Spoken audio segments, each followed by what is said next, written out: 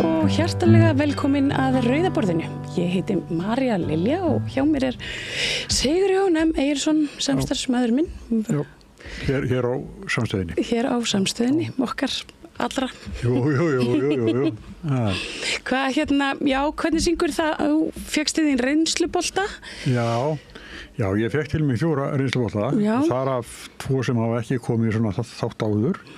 En Oddný Harðardóttir, fyrrverandi þingmaður og fjármálaráðherra, hún var hérna en hún náttúrulega oft komið hingað áður og eins líka Þorsteinn Sæmundsson miðflokki sem uppáhalds miðflokksmaðurinn minn, hann orðheppinn og getur verið skemmtilegur. Já.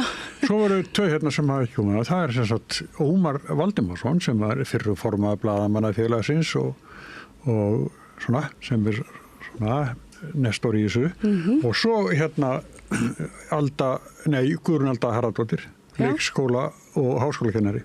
Já, þetta hljómar eins og dúndur þáttur þegar fóruð í dægurmálin og... Já, þetta fólk sem tala reynslu í lífinu.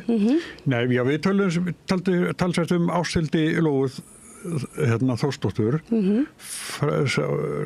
núna þingmann og við vorum eiginlega öll sammála hún hefur verið grátt leikinn, Já. En Oddný sem hefur nú satt á Alþingi 16 ár, hún var á því að Ástríður hefði ekki haft neitt annan möguleika en að segja sér. Nei.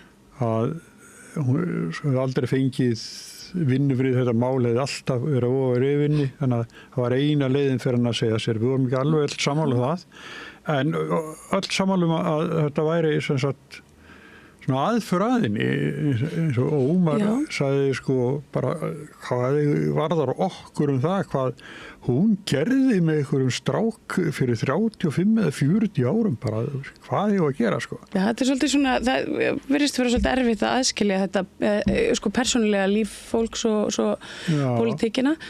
En mér eins og það verið stokkið svolítið á þetta mál svona Svo þegar ég verið að stýra fréttatil þá betri engin frétt en röng Þannig að maður alltaf passa sig.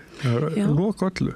Og þessi kona sem kallar uppljóstrari, ég ekki bara ekki uppljóstrari en svona upphafsmanneskja þessu og sjálfstæðisflokkurinn blandast inn í þetta. Þetta fínt svona samsæriskenningamál. Já, þetta er ótrúlegt mál. Það nægu af taka svo sem. Já, en svo tölum við hið nýja íslenska þorskastríð sem núna út af kvótabreytingunum. Akkurat. Og Þorsteinn Sæmundsson sem var nú svona mælti frekar með núverandi systemi heldur því sem að koma. Og hann reiknaði út tekjuskattinn og annað sem fer af núna og hann jafnan myndi ekki ganga upp svona. Þetta ekki tvöföldun að þeir eftir að frádregið ýmsan kostnað og skattgreiðslur. En það alltaf, hann sagði það, en við hinn vorum flest á því að okkur þykir ósanngjarn leikur. Nú, já. Já, eins og bara í gær eða fyrir að þetta kemur lögregla með blikkandi ljós að kópaskýr að þið ykkur grásleppubátu var búin að fiska en svo mikið, Já, það er vitlaust gefið eitthvað staðar. Það er eitthvað ekki alveg helst til leið. Þessi litlu bátar eiga bara að vera príði svona byggðarlaga og bara... Já, ég reyndar alveg sammála því.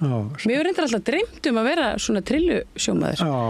Það er svona, það kemur einn daginn.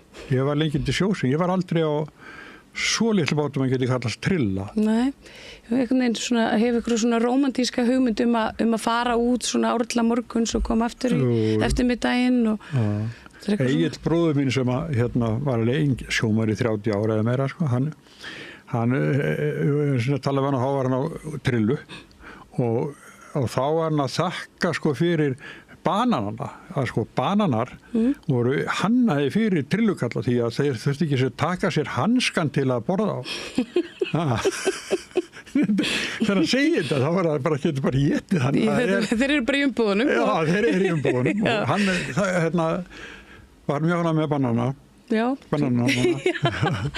Herðu, og talandum banana, BNA, Bandaríkin, Björn Þorláksson farin til sín hérna fræðimenn, 2 prófessorar við Háskóla Íslands, það eru þeir Rúnar Helgi Vignisson og Guðmundur Hálfdanarson sem koma til hans, en mér skilst á þessum góðu mönnum að hérna fræðafólk sé farið, og fræðafólk, íslenskt fræðafólk sé farið svona í auknumæli að sniðganga ráðstefnur og málþing í Bandaríkjunum vegna stefnu stjórnvalda þar í landi, en það eru þetta eins og kannski flestir hafa svona heyrt og séð eitthvað af í fréttum, fer ekki mikið fyrir málfrelsinu þar þess að dana. Nei. Guðmundur Hálfdanarson náttúrulega læriði í Bandaríkjunum og svona sérfræðingur á bandarísk málefni. Við oft verið viðtalið henni vildu því, en svona þekkir þetta mjög vel og hann á prinsipmaður, hann bara honum óbúið. Já. Það nefnilega sko, mennið þess að fylgja sjálf sér sko. Já, mér finnst þetta bara alveg stórmerkilegt að því að nú eru auðvitað verið kallað eftir alls konar sniðgöngu við íslensk stjórnvöld, en ef að háskólasamfélagi virðist verið farið að taka svona við sér þarna og þessu sviði þá... Er þetta ekki bara núna rétt á eftir, dagskránni? Jú, þetta er bara núna rétt á eftir. Já, ég ætla að hlusta á þetta, það er spennandi. Já, ég er sammála. Ég fæ til mín félag fólks gerjun, hefur heyrt þau? Fáun? Nei, þetta er félag sem að fagna 15 ára afmæli þessar myndir. Og hvað er að gera? Já, þau svona leggja stund á og ræða mikið á milli sín gerjun, hverskis gerjun, sem að hægt á sér stað heima húsum, og þá eru það yfirleitt svo bjór en ég meina svo eru ýmis matvæli sem að eru bara búin til af þessum gamla sið. Já, það er einhver svona, það er áframhaldandi barátta, það er auðvitað lögin svona eru þeim kannski ekki alveg hliðhóllin þá og það er svona, verður spennandi að sjá hvað þetta er umfangsmikið, en þetta er bara heil vinna eða vinnu, eða sko starfsmenn sem eru bara fullir í vinnu. Já, þetta er bara allavega, bara stjórn og stórt félag og 15 ára gamalt og þetta eru svona, nördar, ef ég fæ að nota það orð, Samstöðni greinlega stuði í kvöld. Já, heldur betur. Herðu, svo er það Þorvaldur Víðförli sem kemur til hennar Oddnýjar og þau ætla að ræða sveitina og ljósmyndun og bókaútgáfu, háskólamál og hvaðina. Þá fær Björn Þorláksson til sín óþekkta þingmanninn, sem er nú kannski ekkert svo óþekktur. Sem er ekki óþekktur. Nei. En nýr þingmaður. Já, það er hún Halla Hrund Lógadóttir sem að ætlar að koma og ræða við Björn svona aðeins á persónulegri nótum. Þetta er auðvitað frábært innslag, reglulegt innslag hjá henni Birni, þar sem við fáum að kynnast þessum nýju þingmönnum. Já, það hefur mörg viðtölum verið forvitnileg. Já. Óvænt líka sko. Akkurat.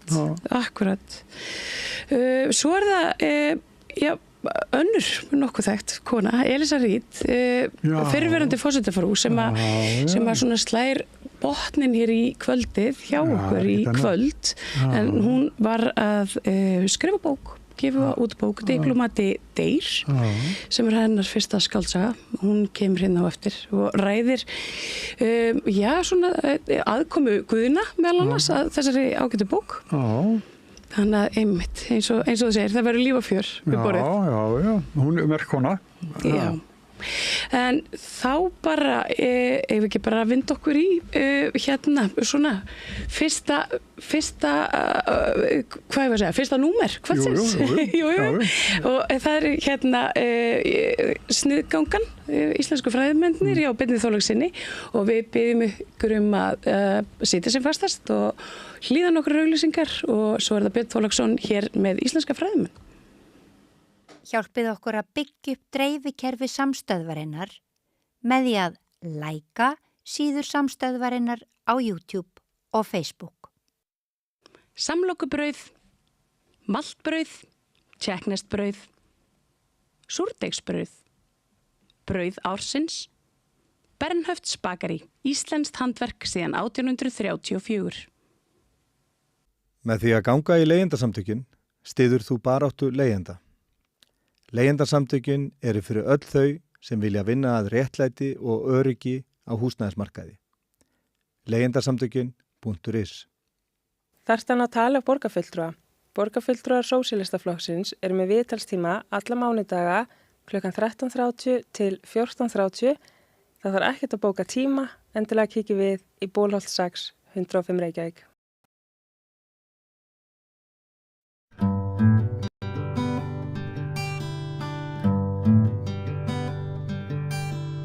Já, við ætlum aðeins að ræða Bandaríkin sem oftar hér við Rauðaborðið. Vatnaskil. Við höfum upplýsingar það að ég held ég geti sagt að fleiri Íslendingar kjósa að sniðganga Bandaríkin kemur að fyrirhuguðum ferðalögum.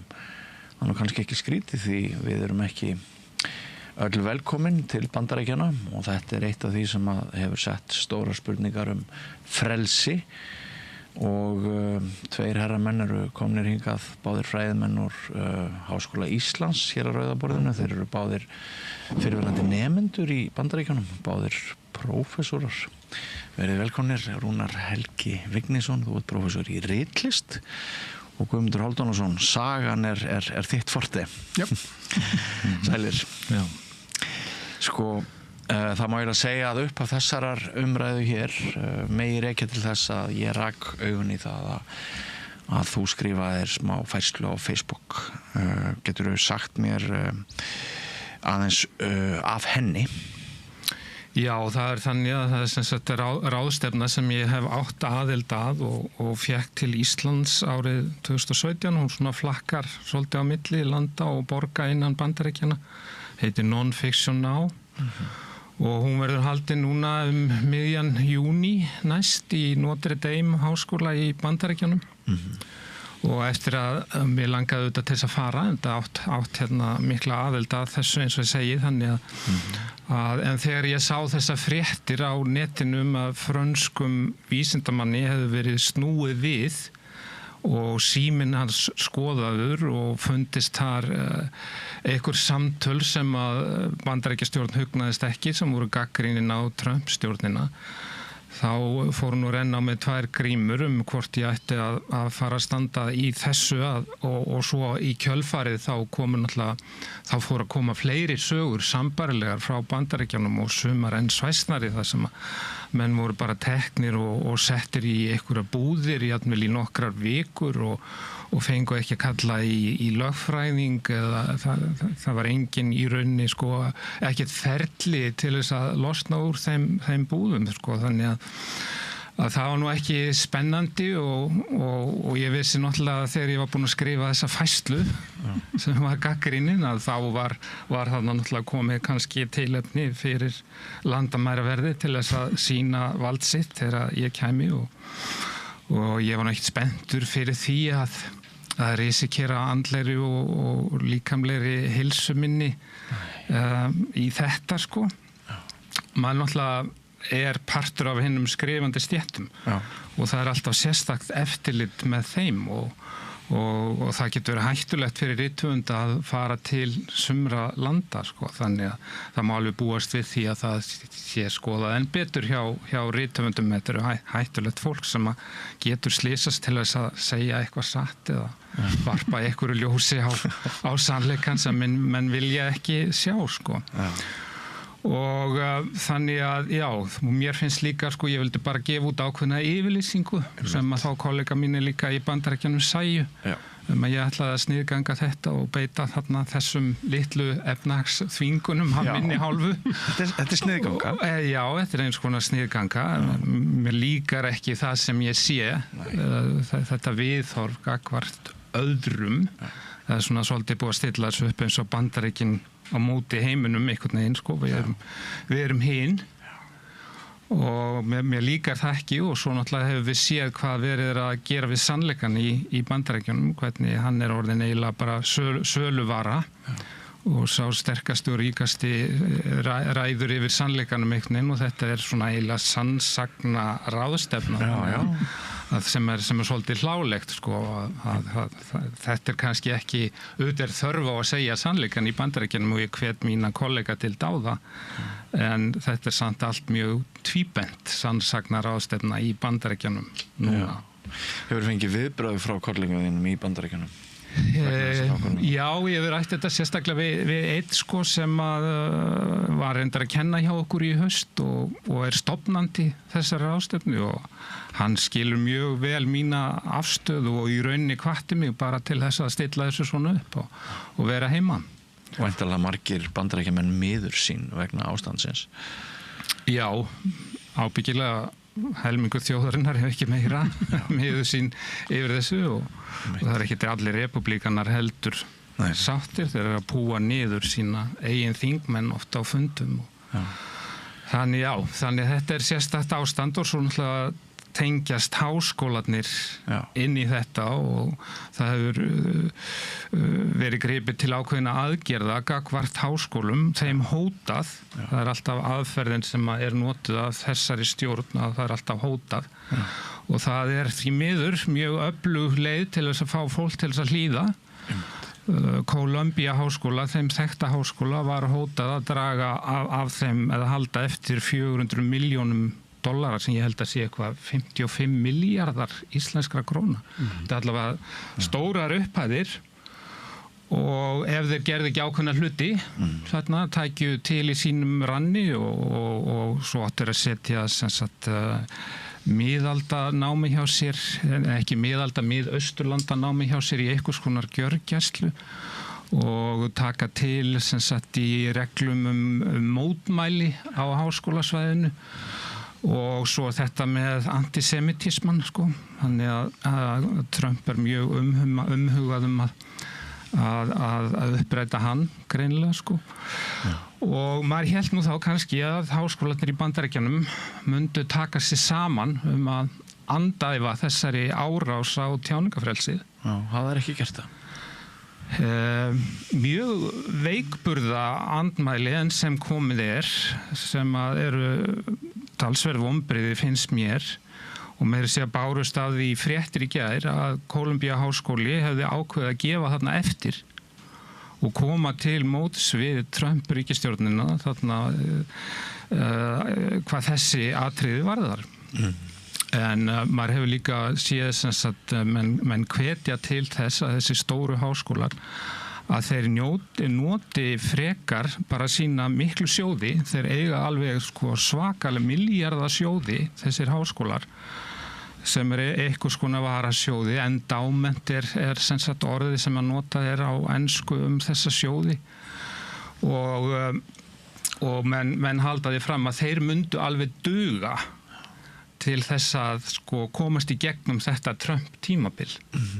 Að þeir hefðu frekar átt að gera það að standa í lappirnar gagnvart Trump og með þessum hætti en auðvitað lítur þetta svolítið út eins og árás á menntakerfið og líka árás á listir og menningu. Það verið að draga úr þar þannig að það er eins og sé verið að reyna að sem sagt gera alþýðuna sem sagt sko ófróðari einhvern veginn og óupplýstari sem hefur auðvitað verið háttur víða í heiminum og minnka líkurnar á að fólk þá geri einhvers konar uppreisn og það er náttúrulega líka atlaga að vísindum og rannsóknum sem að varðar okkur öllum allan heim. Já. Guðmundur, þú hefur ekki séð þetta fyrir, er það sem er að gerast núna fyrir nokkrum árum eða áratugum? Nei, það sem eru átt að sjá að þessi bandarísku háskólar, þessi stóru háskólar, þetta er alveg gríðarlega ríkar stofnanir og þetta er mikil apparöð. Þeir eru sem sagt í einkaeigu, þeir eru þá stofnanir sem eru þá standa utan ríkiskerfisins. En þeir eru átt að sjá því samt að þeir eru mjög háðir fjármagni frá ríkinu. Ég man nú ekki alveg hvað stór hluti að þeirra fjármögnun kemur í gegnum þá styrki frá ríkinu sem eru þá bæði þá rannsóknarstyrki sem koma þá gegnum þessi stóru styrkjaapparöð, National Endowment of Arts og National Institute of Health og það eru þannig styrkir sem eru þá bæði fyrir þá vísindarannsóknir sem sagt þá í raunvísindum og heilbrigðisvísindum en einnig í hug- og félagsvísindum. Og síðan auðvitað líka alls konar samninga við ríkið þar sem til að þróa til dæmis vopnaframleiðsla og tækniframleiðsla að grunnrannsóknir þeim koma gjarnan frá háskólanum og sem að síðan eru þá notað í atvinnulífinu í allt mögulegt og Þannig að þetta með þeim mjög mikilvægt og það hefur aldrei mér vitanlega áður verið með svona hvað maður segja, án þess að fela það nokkur, þá verið að nota þetta beinilins til þess að þrýsta á háskólana til þess að gera eitthvað. Já. Auðvitað með þessu styrkjum hefur verið að þrýsta háskólanum til að gera eitthvað, það verið að kaupa eitthvað ákveðnum tegundur af rannsóknum. En það sem þarna verið að gera er að taka þá rannsóknir í tækni og til, við skulum segja 90-95% af þessum styrkjum og fara til þeirra hluta háskólastarfseminnar, fara í heilbrigðisrannsóknir, fara þá í tæknirannsóknir, það fara ekki í hug- og félagsvísindi, en það er það sem er verið að gagnrýna að bandarískir háskólar hafa verið frjálslyndastofnanir. Þar hafa verið svona ráðandi og ríkjandi svona sjónarmið sem eru þá þeim sem að núna sitja stjórnvöldum í Bandaríkjunum ekki hugleikinn. Mörguleyti verið fyrirmynd? Já, þeir hafa sem sagt, þetta er svona arfleið frá 7. áratugnum sem hefur svona haldið áfram. Bandarískir háskólar eru svona róttækari gjarnan heldur en fólk almennt. Og hafa haft frelsi til þess? Já, þetta hefur verið gagnrýnt af hægrimönnum mjög ákveðið og þeir hafa viljað breyta þessu, en núna ásend að beita ríkisvaldinu til þess að breyta þessu og þá er að nota sem sagt peningasmeran í rannsóknir í heilbrigðisþjónustu sem eru kannski ekki mjög pólitískar, nema þá kannski svona rannsóknir á bólefnum annars slíkt, en til þess að láta háskólana sem sagt svona stýra þá þessum rannsóknum í hug- og félagsvísindum sem eru hvort ekki fá miklu peninga og það er þetta sem við sjáum verið að gerast og það er sem sagt dálítið áhugavert að sjá þeir sem hafa verið að kvarta yfir því á suminleiti kannski má alveg segja að það sé ýmist til í því að fólk hafi ekki fengið að halda fyrirlestra, fólk sem eru með skoðanir sem að þykja óæskilegar og þá gjarnan einhvers konar öfgahægri skoðanir og það er þá gjarnan þá stúdentasamtökin sem hafa staðið gegn því, hafa komið dæmi um það og ég held að það sé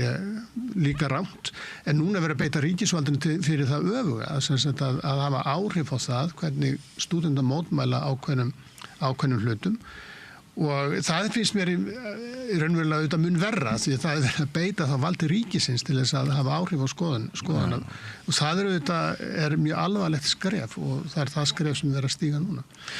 Þannig að það er engin umræða fyrir fram þetta það að segja það tökum nú umræðu þetta tjáningafrelsi, tökum umræðu það að þegar að einhverjir svona fyrirlesara sem þykja óæskilegir fá ekki halda fyrirlestra á háskólasvæðum og reynum þá að breyta því, en það er ekki það sem er að gerast hérna og þetta er gert þannig að það er raunverulega litið á það að andmæla því sem er að gerast núna í Palestínu sem einhvers konar, bara framhald af helförinni það að mótmæla framferði Ísraels er það sama eins og að taka undir útrýmingu gyðinga. Og ef þetta er svona viðþorfið og þetta er svona upphafspunkturinn, þá erum við komin út aldrei hættulegt stig ef að þeir sem að stýra umræðinu segja að þú megir ekki á neinn hátt andmæla því sem að ríkisstjórnin er að gera í ríkisstjórnin Ísraels er að gera í Palestínu, telur það vera raunverulega, það er bannað, að þá held ég að við séum komin á aldrei hálfan ís.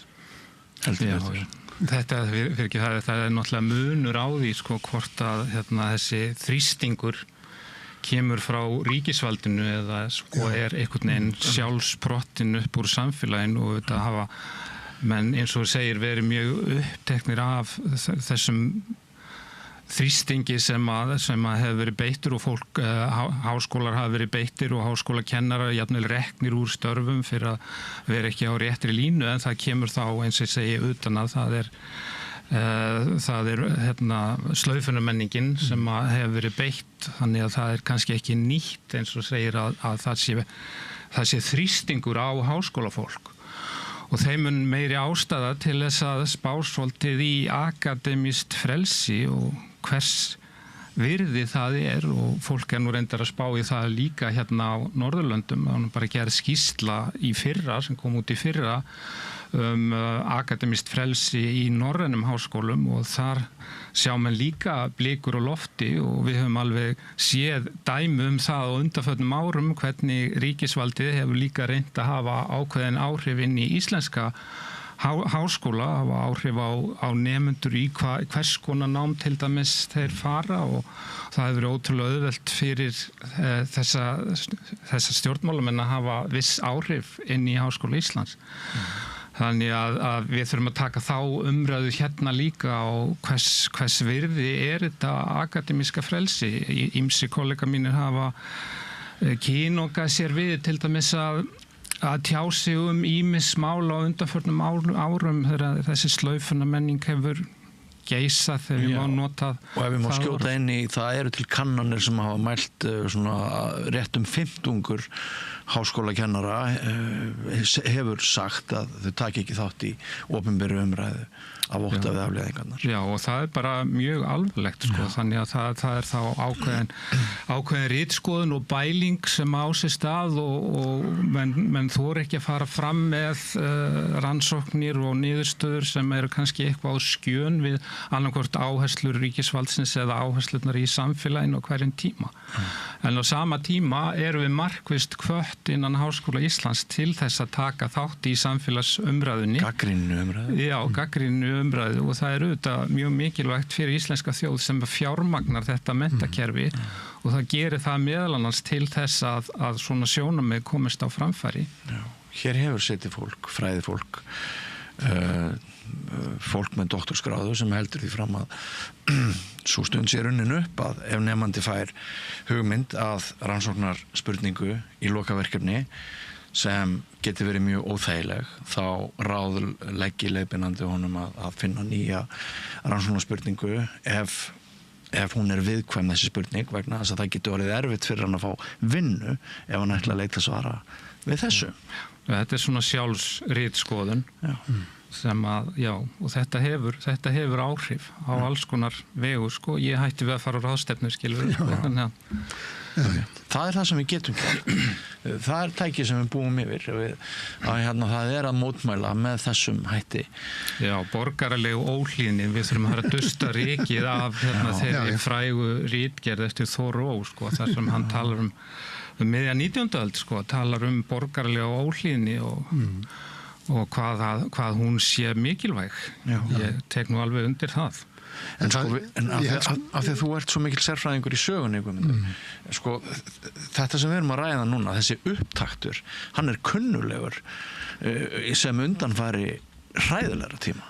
Já sko, ég held að við erum að átta okkur á því að við höfum lifað á svona ákveðu góðsins-skeið svona hér á Vesturlöndum þar sem að síðustu áratugina að vissanátt undir verndarværing Bandaríkjanna að það kerfi sem komið var upp hér á Vesturlöndum fjarri því verið gallalaust og það verið að vinna í auðvitað ýmsum svona þáttum og það eitt af því sem svona baks við þessara deilna núna í Bandaríkjunum það eru þarna ákveðinar það verið að taka á ákveðnum stinga á ákveðnum kýlum í fortíðinni sem hafa áhrif enn þann dag í dag og það til dæmis þetta sem við erum að kalla DEI það þá Diversity, Equity, Inclusion sem mikið bannorð það sem sagt þá verið að ræða að fjölbreytnina í samfélaginu að það sé þá einhvers konar jafnræði, ekki jafnrétt heldur jafnræði og síðan að allir fá að taka þátt. Og þetta sem sagt mikið eitt af því sem að núverandi stjórn í Bandaríkjunum verður að reyna að kveða niður. Og það sem að þarna á bakvið það að því haldið fram að það séu mismunn í Bandaríkjunum sem ekki bara efnahagsleg, þetta líka þá tengist á uppruna fólks og það sem við þurfum og einhvern nátt að vinna í því. Þetta alltaf viðkvæmt mál. Ég meina það alveg ljóst að það það eins og til dæmis það sem að kalla affirmative action í Bandaríkjunum sem sagt að fólk var ráðið til starfa og fekk ákveðin forskot að það var af kynþáttum sem að voru svona hefðu svona hellað á í fortíðinni. Þetta er alltaf viðkvæmt og það er alveg sjálfsagt að ræða þetta sko, en eins og þetta er núna er sem sagt má ekki ræða það að ákveðin hópar í Bandaríkjunum hafa þolað misrétti.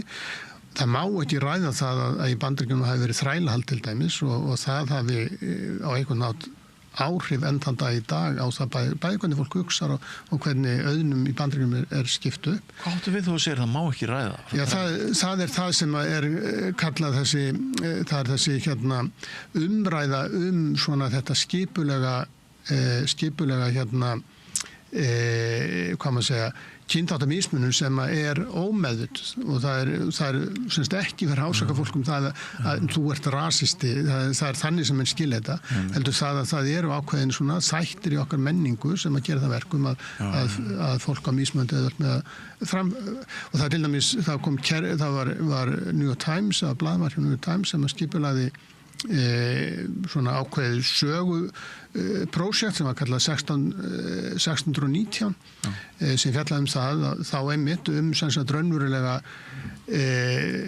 svona mikilvægi þrælahalds í efnahagslegri uppbyggingu Bandaríkjanna alveg frá upphafi þangað til að fyrstu þrælarnir koma 1619 þangað til að þrælahaldir afnumið í borgarastríðinu 1860 og ég man ekki hvernig 65 sem að því líkur og þetta er eitt af því sem að núna er verið að þetta var svo tekið upp sem kennsluefni víða í bandarískum skólum en núna er þetta algjörlega bannað.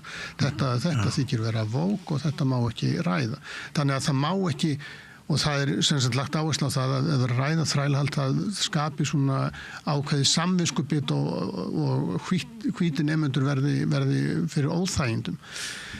Sagan er óþægileg og hérna en eins og allt þetta þarf að ræða. Ég er ekki að segja að það er að ryðja út til dæmis klassískri menntun og breyta menntakerfinu en við þurfum að taka á því.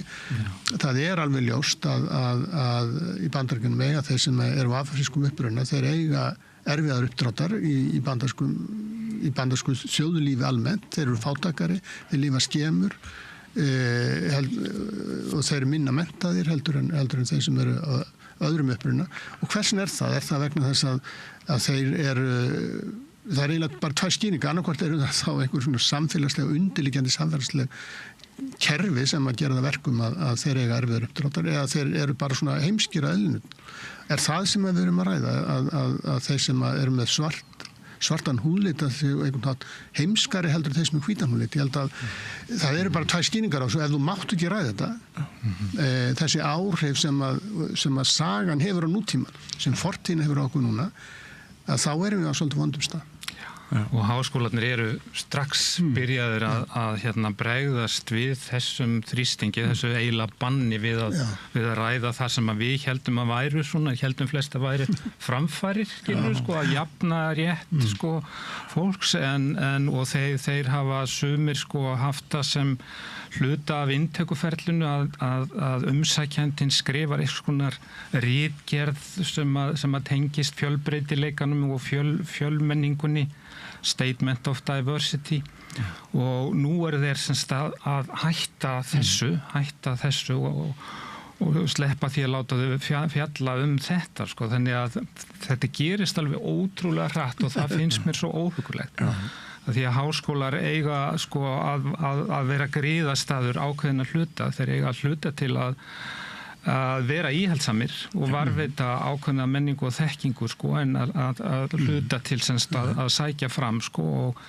það er að mér finnst allt óhugulegt þegar þetta gerist svona hratt og að þér virðist án þess að þeir spyrni mikið við fótum að vísu koma einhverja yfirlýsingar það að þeir ætli að halda áfram að gera öllum kleift að stunda nám svona á bakvið og maður veit ekki hvað þið gera svo í rauninni innan þeirra þegar til kastana kemur en já, þetta er umhugsunar virði og við þurfum að hafa þetta í huga líka hérna heima. Svo er þessi umskipti í orðræðu og umræðu og hvað leyfist núna sem að engum hefði dottið í huga hefði verið í lagi hjá fólki sem er kjörið af fólkinu til trúnaðarstarfa. Til dæmis bara svona eitt dæmi að þetta mál sem vakti mikla athygli í gærum fúski þegar þau voru að plotta sprengjuárás á Jemen og voru alltaf bara einhverju lið út í bæ sko. Einhver blaðamaður kominn að að nú eru þeir Waltz er að kalla Goldberg blaðamanna úr ragg og það eru þessi rosalegu stóru orð og meiðandi orð og bara það að vera kona það virðist vera bara slæmt mál í dag. Þetta kynjasamhengi, mér finnst það líka að vera þarna því að kemur inn á það, mér finnst það svolítið vera á bak við Trump stjórnina að þarna sem sagt kemur frambjóðandi sem að svífst einskis gagnvart konum og hefur jafnvel verið dæmdur og klagaður lögsóttur fyrir að koma illa fram gagnvart konum. Harmað hefna. Já, og það er alveg stór hluti bandarískra karlmanna í einhvers konar kreppu og það gengur svo langt að sumir þeirra bara hverfa út úr samfélaginu einhvern veginn, þeir bara hreinlega finna sig ekki í samfélaginu. Þeir skamma sín líka sumir fyrir að vera karlmenn og þá það berskjaldaðir fyrir því þegar kemur einhver svona sem að virðist vera mjög sterkur og segir þeim að þeir þurfi ekki að skamma sín og þeir bara að rækta sína karlmennsku og mér finnst þetta eiginlega einhvers konar uppreisn karlmennskunar líka gagnvart feminismannum sem að koma fram í þessari ríkisstjórn hans. Ég skoðaði nú hvernig ríkisstjórnin samsett hvað kynin varðar, það eru jú nokkrar konur þarna, 5 eða 6 konur held ég í ríkisstjórninni en þetta að yfirgnæfandi meirihluta kallar samt. Eitthvað svona hluti kalla sem hefur haldið niðri sér andanum og fylgst með mjög miklum umbótum verða í jafnréttislegu tilliti og svo springur hann. Já, þetta í sjálfu sér alveg sama sömu viðbröðin og við þá kynþáttaumræðinni að það verið að reyna að vinna í því að það eru svona ákveðin kerfi sem að valda því að það var kerfi þannig að konur áttu að vera heima og karlar voru út á vinnumarkaðnum. Núna það kerfi sprungið og það eru margir sem að líta á þetta sem ákveðin árás á sig. Og ég hef haldið því fram og oft og fengið stundum bátt fyrir að það sé mjög óeðlilegt að 2/3 háskólanemenda séu konur og bara 1/3 karlar. Það eitthvað að þannig, það eitthvað sem við þurfum að ræða og það ekki bara að sópa því undir teppið og það eru ekkert skrítið að smám saman eru þetta konur að taka meiri völd í samfélaginu sem það var mjög skrítið að það væri ekki ef að ár eftir ár eru 2/3 sem brautskrást úr háskólum eru konur, þá þetta mjög eðlilegt að þeir taki yfir ef við göngum út frá því að menntun séu einhvern nátt undirstaða fyrir það að fá góð störf og annars líka. Já, svo fer þetta inn í persónulega samhengi líka. Konur verða að sjá þarna úti einhverja karlmenn sem eru verðugir makar, finnst mér, verðugir lífsförunni. Nú ég ekkert að gera lítið úr þeim sem að stunda eitthvað annað heldur en það sem tengist háskólamenntun. En þær verða líka, þær vilja sjálfsagt margar finna sér lífsförunaut sem að skilur þær. Já, og þetta eitthvað þarna sem að það eitthvað þarna sem að gerast sem að veldur þá þessari tilfinningum að við þurfum að berjast tilbaka, að þessi svona eitraða karlmennska sem að gengur út af það einhvern veginn að konan fari þá aftur heim og við eigum að sjá það karlmennska að einhvern nátt vera þessi dóminerandi fígúra að þetta líka eitt af því sem á bak við Trump og þannig að það verður fyrir honum verður það sem sagt ákveðin svona meðmæli að tala það að grípa kynfæri kvenna þetta sé eitthvað sem að það vilji og þetta verður hjá sumum að þessum og maður sér þetta meira og meira þetta svona farið að verða í umræðinu hérna á Íslandi líka þar sem að það verið að ráðast gegn feminisma og ráðast gegn öðru slíku með þessum sjónarmiðum að við þurfum að snúa aftur en það segir segir Trump, hans kjörorð Make America Great Again og það verður aldrei alveg verið ljóst, það komið betur og betur í ljós sko hvað þetta tímabil að segja again þýðir þá að þeir mögum að fara aftur til einhvers ákveðin tíma í fortíðinni þar sem allt var í lagi og það greinilegt svona í stjórnmálum og þá var hann að líta til tímas í lok 19. aldarinnar þar sem það mikið útæðslu tímabil hjá Bandaríkjunum, einangunar tímabil, tollatímabil og það það svona sem hann sér svona sem eitthvað blómaskeið í Bandaríkjunum en það auðvitað ekki blómaskeið fyrir nema hluta Bandaríkjumanna og þetta eins og ég segi, sko, það þarf að ræða þessu hluti, við þurfum að þora að horfast í augun við það að það að gerast breytingar og sem að hafa áhrif á fólk og í lýðræðissamfélagi þá ef einhver stórir hópa fólks finnst þeir vera settir utangarðs að þá kemur það fram í kosningum og Trump nýtir sér þessar svona óanægju, það sést til dæmis að því að republikanar undanfarin ár og áratugi hafa fengið mjög lítið fylgi hjá fólki af afrískum uppruna en það jókst ekkert fylgið kvenna í síðustkosningum en það var mjög mikil aukning á því að svartir karlmenn kjósi sérstaklega ungi karlmenn og það svona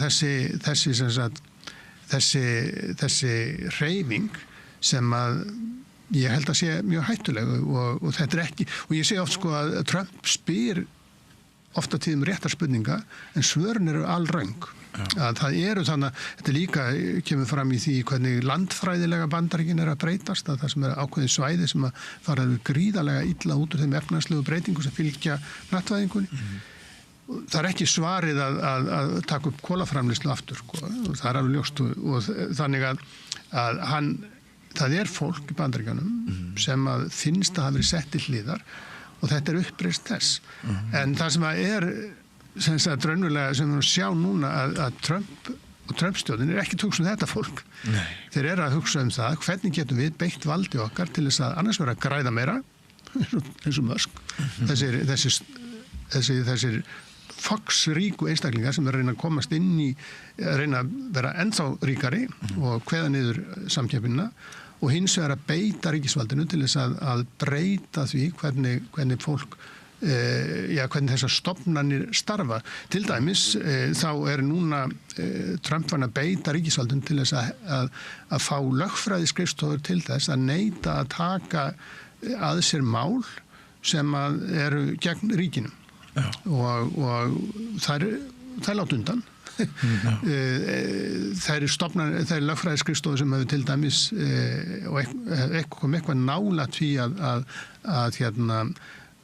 þessum lögsóknum gegn Trump þeim hengt þetta svakalega og þannig verið að beita ríkisvaldinu til þess að gera þetta sko. Og það auðvitað býstna stórskref og þannig að þú spurður á þetta eitthvað upptaktur eitthvað sem þekkjum þetta auðvitað mjög og þeir ekkert að fela það hverju þeirra svona helsta ídeól í Evrópu að það Viktor Orbán og þetta Bandaríkin miklu flóknara samfélag heldur en Ungverjaland en Ungverjaland þannig að þar ekki lýðræði lengur það búið að kveða það niður með tökum ákveðin stjórnmála afls yfir ríkisvaldinu og þá því bara einfallega beitt til þess að stýra skoðun.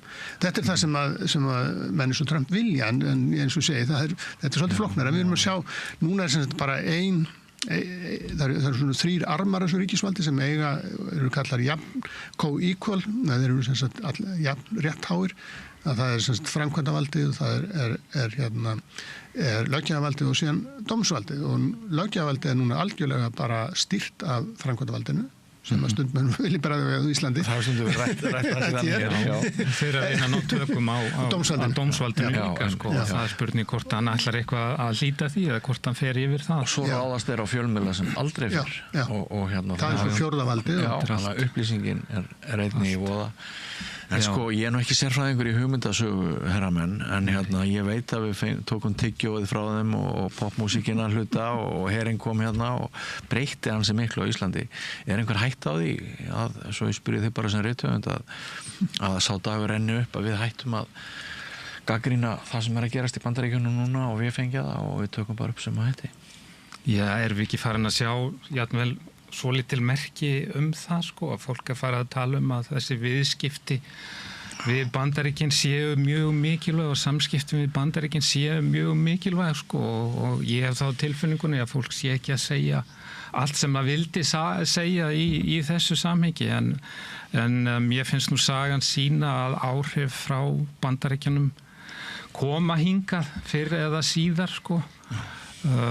Við þýðum þau á einhvern handamáta og staðfærum þau sko, við erum svo heppin að hafa stundum finnst mér það sko að vera kostur að hafa annað tungumál og þurfa að þýða okkur í gegnum hlutina því að þá kannski tökum við á gegnum okkar menningu svolítið og setjum okkar marka á það en við sáum það að slaufunumenningin hún kom hingað við höfum sem betur fyrir ekki séð mikið sem sagt mikil mótmæli gagnvart háskólakennurum eða slíkt sko en ég held að þetta muni hafa sín áhrif hérna sko. Þú? Já, sko það sem það er að gerast núna mjög mikla breytingar sem við vitum ekki alveg hvert leiða og hvar Íslendingar ætla að staðsetja sig í því. Það er sem raunverulega þannig að Bandaríkin að draga sig út úr Evrópu og segja bara Evrópa er bara, þið bara með ykkur og við ætlum að hætta að verja ykkur og hvað gerst með Rússland, þið verður bara að sjá það. Ísland er svona þannig mitt á milli og hvert viljum við halla okkur það er æ meira umræðu núna það að Evrópa ætla að byggja upp sitt eigið varnarkerfi sem fjá þeim þetta bara raunverulega vörnin fyrst og fremst gegn Rússlandi og bara sagan segir okkur að Rússar hafa haft svona ákveðna tendens til útþenslu, það hefur verið þannig og það er svona ýmislegt bendið til þess að það sé ennþá og öll nágrannaríkin eru dauðhrædd og hvernig ætla Íslendingar að taka þátt í þessu það segja sumir, já Bandaríkin mun verja okkur en ég er ekkert sko, það er alveg ljóst að Bandaríkin mun vilja ná Grænlandi og það er núna bara í umræðunni að ekki endilega mikið fögnuð í Grænlandi en þær vilja það er vegna þess að Grænland fyrir þeim eru svona ytri mörkin á því sem áhrifasvæði sem að Trump og hans lið vill að Bandaríkin séu. Ísland er fyrir utan það og Ísland hefur í sjálfur sér ekkert mjög mikla þýðingu fyrir Bandaríkin sem svona hluta þeirra varnarkerfi nema að þeir séu að hugsa að verja Evrópu. Að það sé einhvern veginn ef að það er ekkert markmið þá hafur ekkert Ísland að gera þannig að ef við sko öll fullvalda ríki þurfa að hugsa einhvern veginn sín varnarmál, ég meina það er bara hluti af fullveldinu og við gerum þetta bara þannig með að útvista þessu til Bandaríkjanna. Hvernig ætlum við að gera þetta í framtíðinni? Það er verið að tala að byggja upp einhvern her á Íslandi, ég er nú ekki trúa því að það muni nú. Og það byrjuð umræðum tækifærin í háskólastarfi. Já, en hérna í sjálfu sér ekkert óeðlilegt, mér finnst ekkert óeðlilegt að minn ræði það, sko, ég meina því þetta það sem öll ríki gera, en ég er ekkert endilega að mæla með því og það getur aldrei orðið nema þá einhvern veginn svona, til málamynda, það við þurfum einhvern veginn að taka þátt í einhvers konar samstarfi sem að vendar okkur hagsmuni ekki bara í hernamálum, heldur bara í viðskiptamálum og öðru slíku. Evrópa er svona þar að verða mikla breytingar og það var auðvitað mjög slæmt fyrir þá að Bretar og Bretar sjá mikið eftir því núna að hvernig þeir taka þátt í því, þetta verður þá eitthvað svona kannski tvíhliða þróun, annars verður þá efnahagslega samstarf sem við tökum þátt í og síðan auki þá einhvers konar hernaðarsamstarf sem að, við þurfum mjög skoðst að íhuga og þetta verður umræðan í framtíðinni að eiga Íslendingar halla sér meira að Evrópu eða eiga halla sér að Bandaríkjunum. Ég sé ekki endilega mikla framtíð því að standa hér einir. Við neyðumst til þess að einhvern nátt að taka þátt í þessum umræðum hvað sem okkur finnst þar. Og ég held að sé eins og Rúnar Helgi segir, ég held að sé mjög gott að við þýðum þetta inn í okkar, ekki með því þannig að taka þetta upp þannig að við bara allt í nú fyrir að stofna einhvern her og búa til fara þá leiðina sem ég held að sé býsna gagnslaus. Þetta er mjög stór spurning að hvað miklu leyti við færum fjármuni okkar úr því að auka mannvitt, þekkingu, byggja upp þjónustu og vera betra samfélag.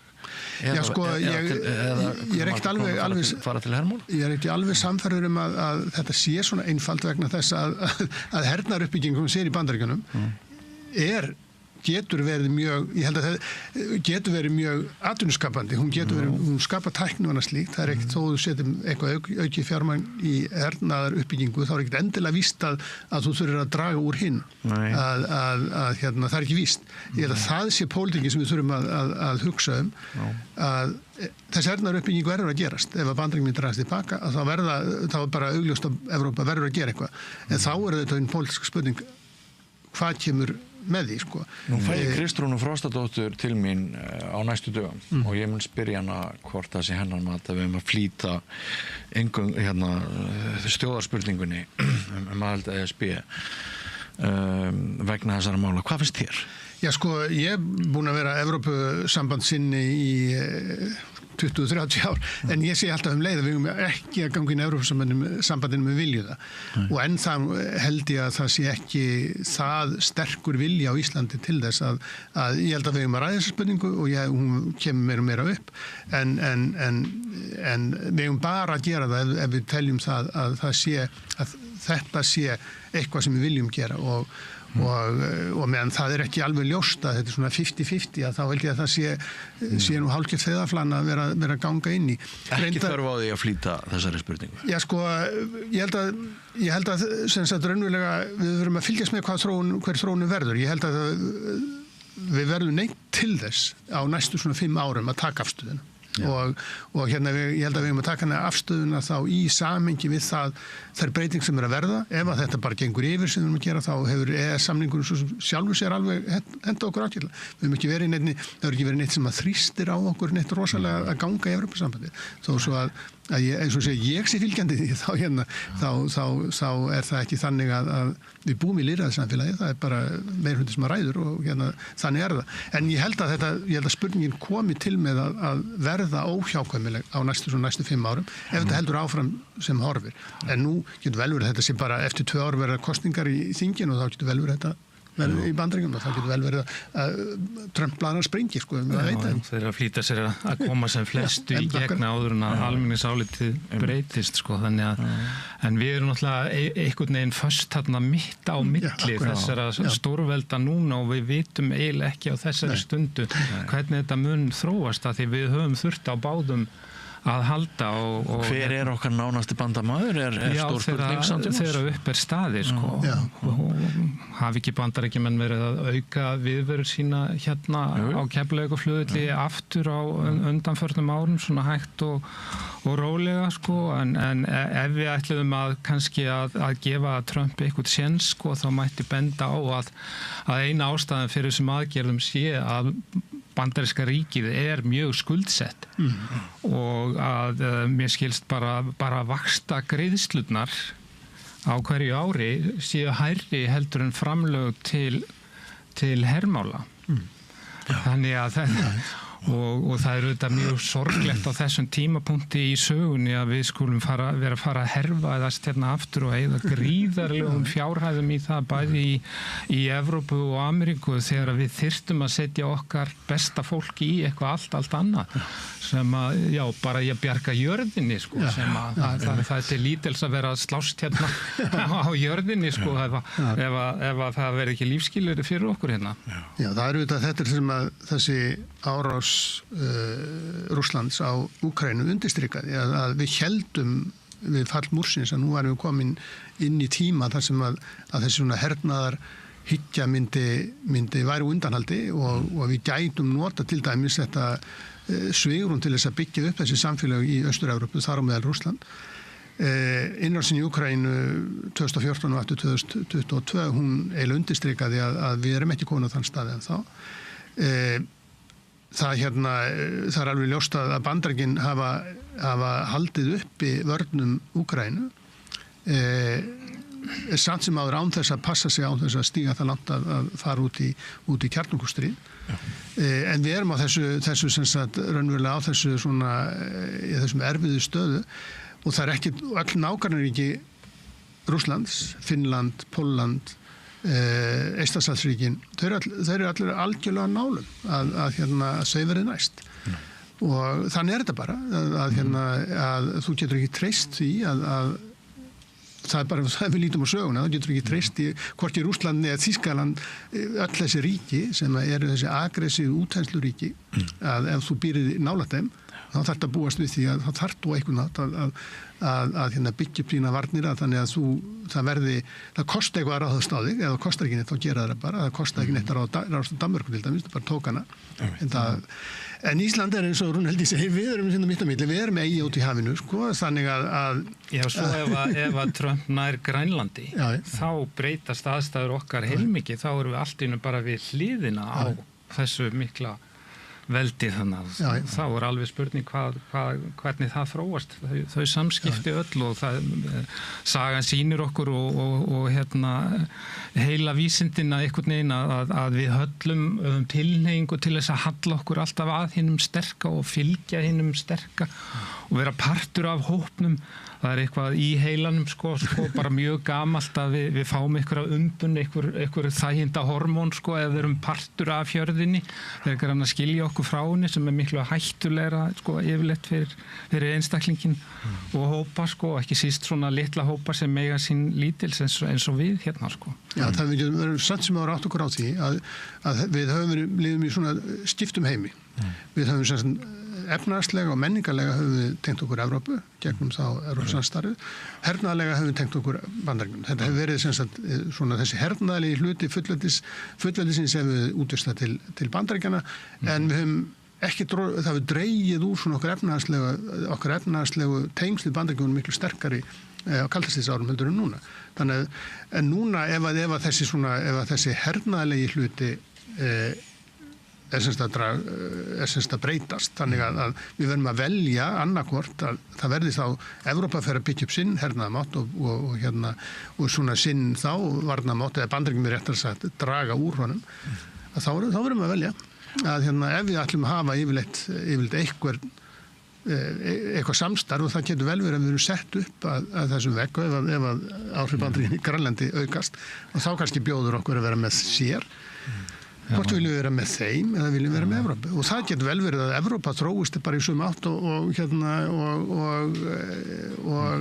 Bandaríkin þannig að það verði svo sem ekkert heldur neitt sérstaklega fýsilegu kostur því að ef Le Pen og Farage og ADF í Þýskalandi þetta verður bara Orbanar hér og þar sko þá er það kannski En Trump verður bara í 4 ár og við skulum ekki gleyma því að stór hluti Bandaríkjamanna vill friðsamleg og góð samskipti við Evrópu þannig að það er til dæmis fjöldi menntamanna þegar maður er í háskóla í Bandaríkjanum sko, þá er maður á allt öðrum stað heldur en úti í samfélaginu og það er ákveðið leyfi þar til þess að hugsa hluti sem eru ekki hugsaðir þar fyrir utan og stundum hefur maður reyndar áhyggjur af því að þær hugsanir fari ofta ekkert lengra sko. Þannig að og þeir eru ekkert alltaf tilbúnir í alla samræður. Ég held að það var orðið 2 sinnum vinslit hjá mér sko við bandaríska vini því að þeim þótti ég of róttækur í skoðunum og ekki vilja samþykkja þessa kreddu bandaríska drauminn sem að virðist nú ekki vera að virka og við getum sett spurningamerki líka við hvort að sé raunverulegt lýðræði í Bandaríkjunum. Ég heyrði ykkur staðar í einhverju hlaðavarpi að staðreyndin væri svo að þetta væri bara búið sko með kapitalisman að því að hinni ríku hefði unnið.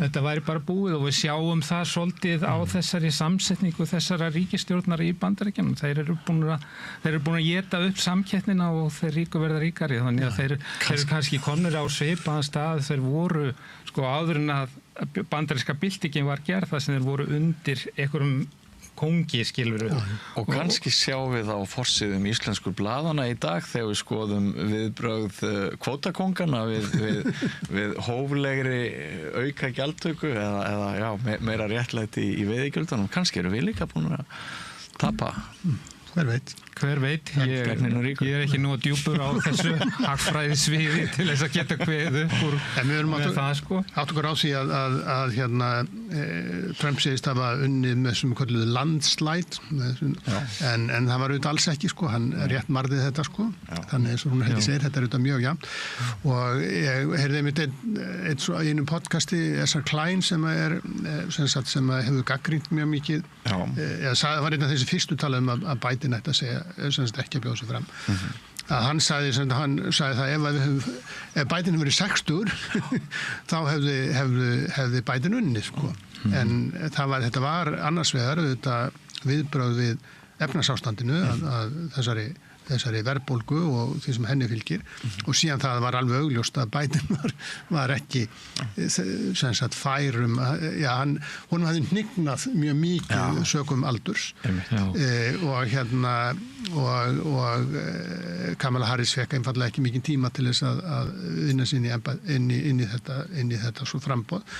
Þetta er allt saman hvað spurningar sem auðvitað litlu máli skipta en það eina sem máli skiptir hér er það að Trump hefur ekkert endilega neitt gríðarlega það verður ekkert gríðarlega svona, hvað maður segja, þolinmæði með það ef þetta verðbólgan fer til dæmis ekki að minnka eða vera jafnvel aukast þegar að stofnanirnar hætta að virka alvinnilega vegna þess að búið að reka mikið af starfsfólkinu þegar að farið verður að hreinsa til í innflytningshverfunum og reka fólk sem er búið að búa í Bandaríkjunum sko áratugum saman og festa það rætur en eru þar ólöglega þegar að áhrif þess á ýmis störf í Bandaríkjunum sem að þetta fólk vinnur þegar kostnaðurinn við það að flytja fólk bæði þá þessi mannlegi kostnaður í því ofbeldi sem þannig kemur til að fara fram og hinn fjárhagslega kostnaður þegar þetta fyrir allt saman að hrúast upp þá sjáum við kannski það að þessi pólitík sem að Trump rekur er kannski ekki endilega svo sniðu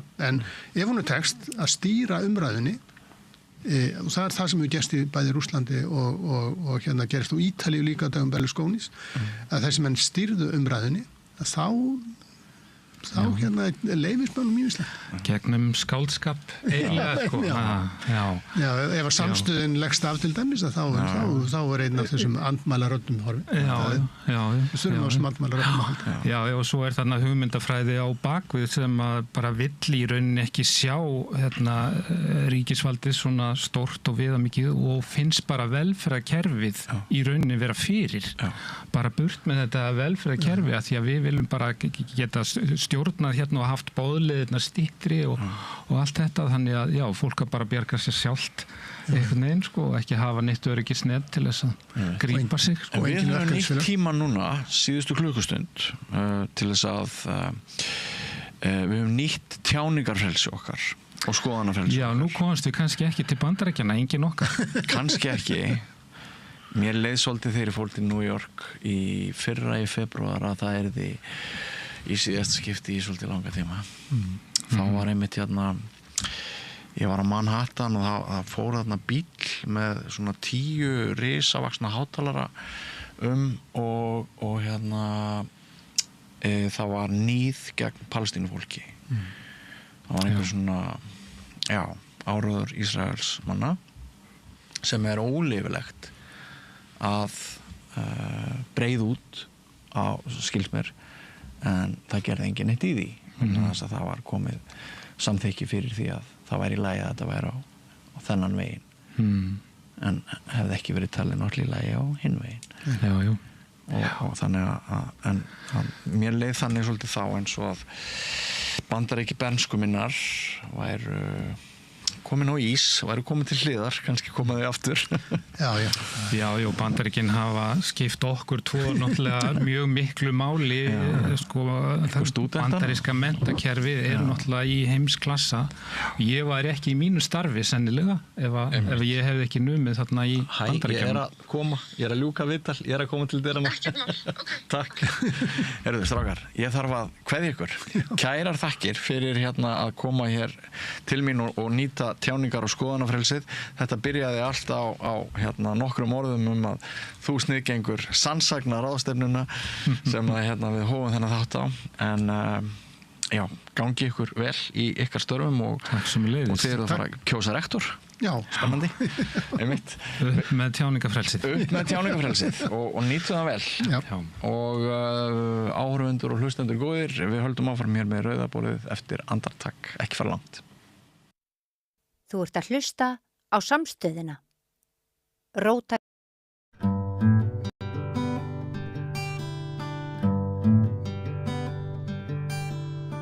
Komið sæl, það eru reynsluboltarnir sem að hilsa. Ég með góða gesti núna og það Guðrún Alda Harðardóttir, leikskóla og háskólakennari. Það ekki? Já. Ómar Aldursson blaðamaður, Oddný Harðardóttir, fyrirverandi þingmaður og ráðherra og Þorsteinn Sæmundsson, fyrirverandi alþingismaður. Þið eru allir velkomin. Takk. Mér finnst að við þurfum að byrja á máli Ásthildar Lóu Þórsdóttur. Þetta svona mál sem að fer mjög hátt núna. Ég var á móti því að kalla konuna undir morgunblaðsklukkunni uppljóstrara. Hvað segir þú það? Finnst þér?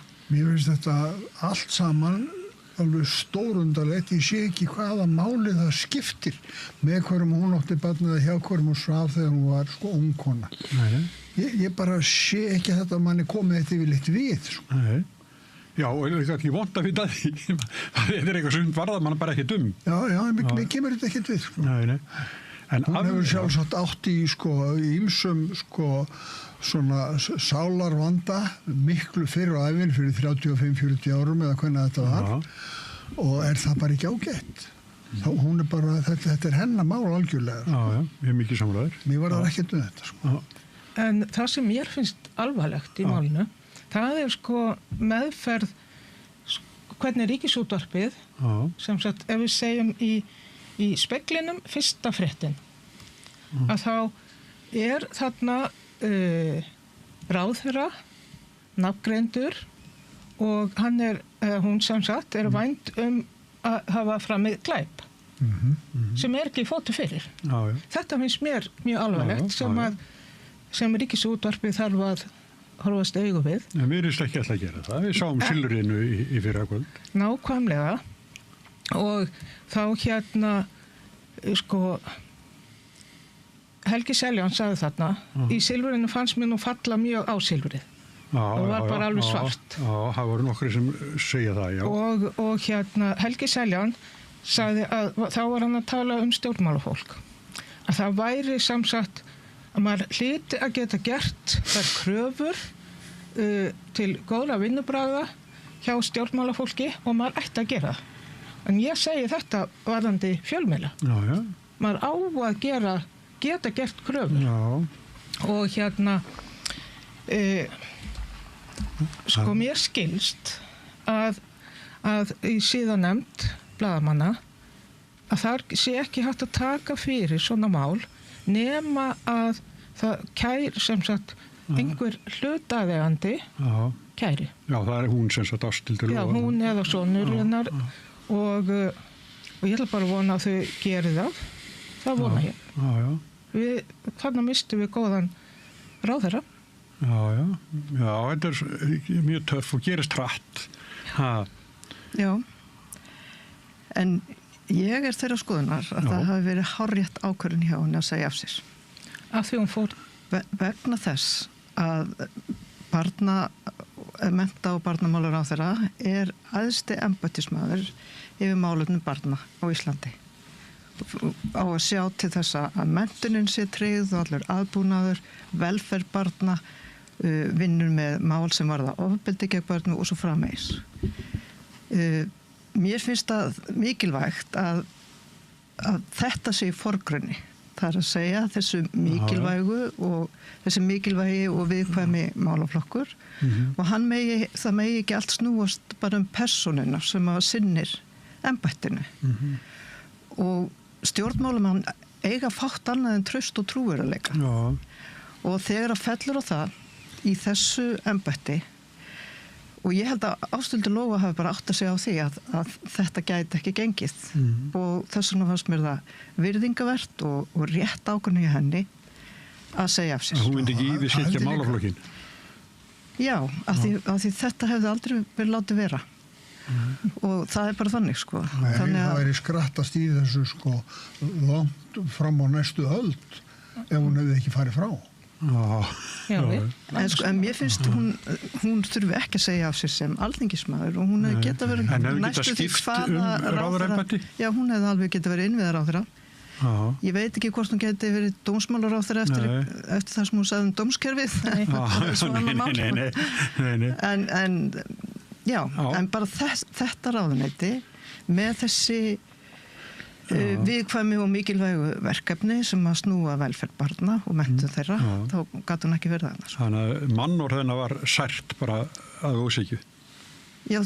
Máli var það lítið. Þú hugsar, þú veist, ég viðurkenni það alveg að þegar ég heyrði þetta, þá hugsaði ég barnabarn mitt sem er 15 ára. Þú veist, að fólk setur þetta í samhengi við nútímann þó þetta hafi gerst fyrir þetta löngu síðan. Og það er auðvitað alltaf valda ójafnvægi á milli barna og fullorðina. Það var það þá og það er það núna. Jú, en það var tekið fram að hún hafi verið leiðbeinandi, sem sagt verið í yfirstöðu og það var ekki. Það fannst mér skipta máli. En svo er auðvitað fréttaflutningurinn annað mál. En hún er auðvitað búin að segja af sér embætti áður nú fyrir viðtalið. Og áður en er búin að ákveða að gera það áður en að fréttin kemur? Nei, ekki, þegar spegillin kemur, það er áður nú fyrir viðtalið. Það er áður en viðtalið birtist í allavega. Já, en hún er búin að ákveða þegar hún fer á þessum tíma að segja af sér. Þannig að en auðvitað eigum við að gera ríkar kröfur til almanna útvarpsins. En ég get ekki dæmt það. Hérna, hvernig fréttaflutningurinn var og það verður sjálfsagt skoðað. Ég fór alveg bara skrifa bara frá orði til orðs og þetta vinnubröðin er ekki bjóðandi. En auðvitað hefði, skiptir það kannski einhverju máli fyrir einhverja, hvort hann var leiðbeinandi eða ekki, en í rauninni þá er valda ójafnvægi til staðar út af aldursmun. Þorsteinn, þú hefur eitthvað til málan ekki að? Já, fyrst af öllu þá vil ég nú bara segja það að ég finn bara rosalega mikið til með henni og hennar fjölskyldu og það er eitt sem að fólk áttar sér stundum ekki á að þeir sem í stjórnmálum eru kannski búin að koma sér upp brynju þó að það hafi nú greinilega komið skarð í hana við þetta sem er ekki undarlegt en fólkið sem stendur á bakvið hana, fjölskyldan er örugglega í miklum sárum.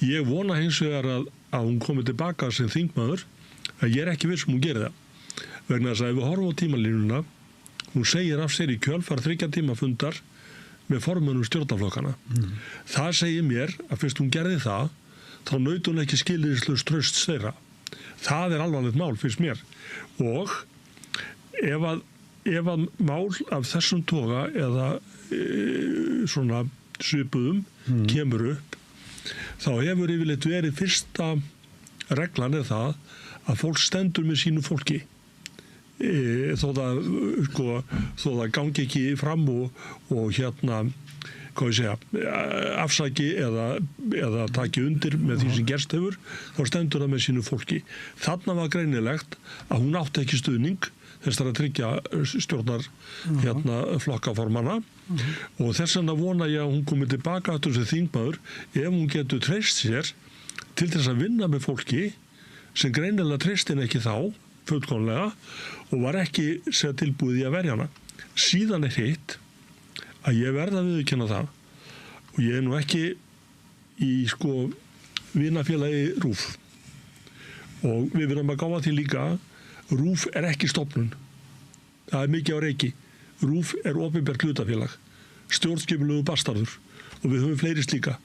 Ísafja, Póstinn og svo framvegis. Virkar alls ekki. Og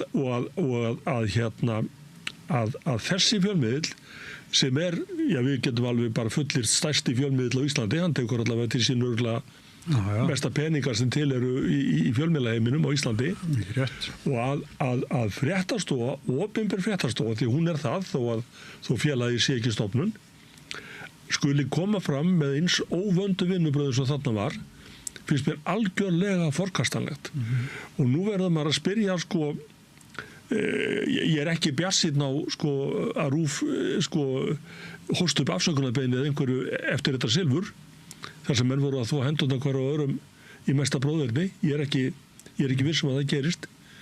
Ég hins vegar er forvitin að vita hvort að þetta mál og eins og það var sett fram hafi einhverjar afleiðingar fyrir til dæmis þá fréttamenn sem stóðu að því að byggja fréttina. Já, en við vitum það nú blaðamennin að betra fara með enga fréttina ranga og þegar þetta svona mál þá verður þetta að vera alveg geirnelt. Ég ímynda mér að Mokkin vissi það og RÚV vissi það, hann er bara kapplup skúpið. Já, þetta virkar svolítið svoleiðis. En ég er ekki alveg sko á því að hérna þær Valkyrju fóringjarnir þær 3 ár hafi ekki sko staði með henni. Þetta virkar ekki á mig eins og þær hafi vantraustinni. Þær hafa, finnst mér, allar talað af sko hógværð og skynsemi og þetta er þetta vandræðilegt mál. Alveg sérstaklega. Fyrir alla. Já. En nei, mér finnst þær hafa staðið sér nokkuð vel sko. En ég skil vel að hún vilji nú komast í svolítið frí sko. Já, ég skil, hún var alveg niður brosin. Bara sleikja sárin. Já. Nei, má aðeins bæta við, sko, sú var tíðin á Íslandi að stjórnmálafólk, eða stjórnmálamenn og konur sögðu helst ekki af sér, bara alveg sama hvað. Og við erum með dæmi um ráðherra í ríkisstjórnum Íslands í gegnum tíðina að sko, íþrótt að brjóta jafnréttislög. Við höfum 2 eða 3 sem hafa gert það. Skipulagslög og svo framvegis, með sem hæstaréttardómi og menn segið ekki af sér og konur. Núna aftur á móti upp á síðkastið er þetta orðið meiri krafa og út af því að það er alveg hárrétt í teku undir það sem Ómar sagði, sko ég ber virðingu fyrir ákvörðun Ásthildar-Lóu og byrði ekki hún meiri maður eftir en áður að gera þetta. En henni var náttúrulega hentur í strætóin. Það er náttúrulega alveg klárt. En sko við höfum dæmað því að mál sem kom upp, menn segja af sér, málun er ekki lokið. Það er tölnast á málum alveg endalaust út í allt. Já, það er byrjað, sko. Já, en ég segi bara við höfum dæmur fortíðinni það. Mér er minnistæðist afsögn Guðmundar Árna. Þegar hann braut ekki lög, en hann sagði bara að vegna þess að hann var umdeldur maður, þá myndi hann kasta sko rýrið á verkefni ráðuneytisins. Og er betur hann færi og félagsmálaráðuneyti gæti þá starfað með eðlilegum hætti. Það svipa sem Ásthildur-Lóa gerir. Já. Tekur þessa ákvörðun. Og ég held ekki síst eftir það að hún í taugaáfalli hefur samband við þessa konu og fer heim til hennar. Hún eflaust gerði sig grein fyrir því að þarna var að þarna fór hún Austurríkið sér á þeirra. Já, hún gerði það. Jó, hún hefur eflaust gerði sig grein fyrir því, það er hvað gerir fólk í örvæntingu. Er ég að gefa henni það aðeins, það er svona hartaðinni sótt og hún reynir að verjast svona meðan að hún taldi það hægt. En svo er það þríminningarna Valkyrjurnar, það er þetta rétt hjá þeim að láta þetta spila svona, áttu þær ekki að koma fram bara með henni eða hvað? Ég má byrja, mér finnst það og ég segi Jú, það er töluða yfirvögun og allt það, en það var, ég leitaði eftir því í öllum þeirra yfirlýsingum sem komu fram, eftir einhverjum stuðningi við Ásthildur-Lóu, sem kom ekki. Inga sagði að hún væri niðurbrotin út af þessu og þetta er dægilega leitt og eitthvað svona, og sagði eftir henni. Jú, og bæri virðingu fyrir ákvörðun. Jú, rétt, en það kom hvergi fram sem sagt, fannst mér einhver svona stuðningur við hana, þú veist. Já, ég er sammála. Og ég tek undir allt sem að þú sagðir áðan, Guðrún, að þetta er sko, þetta er svona röð af hlutum. Það er búið að fella, sko, íta öllu út það sem að henni var brigslað að hafa brotið lög. Það er út af borðinu. Allt vitlaust. Bara tómt píp. Það eina sem eftir stendur sem hugsanlega má herma upp á hana og eins og ég segi, konan er skiljanlega ekki alveg í jafnvægi að það er að hún skulle heimsækja þann sem að blési í flautuna og ég eins og það Hvað kom henni þetta við? Sko? Já, svo er það. Tengdamömmunni. Fyrirverandi. Fyrirverandi. Ég var það hann um þetta. Og Áslaug Arna vissi þetta líka, sko. Já, sko, þá byrja mér náttúrulega að búa til sko samsæðiskenningar. Já, það engin vandu þessu. Nei, ég segi það. Nei, þau erum ekki leikokkupa til þess, það bara, en við skulum sleppa því.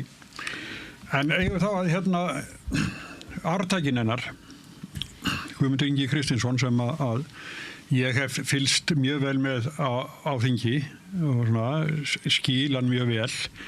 En svo fyrsta embættisverkið hans að flytja ræðu á ensku. Og þá fyllist hérna Facebookin að púum þar til að menn fór að taka upp hanska fyrir Guðmund, eða fólk fór að taka upp hanska fyrir Guðmund. En var þetta óþarfi hjá hann að koma sér í þessa klípu? Átti hann að tala íslensku? Hvað segir þið? Já, sko, mér finnst hann hefði alveg átt að tala bara íslensku og stoltur á sínu máli og fá bara túlk. Af því að það alltaf öðru vísi að tala sitt mál heldur en aðra tungu. Maður þarf að vera nokkuð góður í málinu til þess að ná sömu gæðum. Já, mér finnst það, en hérna, mér finnst hann ekki þurfa að skamma sín fyrir það. Nei, en það gera það ekki. Nei, ég hef ekki heyrt þessa ræðu, sko, hef mistað því. En hérna, já, auðvitað hann átt að tala íslensku. En það eru fordæmi fyrir því. Já, menn gera alls konar, sko, glóríur þegar þeir eru óvanir í djópi, sko. Og hérna, það er svo það sem hefur verið með hans. Hann er bara ekki með nógu góða ráðgjafa, sko. Akkúrat. Fólk átt að setjast niður með hann, þetta er hans fyrsta embættisverk, svona ofinberlega þegar allan myndavélar á honum og hérna, hann átt að fá betri ráð. Og við bara, það er engin skam að því að tala bara íslensku og svo er hann hugsað með sér kannski ég með skrifaða ræðu, þetta verður allt í lagi, en svo er hann bara stressaður og það fer eitthvað úrskeiðis. Og hann hefði ekkert að taka ná sér upp á teinan aftur, sko. Hann átti ekki að taka séns á þessu en þetta er ekkert hræðilegt, þetta er ekki stór mál. En svo var líka umræðan á netinu var, sko, hvað þarf fólk að uppfylla til að geta ráðherrar, sko. Já. Má hann ekki hafa, sko, hvað var hann? Hann verslunarstörfin, svo sumir hann. Hann lærðu smiður ef ég maður rétt. Og þá er spurningin, sko, hvenær var þetta tekið síðast fyrir saman? Nú er ég að tala þetta minni. Það var örugglega á þinginu 2021 til 5. Ég held að 17-18% þingmanna hafi verið lögfræðingar. Og þar af einhver 10% eða 13% í einum og sama flokknum. Og spurningin er, sko, ef ég mætti kvarta yfir samsetningur á þinginu, mér minnir að sé engin sjómaður þar nema segur hún núna nafniðinn fyrir norðan. Það eru allar sé einn bóndi eða tveir, ég man það ekki. Þórarinn þannig að, sko, ég meina sterkur iðnaðarmaður loksins núna, það er búið að vera hann hérna Þórður Snæbjarnarsson, er það ekki? Já, Kristján Þórður. Já, fyrirhundi formaður afina. Já, ég segi það. Loksins kom öflugur iðnaðarmaður. Nú, Guðmundur er það líka, hann er trésmiður ef ég man rétt. Sko, þegar ég settist á þing, sko, á sínu tíma, ég var 59 ára gamall. Hefði ekki viljað byrja að degi fyrir. Og þegar ég var að pæli því, afsakið ég skulle tala sjálf á mig, það er ekki gott. Hérna, þá hugsaði ég með mér, hvað hefði við fram að fara? Ég er ekki með stóra hefðbundna menntun. Ég er ekki með BA-próf og því sögðu master. Ég er með nokkra diplómur utan úr háskóla, en það sem ég lagði til með sjálfum mér á sínum tíma, það var reynsla og lífsreynsla. Og hérna á þeim tíma, og takiði nú eftir, sko, hvort er ásættanlegra eða æskilegra að hafa fólk í þarna í störfum, hvort sem eru ráðherrar eða þingmenn, sem búa yfir reynslu, lífsreynslu. Við höfum aldrei að fólki á þinginu sem ég held að hafi aldrei sótt starf á æfinni og aldrei gengt starfi til dæmis bara í engageranum eða atvinnulífinu áður en það fór inn á þing. Er það æskilegt? Ekkert rosa. Það segir fyrirverandi ráðherra. Já, svo erum við fyrirverandi ráðherra og þingmann. Hvað varstu lengi að þingi? Tæp 16 ár. Það er 16 ár. Ég var 52. Já. En þú varst búin að vera í pólitík áður? Já, ég var í bæjarstjórn í Garðinum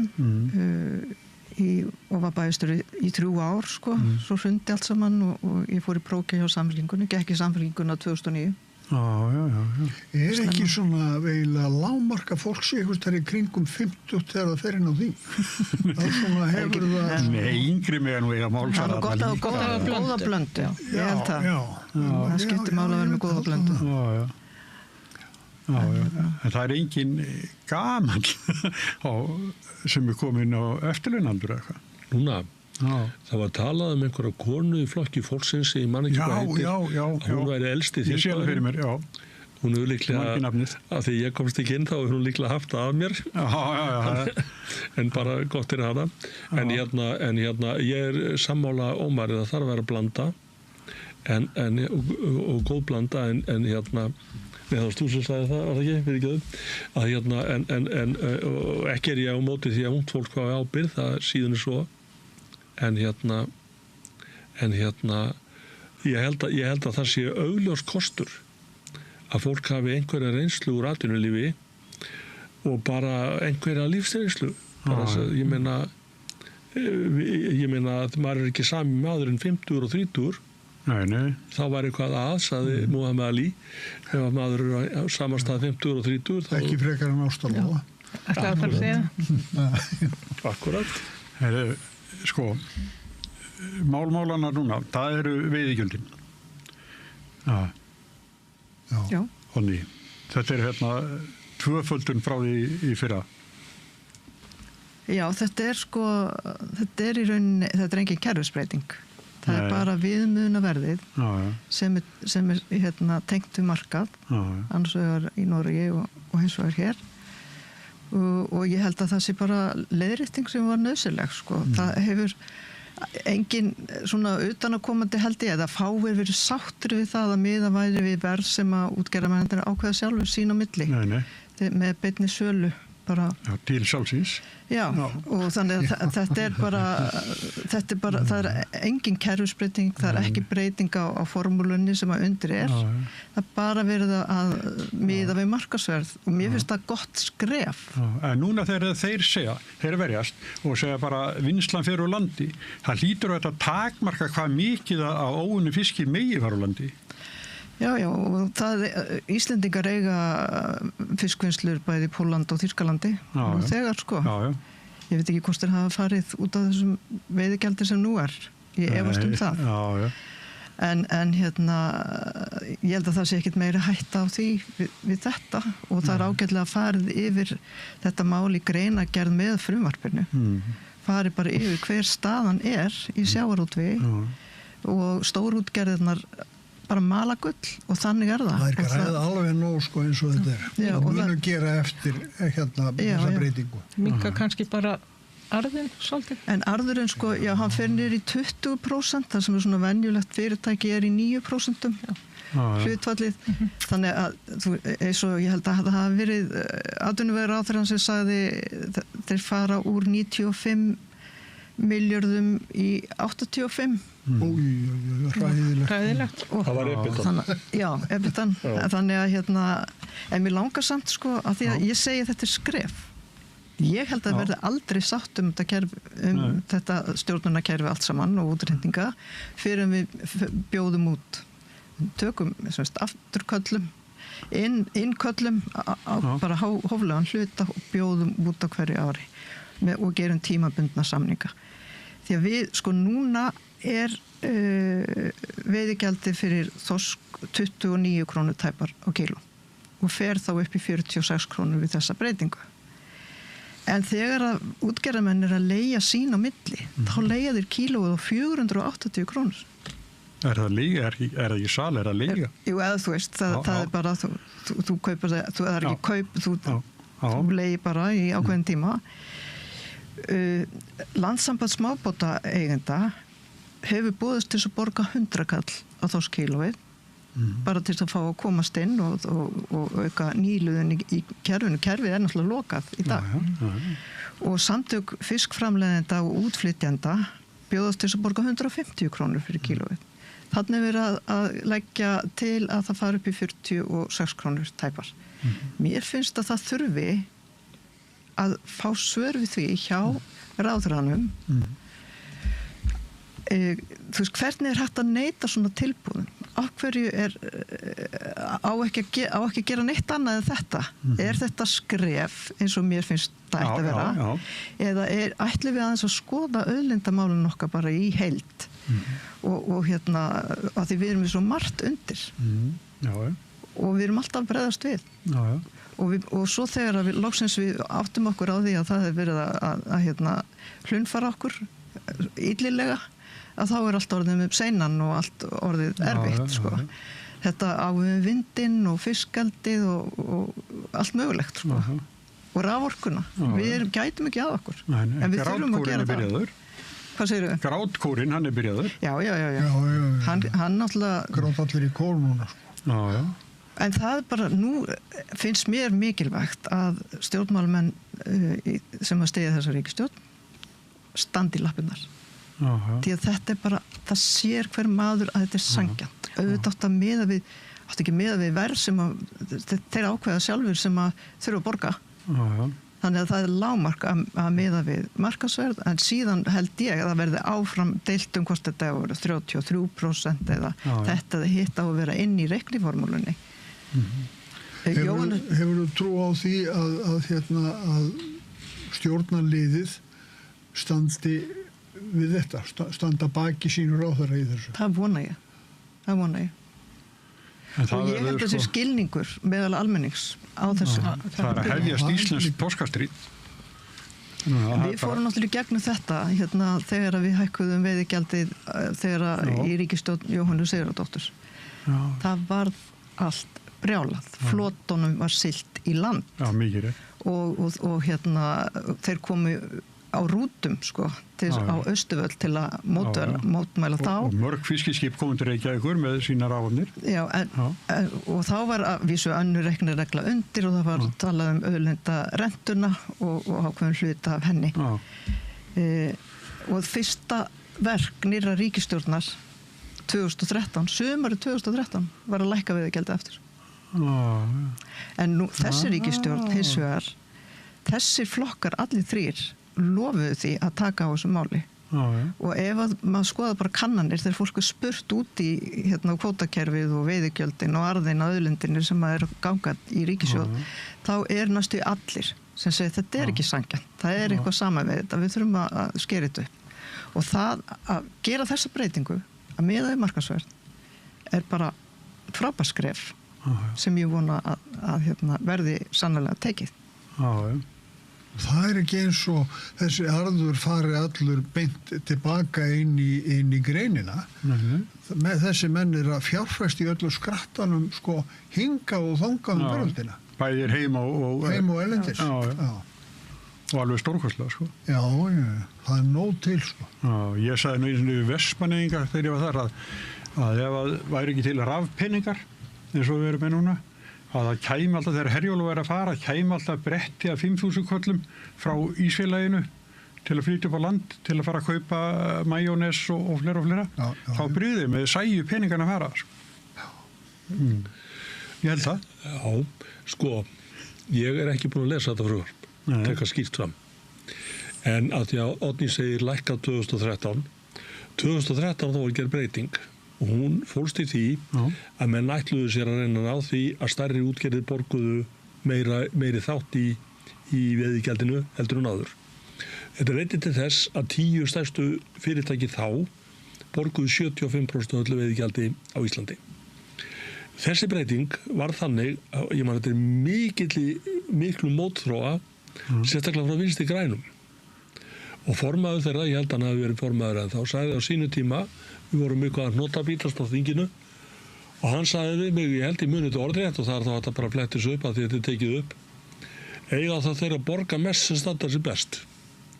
Einfalda svari var já. Ég hafði hins vegar þá trú persónulega og félaga mínir að þetta myndi komið veg fyrir samþjöppun í greininni. Það er að segja að þeir sem bara gerðu hærri veiðigjöld væri þeir sem væri með stærstu útgerðarnar. Það rættist aldeilis ekki. Það var meiri samþjöppun á þetta heldur en að ég bara man eftir. Og það mun gerast aftur núna, sjáðu þið, sko. Og af því að menn að tala um að þetta eru 10 milljarðar. Og ég líti á þetta fyrst og fremst sem, Ég myndi halda þetta skil í stjórnarflokkunum svona á mann, svona 1-2% í næstu skoðanakonum. Og mér finnst þetta, þessi aðgerð svona eiginlega beinast að því. Mér finnst hún, og það á að keyra þetta í gegn núna á, hálfu mánuði, 3 vikum með Samþjöppun í greininni segir þú meinar þá að þá er það færri, þetta kemst á færri hendur. Færri fyrirtæki, já, og í það óttast ég núna aftur. En svo er þetta á móti að því að þegar við tölum stórútgerð, þá erum við, eftir að við tölum saman í gær, þá fór ég í mjög óvísindalega og hróðvirka könnun á eignarhaldi. Til dæmis fyrirtæki eins og Brim er 36% í eigu lífeyrissjóða. Hlutaféð í fyrirtækjunum öllum á landinu sem er á markaði í gær lækkaði 15 milljarða á einu degi. Við þessa tilkynningu. Það eru 3 fyrirtæki. Já, og 25% af eigu, segi ég, síldarvinnslunni er í eigu lífeyrissjóða. Það eru 3200 hluthafarar og þá þegar við förum að tala um hverjir eru kvótakóngar og eitthvað slíkt og ég tekka fram, ég er ekki að syngja einsök við grátkórin, það er ekki málið. Síðan kemur hitt. 10 milljarðar, menn eru rosa kátir. Þeir laga ekki fjárlagagati, fjárlög landsins eru 1500 milljarðar. Hvað kemur í staðinn? Þessi 10 milljarðar kom einhver stað niður og menn segja, menn eiga 82 milljarðar eftir. Þessi 10 milljarðar sem voru þarna minnkaðir, það var greiddur að tekjuskattur. Það fór að hluta til í arð til hlutafa. Það var greiddur að því fjármagnstekjuskattur, 22%. Þannig að ef ég man rétt, og ég held ég hef ekki að vera breyta, vatni bara leiðri til mig þá, ég held að það ekki búið að breyta því að veiðigjöld greidd séu frádráttabær frá tekjuskatti. Það var svo einu sinni. Og það þýttir það. Hærri veiðigjöld, lægri tekjuskattur. Þannig að ef að menn halda að það sé sama sem merki á þessari hækkun 10 milljarða, að ríkissjóður fái 10 milljarða í sinn hlut, þá var það miskilningur. Það borgar sig ekki að vera aðeins meinar. Ég meina, ef þú horfir á þessa hliðsjáðu, í eldgamla daga, þá sagði Steingrímur Hermannsson, þegar það var erfitt hjá honum, þá skammaði hann bankana. Og það alveg ruku vinsaldir hans upp, bara eins og ég veit ekki hvað. Og það er náttúrulega mjög, vinsælt á Íslandi að ráðast að þessari starfsgrein. Og málið er bara það að útgerð er ekki það sama.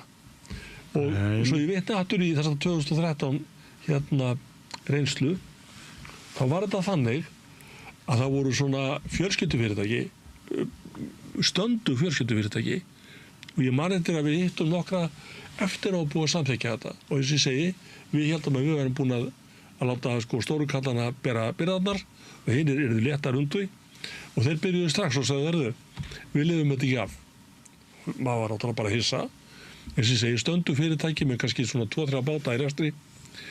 Þessi fyrirtæki sem við hittum hana voru á Suðurströndinni, Snæfellsnesi, Vestfjörðum, Vestmannaeyjum.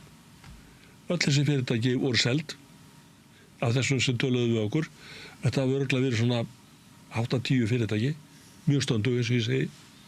Og þau sem að fóru öll undir hatt stærri útgerða. Þeir fengu þessu drjúan pening fyrir þessi fyrirtæki. Já, alveg eins og fólk fekk þegar Hagkaup var selt á sínu tíma, Það er alveg það sama ef þú selur góða bújörð, þá færðu fullt af peningum. En ég meina, og þá færðu líka peninga fyrir mjólkukvóta. Ég kemst aldrei hjá því að hugsa, þetta er fiskur í sjónum, ég á eitthvað í honum líka, bara því ég á heima hérna.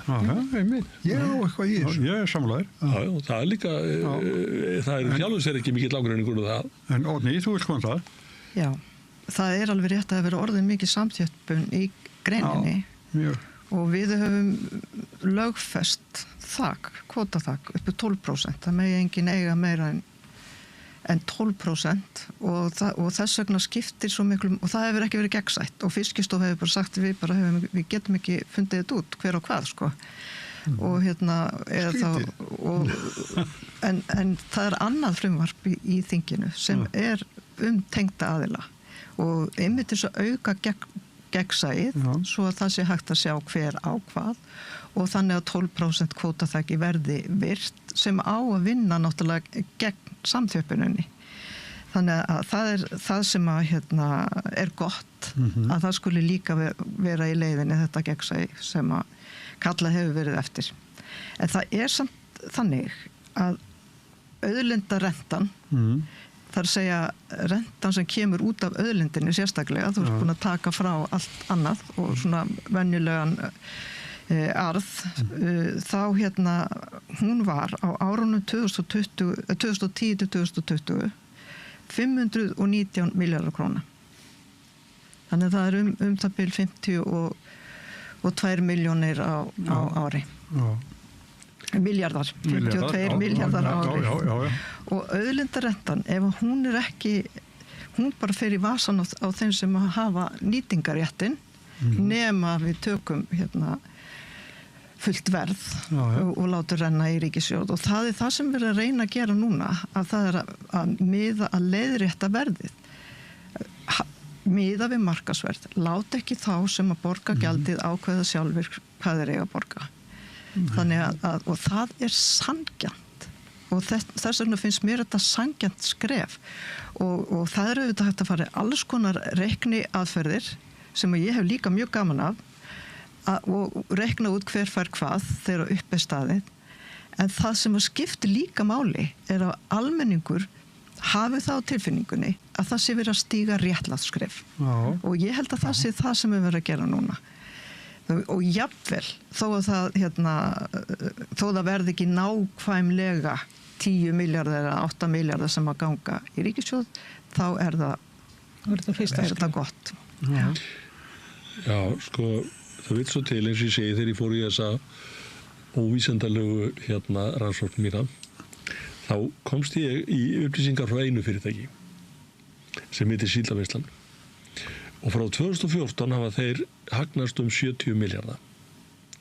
Skattsporið á sama tíma eru 65 miljardar. Fjárfesting 80 í skipum og búnaði. Þeir fjárfesta ekki í öðru utan greinarinnar. Þeir greitt út arð á þessum tíma á 2014 21 miljard. 22% af því eru 4,5 miljardur í tekjuskatt í ríkissjóð, bara svo það sé sagt. Þannig er eitt fyrirtæki, í dreifðri eigu, 3200 hluthafar, og eins og ég segi aftur, það er til nefnilega félagslegt kerfi í sjávarútvegi sem ekki alveg grein fyrir. Það er þessi svokölluðu byggðapottar og svo framvegis. Og það er náttúrulega út af því að við erum held í öll sammála það að við viljum hafa allt landið í byggð eins og hægt er. En á einhverjum tímapunkti fyrir nokkrum árum síðan þá reiknuðum við út kostnaðin af veðmæti þessari byggðapotta sem ríkið heldur í. Það voru rúmir 8 miljardar sem kostaði til þess að lappa upp á, og nú segi ég, nú erum menn að fá þetta 10 miljardar í aukin veiðigjöld. Ég óttast að hluti af því fé farið til þess að bæta öðrum sem að fara að halloka, fara á hausinn eða selja sig út eða eitthvað, atvinnuleysi og eitthvað svona. Ég meina, sko, bara ég ætla að nefna eitt stað, eða 2 ári sem er í nágrenni við mig núna, því ég er daldið vestur á landi stundum núna, og ég hef farið mikið norður á strandir, og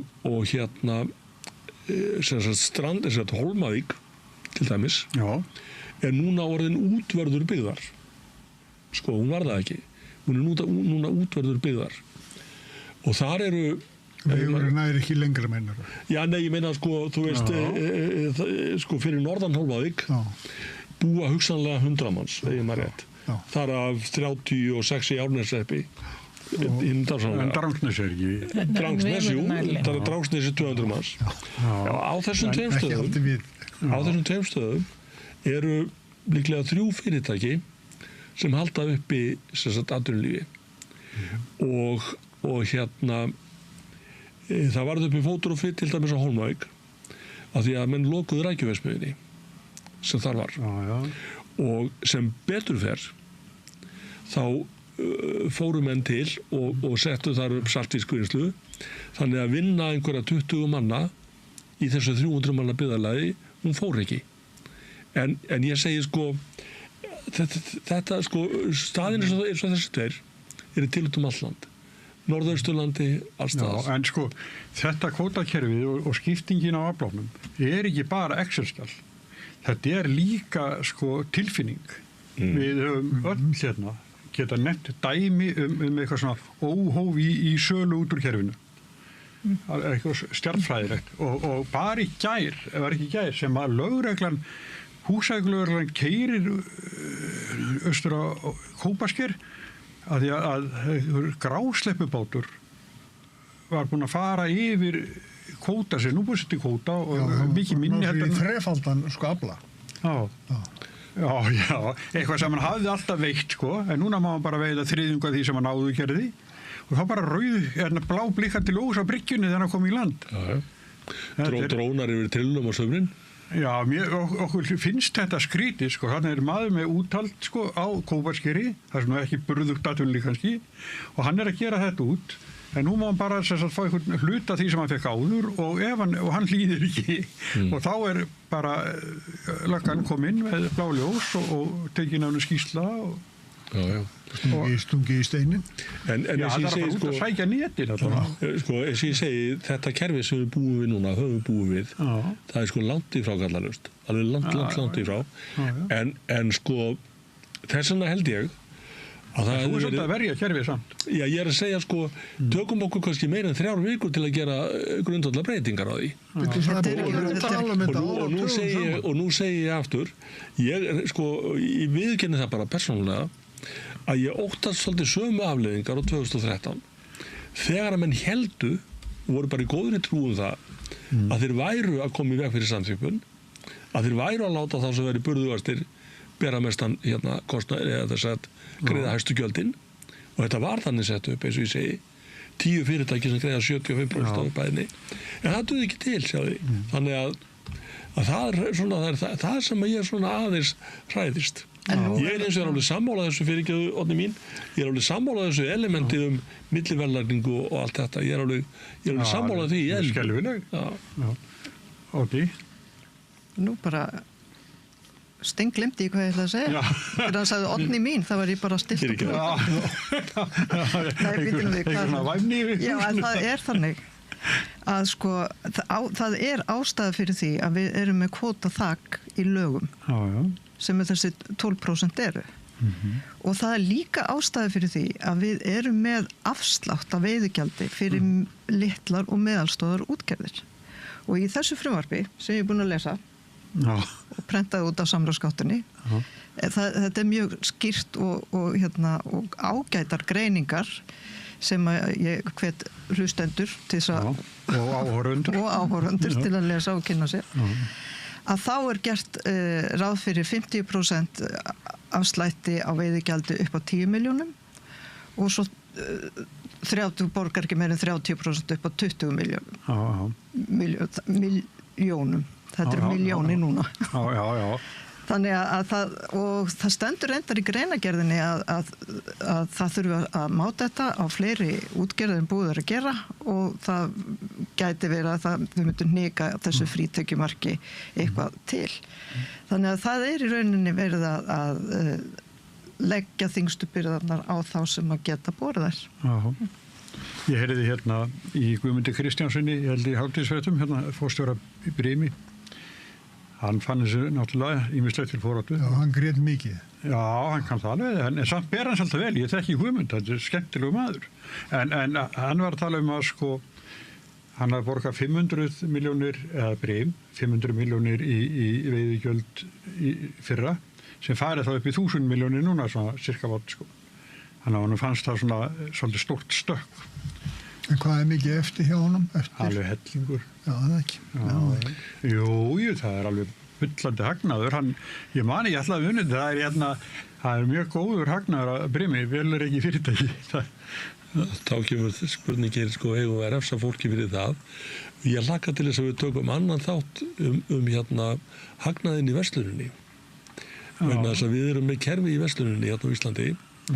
Að því við vorum að tala um það að loka kerfið að kemst ekki nýliði af hver kemst að í smásöluverslun á Íslandi sem með 90% á hendi 3 fyrirtækja og það verið að birta afkomutölur hjá þessum fyrirtækjum ársfjórðungslega og ég man ekki hvað til dæmis Festi sem að reka krónuna hagnaðist marga milljarða núna á síðasta ársfjórðungi. Sko ef að menn að leita peningum í ríkissjóð sem að mér sýnist ekki vera í þessu frumvarpi heldur sé að þessu ég segi prinsip og svona með dassi af populisma ef að menn vilja sko leita peningum í ríkissjóð þá var einu sinni sagt að það væri 80 milljarðar cirka á floti hagkerfinu af þegar álögðum sköttum eða vegna skattasniðgöngu. Og ég náttúrulega talsmaður flokks sem hefur aldrei lagt til hækkun skatta og við erum ekki hrifnir að háum sköttum.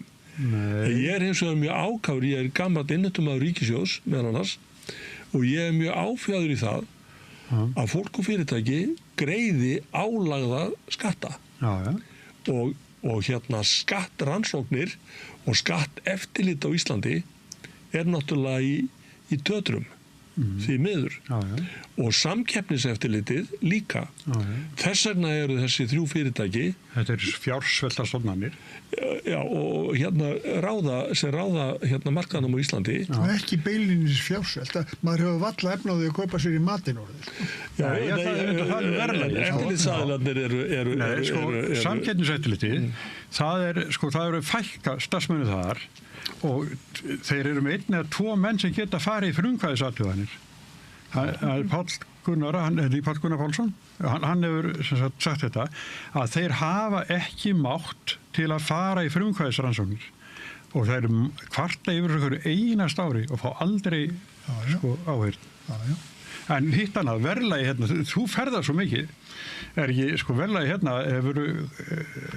Og ég svolítið á Alicante í borginni þar og það allt annað verðalag allt annað og reyndar það sem að Spánverjar gerðu þegar eftir að stríði í Úkraínu byrjaði að þá bara tóku þeir skatta af nauðsynni á vörum egg, salt og ýmislegt en núna það komið aftur þannig að verði hefur hækkað aðeins en þetta maður fær bara alltaf sjokk í fyrstu búðaferðinni hérna. Já, þú kemur heim. Já, við þekkjum þetta öll. En mér finnst líka varðandi ráðandi svona fyrirtæki eða, ráðandi öfl sem líka búið að gerast núna að það mér finnst mjög miður að Janus endurhæfing sé að loka og Virk með svona ráðandi mjög ráðandi ríkjandi á markaðnum ef maður segir nota það orð og mér finnst vont þegar það einhverju ef það eru verða svona stór fyrirtæki sem einhvern veginn gleypa hina sem minna eru mjög slæmt að Janus ídæðum út í kuldar svolítið mér finnst það bara svo það sé sagt já, en það búin að vera einhver umræð það er bara en verðlagið, ég svolítið hrifinn af því. Nei, ekki hverja hátt heldur. Þetta umræð efni. Þetta hérna að það bara einn plastpoki, bara 10 skall. Já, nú er þú náttúrulega búin að búa þarna niður frá, ekki satt? Nú er þú náttúrulega búin að búa niður á Spáni, ekki satt? Jú. Þannig að þú hefur lengri reynsla af þessu. Nei, ég var 2 vetur þarna, já. Okay. Það var mikill munur, já. Og náttúrulega mikill munur á launum líka og já, það er þannig. Ég hins vegar gerir minn samanburði yfirleitt þannig að ég á fjölskyldu í Danmörku þannig ég fer þangað 2-3 ári og gerir minn samanburð þar og hann virkilega sláandi en hann ekki bara í matvöru Nei. Alla græjur sem ég kaupi í eldhúsið mitt og þá ég að tala um eitthvað sem maður getur borið með sér eru keyptar í Danmörku eða í Ameríku og bara einn eldhúsnýfur í Danmörku kostar 3 og ég að tala um góðan eldhúsnýf hann kostar 3 af því sem hann kostar hér og ekki það út af landbúnaði eða einhver öru sjáði sem menn benda alltaf á þegar við tölum um hátt öruverð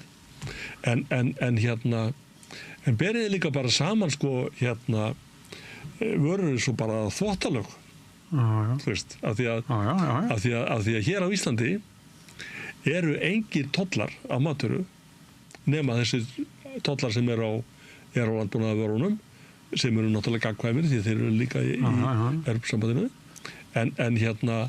en bara sko pókja hrísgrjónum hér á í Danmörku það er kannski eitthvað sem við ættum að skoða því að Jú, auðvitað átt að bæði við mat og aðrar vörur og húsnæði, tala nú ekki það, leigu þar kemur og eftirlaunin, ég veit alveg hvað það er lág upphæð og við kannski fleiri að ég skil ekki hvernig fólk sem er komin á eftirlaun og eru á leigumarkanum hvernig þau bara ná að lifa af ég bara skil það ekki Samála. Þetta fólk er margbúið að tala það bara gengur ekki upp það gengur ekki upp nei. Þetta er skömm en ég vil spyrja hvernig eru hærri skattar alltaf vondir ef að við erum stórskuldu þjóð innviðinir allir að hrynja hérna og það vantar peninga þá hærri skattar alltaf vondir Nei. Fyrir eftir því hvað eru peningarnir eru sett eða ekki og hverjir eru skatlaðir hverjir eru skatlaðir og hverjir eru ekki skatlaðir svo og hverjir eru ekki skatlaðir þannig að það verður líka verið réttlæti í því sko. En við þurfum að afla tekna ef við ætlum að reka gott samfélag þannig er það sko. Ríkið Ísland er vanfjármagnað það breytir ekki því að við höfum það betra hérna jafnvel þó ég kom alltaf hérna þunglindur heim úr búðinni þess að ég er búin að kaupa í matinn við höfum það betra hérna en víðast hvar annars staðar lifistandard hér er mjög hár og fólk hefur það gegnum sneitt mjög gott, það eru hópar fullorðið fólk til dæmis sem hefur það ekkert sérstaklega gott Nei. Þannig að þá að vera viðránlegt að laga þetta velferðin á að beinast á þeim sem þarf á henni að halda við eigum að gefa eftir getu og þykja eftir þörfum það ætti að vera mottóið sko. En sko það að svona auðlinda drifið hagkerfi eins og er hér á Íslandi það einhvern veginn sko við höfum fullt af auðlindum en við bara kunnum ekki að afla tekna af þeim og við eigum að byrja þar sko þess vegna er ég ánægð með þetta skref sem að ríkisstjórnin er að taka. Það eru nokkrir kallar sem kunna alveg að afla tekna af þeim en þeir vil ekki hleypa okkur í peningin. Nei, þeir vil náttúrulega fá að fénýta auðlindina. En að því við sögðum húsnæði á þann og það er endar sko ég er endar skil ekki að sú umræða hér skuli ekki vera háværari heldur hún er vegna þess að kannski vegna þess að ég er að þvælast í Danmörku 3 ári þá fæ ég inn á neti til mín sem að náttúrulega njóstar alls staðar auglýsingar fasteignir í Danmörku og undanfarandi sko mín fjölskylda, danska fjölskylda býr í Álaborg þannig að ég veit cirka hvernig verðið er þar getur þú keypt til dæmis svona 180 fermetra einbýlishús á einni hæð fyrir 50 til 60 milljónir sem er eins og 2 herbergi íbúð í Vesturbænum reyndar sem er aðeins hærri og það sem er kannski hérna núna ég held að við þurfum að taka þetta kerfi alveg sko niður fyrir grunn vegna þess að það verður til orðið norm núna ef þú kaupir íbúð í Reykjavík svona af 100 fermetra stærð eða eitthvað slíkt þá eru fyrstu 40 milljónundar sem þú borgar það er lóðin og þetta er svo mikið geggjun og þetta er vegna þess að til dæmis eins og í Reykjavík menn hafa bara afsalað sér skipulagsvaldi til hérna fjárfesta og byggingaraðila og hérna hvaða íbúðir eru í boði hérna af því ég býð út á Nesi þá keyri ég framhjá þessu á hverjum degi það er það sem er verið að byggja á Héðins reitnum Steindórsreitnum inn við Glæsibæ það skiptir ekki máli hvar þú rekur niður þetta er allt saman íbúðir sem kosta svona verð frá 75 fyrir 2 herbergi íbúð sem er kannski 60 fermetrar upp í einhverjar 100 milljóna sem menn fatt ekki og hvað er þetta í för með sér til dæmis eins og niður í Borgartúni veit ég að þar eru kannski hálfar blokkir í Airbnb. Já, nú erum við að taka á því. Ríkisstjórnin ætlar að gera það. Það er bara Airbnb. Bara á eftir að sjá það. Já, en þeir segja þetta, það sem bara á lögheimilinu, það er ekki. Það verður að taka þessu Ég trúi því alveg að þau takja það. Ég barðist fyrir 6 ára þegar ég var á þinginu. Fyrir mjög döðum meirum. Já, það var ekki rétt ríkisstjórn völd. Og hérna, það var til og með sama borgarstjórnin og ég sagði, býttu, akkur hafið þið ekki í grunninn, akkur hafa bara búið að skipta hérna, þú veist, en hérna, akkur hafið þið ekki eftirlit með þessu, sagði ég við einhvern í borgarstjórninni, af því að þið vitið að fasteignagjöld, sko, af atvinnurekstri eru allt önnur heldur en á heimili og hérna, einhver borgarfulltrúi sagði mig þá, þetta eru bara tillingaskítur. Kom reyndar í ljós seinna að viðkomandi tók þátt í að leigja Airbnb, sko. Þannig að ég veit ekki hvort að það allir áhugaleysinu. Nú sé ég manneskinu fyrir mér. En aftur á móti fyrir vestan fjall veit ég að sveitarstjórinn sko ógum Selfoss þá og hérna aðeins upp í Grafning til þess að fylgjast með hvort það væri ekki örugglega sko eins og maður segir hefðbundin búseta. Ef ekki, þá sendum menn bara reikning. Fyrir hverju? Fyrir hærri fasteignagjöldum. Já. Og létu eigendur fasteignanna, ég er ekki endilega að mæla með þessu, og létu þá eigendur fasteignanna færa sönnur á það að þetta væri ekki til útleigu í atvinnuskyni. Já, ég myndi ekki mæla með því í Reykjavík, sko. Hversun ekki? Það er svolítið erfitt. Það er svolítið erfitt. Þegar maður heyrir að einn og sami aðilin sem er 50 íbúðir í útleigu á Airbnb, þá hrekkum maður við. Já, og þá fara að taka á því, að mér skilst. Já. 50 íbúð? Já. Bara heilu blokki. Á sínu tíma man ég eftir ég laði til að eftirlitið með þessu er í höndu lögreglunnar. Lögreglunar? Já. Alveg svo með grásleppuviðina. Já, ég hef búin að tala um það. Ég hef búin að tala um það við félaga mína í löggunni, gömlu, að hérna hvort þið getur bara ekki tekið þetta á eftirlitsakstri, á patróli. Og banka á 3-4 hurðir og spyrja, ertu með leyfi? Ef ekki, sekt 50 skall, skráðu þið núna. Það er bara yfirborðið. Það sem er undir, miklu alvarlegra, þeir sem eru kannski að leigja svona, þeir hafa ekki fæðið í gegnum hérna tekja á eldvarnartillitinu, til dæmis. Það er alvarlegi hluturinn. Fyrir utan að skattundar skotin. Við erum nú með ömulega verbúður hér og þar fyrir ellum. Já, ég kom inn í svolítið, það er alveg hrikalegt, sko. Ég hef búið í Afríku, þetta er verra en þar. En nú er það það sem þú varst að segja með hérna brunavörn og allt þetta, að það sem að, sko, ég hef verið með og er með Airbnb íbúð 3 mánuði ári heima hjá mér og hérna fórum í gegnum þetta allt, erum svo svakalega heiðarlega eitthvað, fórum í gegnum allt ferlið og það er sem sagt maður þarf að hafa miklu meira öryggi í Airbnb íbúð, 2 flóttaleiðir og allt það. En svo ef ég er alltaf að leigja ykkur allt árið, þá skiptir það engu. Þá má ég hátta eins og ég vil. Aldrei tekka á því? Aldrei tekka, ekki beð það eins. Nei. Þetta skil ég ekki.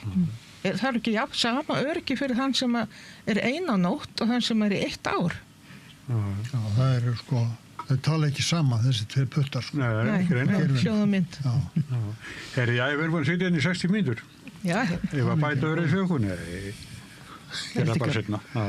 Herri, ég ætla að þakka ykkur mikið vel fyrir komuna. Þorsteinn, Oddný, Ómar og Guðrún Alda. Takk fyrir þessum leiðis. Rauðaborðið heldur áfram eftir augnablik. Hjálpið okkur að byggja upp dreifikerfi samstöðvarinnar með því að læka síður samstöðvarinnar á YouTube og Facebook. Samstöðin er í eigu hlustenda, áhorfenda og lesenda.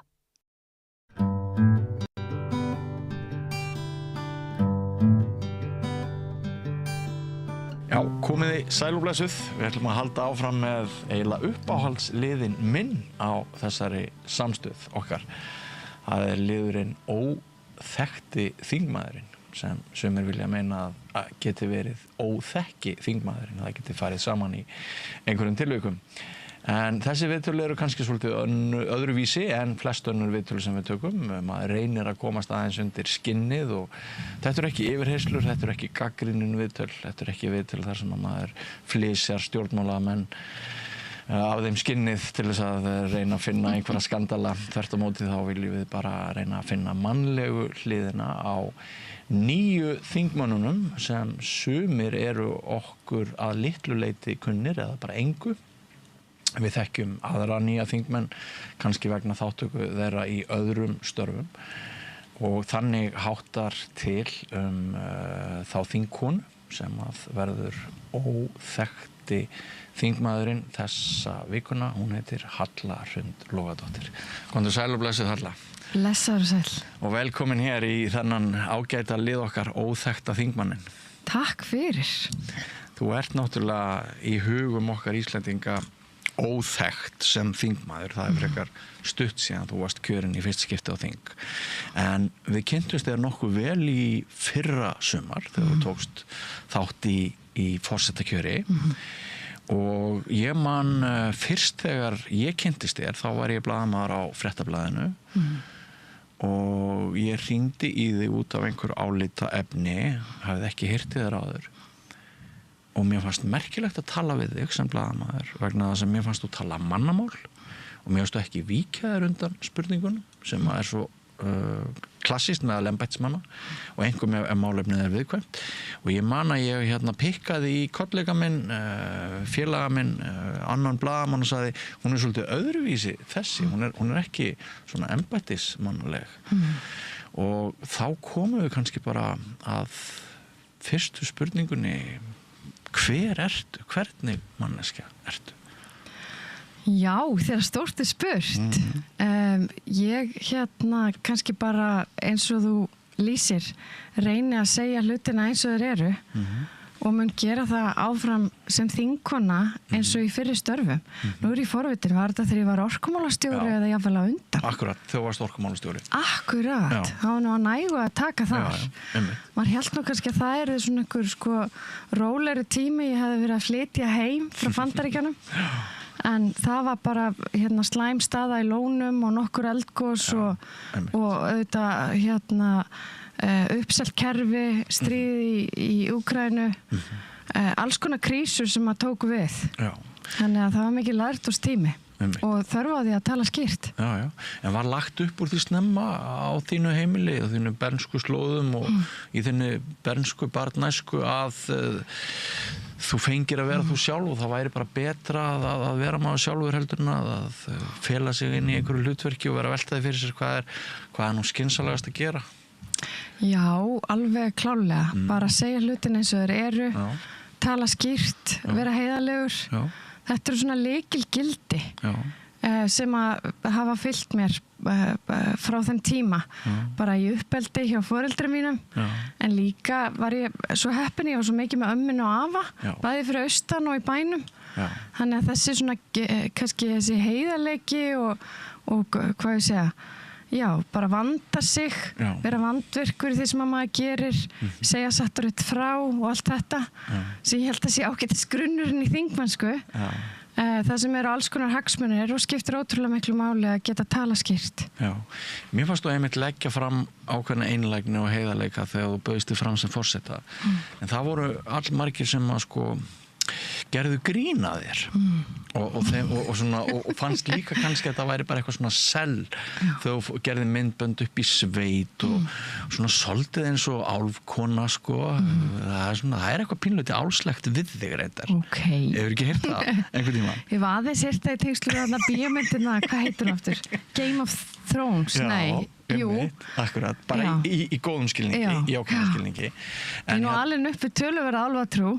Í alvöru? Já, það er álfakirkja fyrir ofan bæinn fyrir austan. Já, frábært. Þannig að margar svona álfasögur. Ég veit það smitast í fas og útlit. En það sem ég er að reyna að segja er að mér fannst nefnilega að koma til dyrana saklaus og vel bara bjóðandi, vel meinandi. En mér fannst svona sum okkar ekki trúa því. sum okkar, ertu að segja að þú þarf að meðal? Nei, ekki, mér fannst sumt fjölmiðla fólk til dæmis ganga bara frekar hart að þér og það álíkt að þú væri bara ekki þú sjálf, þú væri bara búa til einhverja mynd og svo þetta líka spurningin úr hvaða átt þú kemur sko. Já, ég kannski svolítið, þú sást Ármótsköpið það sem að var nú, birtist ég í kirtli með harmonikuna og lúðrasveit sko ég gerði grína því á mínu heimili að sko svona hefði ég vilja vera þeir hefði algjörlega náð mér þarna ég veit þannig að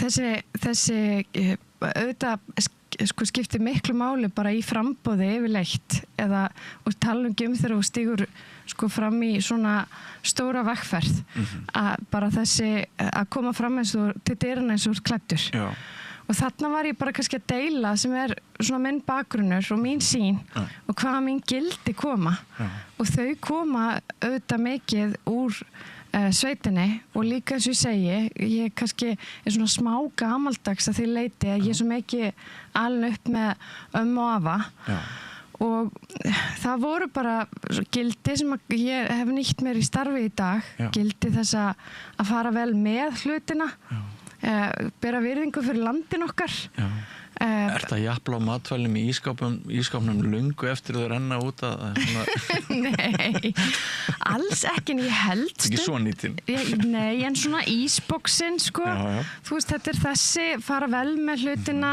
smyrja vélarnar vel að því við ætlum að nýta þar lengi þú veist, passa upp á hlutina það kannski sko hugsun og svona fara vel með landið okkar af því að við erum alltaf að hugsa það fyrir komandi kynslóðir ég held bara í praktík þegar þú ert að vinna svona nálægt náttúru í landbúnað annað að þá það eitthvað sem þú kannski tekur með þig og smitar inn í hvaða störf sem þú ferði í síðan mér og ég segja stundum að svona þessi ást á landinu hún kemur klálega frá því að hafa verið mikið fyrir austan hafa verið mikið í hestum og bara út í náttúru heilt yfir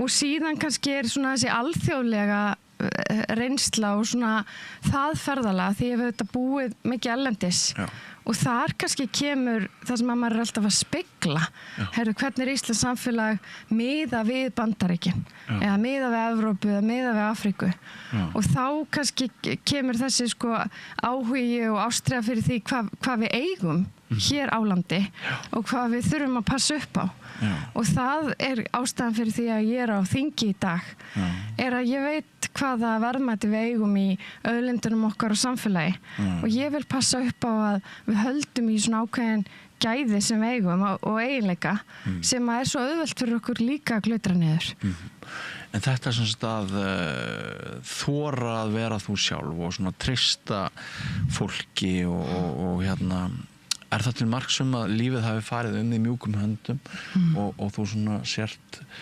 heppin með sjálfa þig og uppvöxtinn Ég alveg ótrúlega heppin með foreldra og fjölskyldu alveg einstaklega heppin og kannski býja því að foreldrar mín áttu með þegar þau voru tiltölulega ung mamma 19 og pappi 20 og hafa fengið svona einhvern veginn í fyrsta barnabarn fengið að vera mikið líka með stærri fjölskyldu og klálega mín stærsta gæfa mitt stærsta veganesti Ertu frumburður foreldrana? Ég frumburður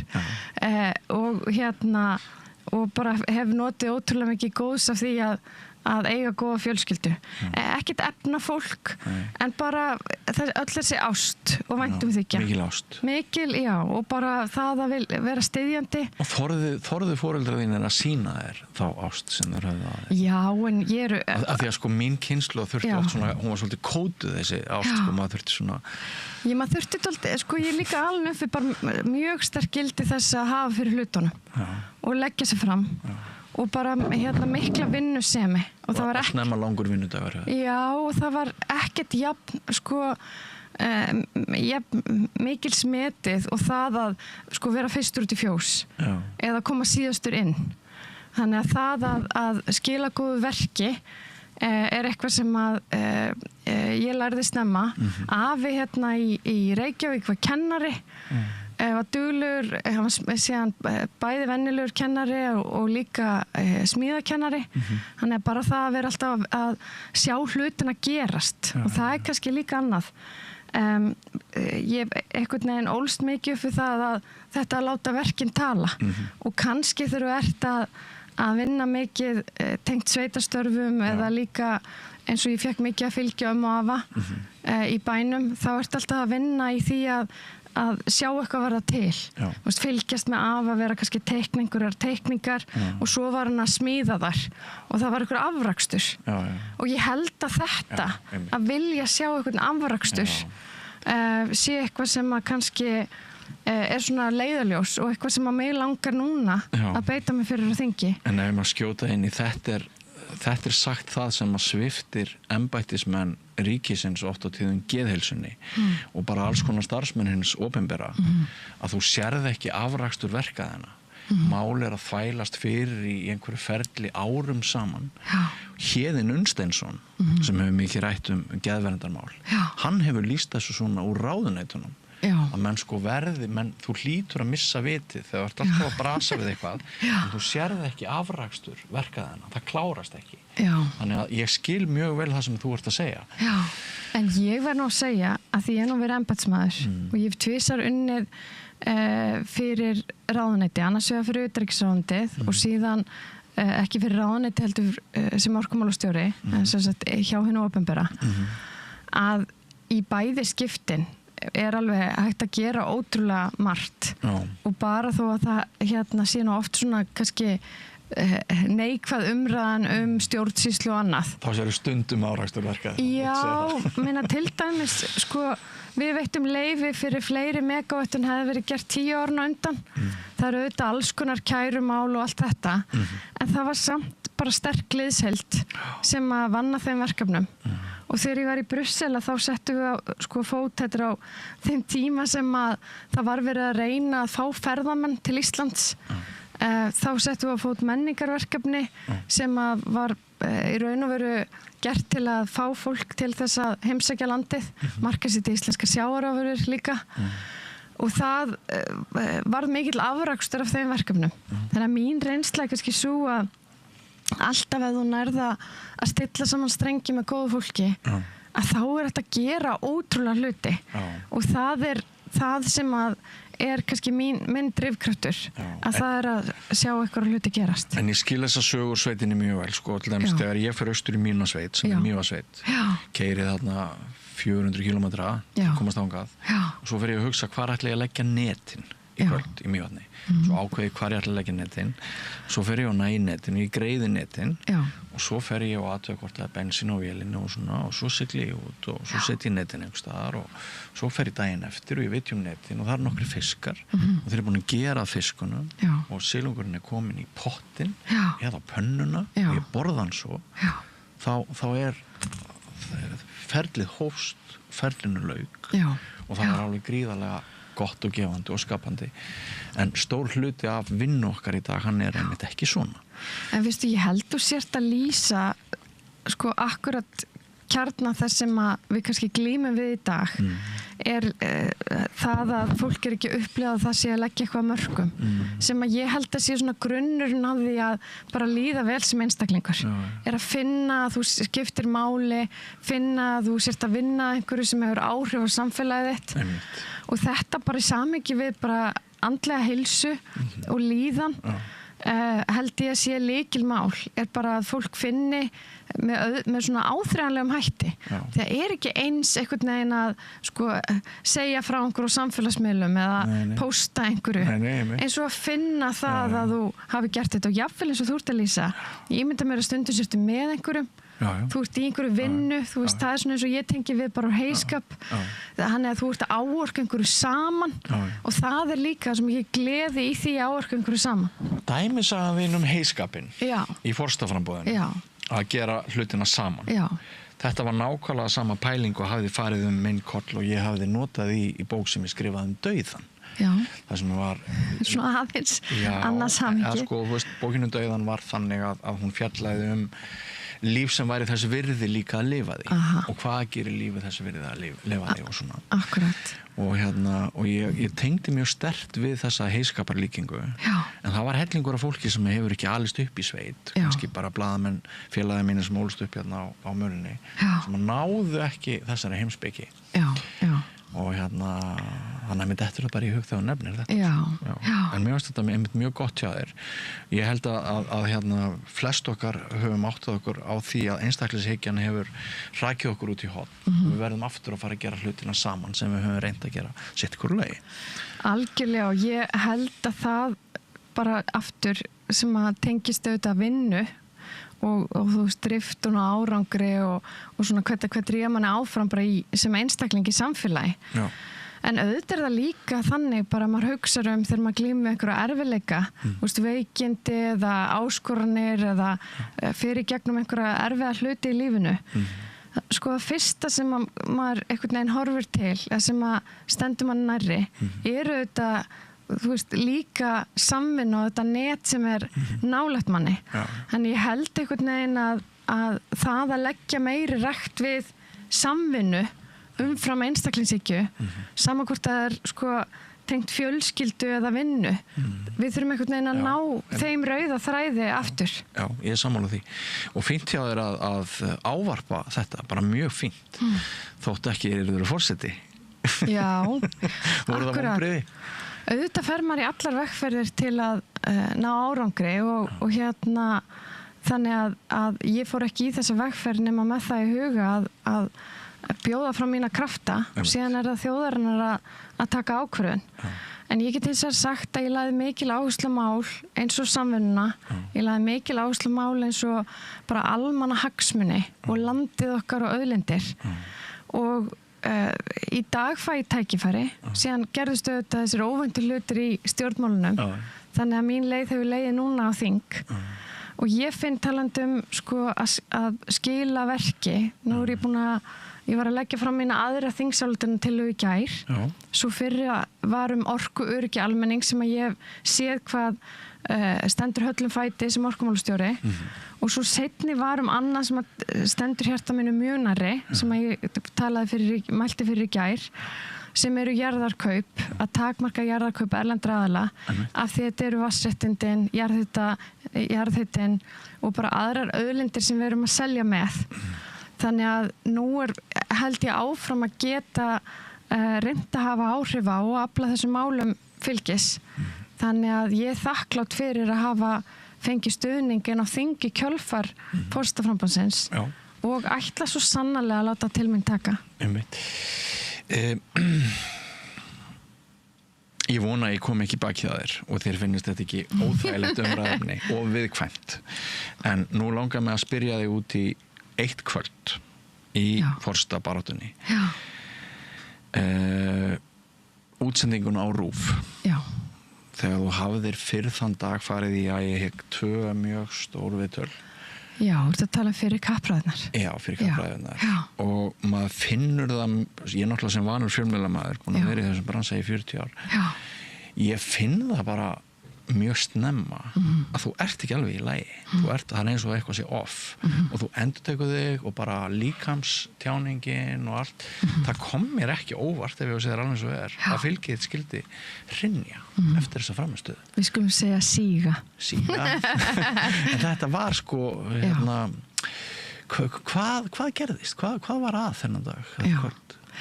Þetta var bara gaman á að skuli draga þetta upp því að þetta var í svona kosningaborta auðvitað rosalega sko, löng og ströng og ég hef ekki verið að taka þátt í pólitík áður.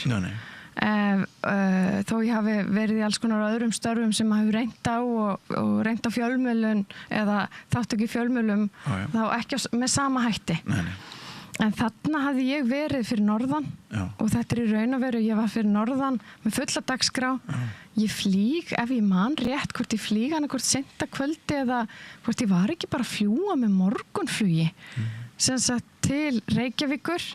Svo ég að fara í 2 önnur viðtöl. Ég held að það hafi verið 2 þennan dag. Já, það var spursmál á MBL sem nú aldrei svona léttur nótunum og síðan var það Vísis pallborð og síðan var þetta 3. viðtalið. Brjálæðislega dagskrá fyrir mannesku með ekki meiri reynslu en þú á þessum tíma. Ég held bara fyrir hvert sem er. Þeir eru búin að vera með 12 tíma daga á undan og kemur síðan og þú ert auðvitað að vera í svona löngum viðtölum, löngum og ströngum eins og ég er í dag. En það eru auðvitað bara krefst þess að þú sért útkvildur. Og ég bara var hreinlega orðin mjög þreytt í þessu 3. viðtali. Varstu alveg farin í lokin? Nei, ég var ekkert farin, alls ekki. Svo gerði ég líka, ég get ljóstrað því upp.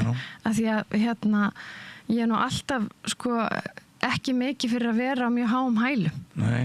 En þarna var ég eitthvað á einhverjum svakalum hælum sem að mér hefði verið ráðlagt að skipti mjög miklu máli að það var nú töluvert talað skóna mína í þessum kosningabortum. Og þú sást kannski, svo lá leiðin, mér gekk nú mjög vel í spursmálsviðtalinu og mjög vel í vísisviðtalinu, en auðvitað horfðu bara fleiri á RÚV.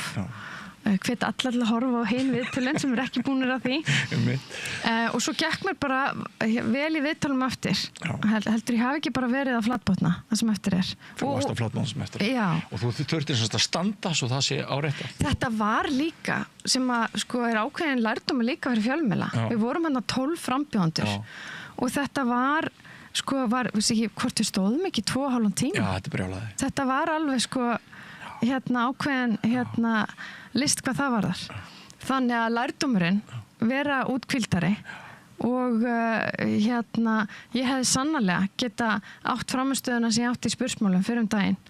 Þarna og þá vitum við ekki hvernig hlutinir hefði farið. Hvað hugsaðir þegar þú komst heim og þú vissir að þetta hefði ekki gengið vel? Hugsaðir með anskotin ég búin að klúðra þessu eða hvað hugsaðir? Ég hugsaði bara áfram með smérið. Áfram með smérið? Já. Þú ert svo týpa. Já, það er bara áfram með smérið. Það er lífið líka. Ef það er eitthvað sem ég hef lært er eitthvað neina lífið er eitthvað leið og stundum eru eitthvað sem gengur mjög vel og stundum eitthvað sem gengur illa en yfirleitt leiðir það eitthvað af sér og maður sér það aldrei nema maður fyrir að maður horfir stendur ykkur til staðar 5 eða 10 árum setna og þú veist það er alls konar sögur sem ég á sem að maður hugsar nú er allt nú er þetta bara búið og svo lengi sem að maður setur nefið í vindin sem var nú annað sem að ekki allir skildu kannski en þú veist að þá bara og vinnur úr hlutunum að þá hafa hlutinni tilhneigingu sérstaklega ef maður er í samvinnu við gott fólk á því að leysast einhvern veginn og svo þroskast maður og lærir eitthvað nýtt og verður betri manneskja. Ég elskaði Stormur sagði eina ben. Já. Þú tengir við það? Já, ég geri það. Ég geri það því að maður lærir ekkert í logninu. Nei. Það er nú bara þannig. Það eru þessir tímar þar sem að hlutirnir ganga ekki nógu vel. Ég var einmitt núna í Bandaríkjunum fyrir ekki svo löngu. Og var einhvern veginn að rifja það upp með kollega sem ég hafði unnið mikið með. Þegar ég var að reyna að fá ákveð starf og fer á 3 fundi og mér er alltaf vísað á dyr. Og síðan eitthvað í 4. og 5. fer ég að sjá einhverja glufu og svo fæ ég einhvern lítinn samning sem að leiðir af sér eitthvað stærra. Og þetta er nú bara lítið dæmi eitthvað sem að gengur mjög illa til að byrja með en vex síðan síðar. Og svona ef ég hugsa sama hvort maður hefur glímt við einhver veikindi eða sambandslit eða sama hvað það eru eins og allir fara í gegnum í lífinu þá er það yfirleitt á þeim tímapunktum þegar allt virðist ómögulegt og síðan nær maður einhvern veginn að vinna sig fram á því að þá er það yfirleitt að maður verður reynslunni ríkari en svo öðlast maður líka einhverja dýpt sem manneskja og verður kannski betri í samskiptum og mýkri Af því að það eru nú allir einhvern veginn að glíma við sitt. Já, og án mótlætis er vandfundin þroskinn, finnst manni stundum? Já, ég held að það sé alveg þannig. Já. En auðvitað eins og kannski ég bý að eiga góða fjölskyldu, þannig að þegar það hefur reynt á mig í mínu lífi, að þá bý ég að því að ég er með gott bakland og það hjálpar manni í að vaksa í mótlæti. Það er ekki sjálfgefið, það er ekki allir sem að hafa bakland í því í stuðning hvað það varðar, og það er nú eitt af því sem að mun reyna á líka í varðandi lög og starf núna, er að við eigum alltaf að vera að hanna kerfin okkar sko út frá því að það siti ekki allir við sama borð og það fæðist ekki allir með sumspil hendi. Það er rétt. Sko, ég er að reyna að sjá fyrir mér fyrstu 20 árin hjá þér. Þú ert augljóslega metnaðargjörn, er það ekki? Má ekki segja það? Vinnusöm? Já, ég vinnusöm. Þú spilar hljóðfæri? Já. Harmonika? Píanó uppalega, já. Píanó? Og kannt líka að spila harmoniku? Já, ég er í námi þar. Ertu núna? Sko, ég verið að fara svona í 1 tíma á mánuði. Nú erum við náttúrulega að æfa fyrir sumarvertíðina. Skemmtilegt, frábært. Að maður verður einhvern veginn að hafa eitthvað sem finnst mér þannig hvíli í hugan. Eitthvað sem er algjörlega ótengt öllu öðru. Geggjað. Þannig að þú ferð í skólan, þú ert góð námsmaður, sterkur námsmaður, þú ert elst systkinanna, þú gætir yngri systkina þína eða hvað? Já, yngri bróður. Já. Svo þú ferð í tónlistarskólan. Já. Einhver önnur áhugamál, íþróttum? Já, ég kannski, sko, ég held ef við bara spólum ennþá meira tilbaka, þá held ég kannski svona upp af seglu, svona, ég er mikil fyrirburi. Já. Og ég held að eða mamma segir það, þess veit ekki mömmur allt best. Jú.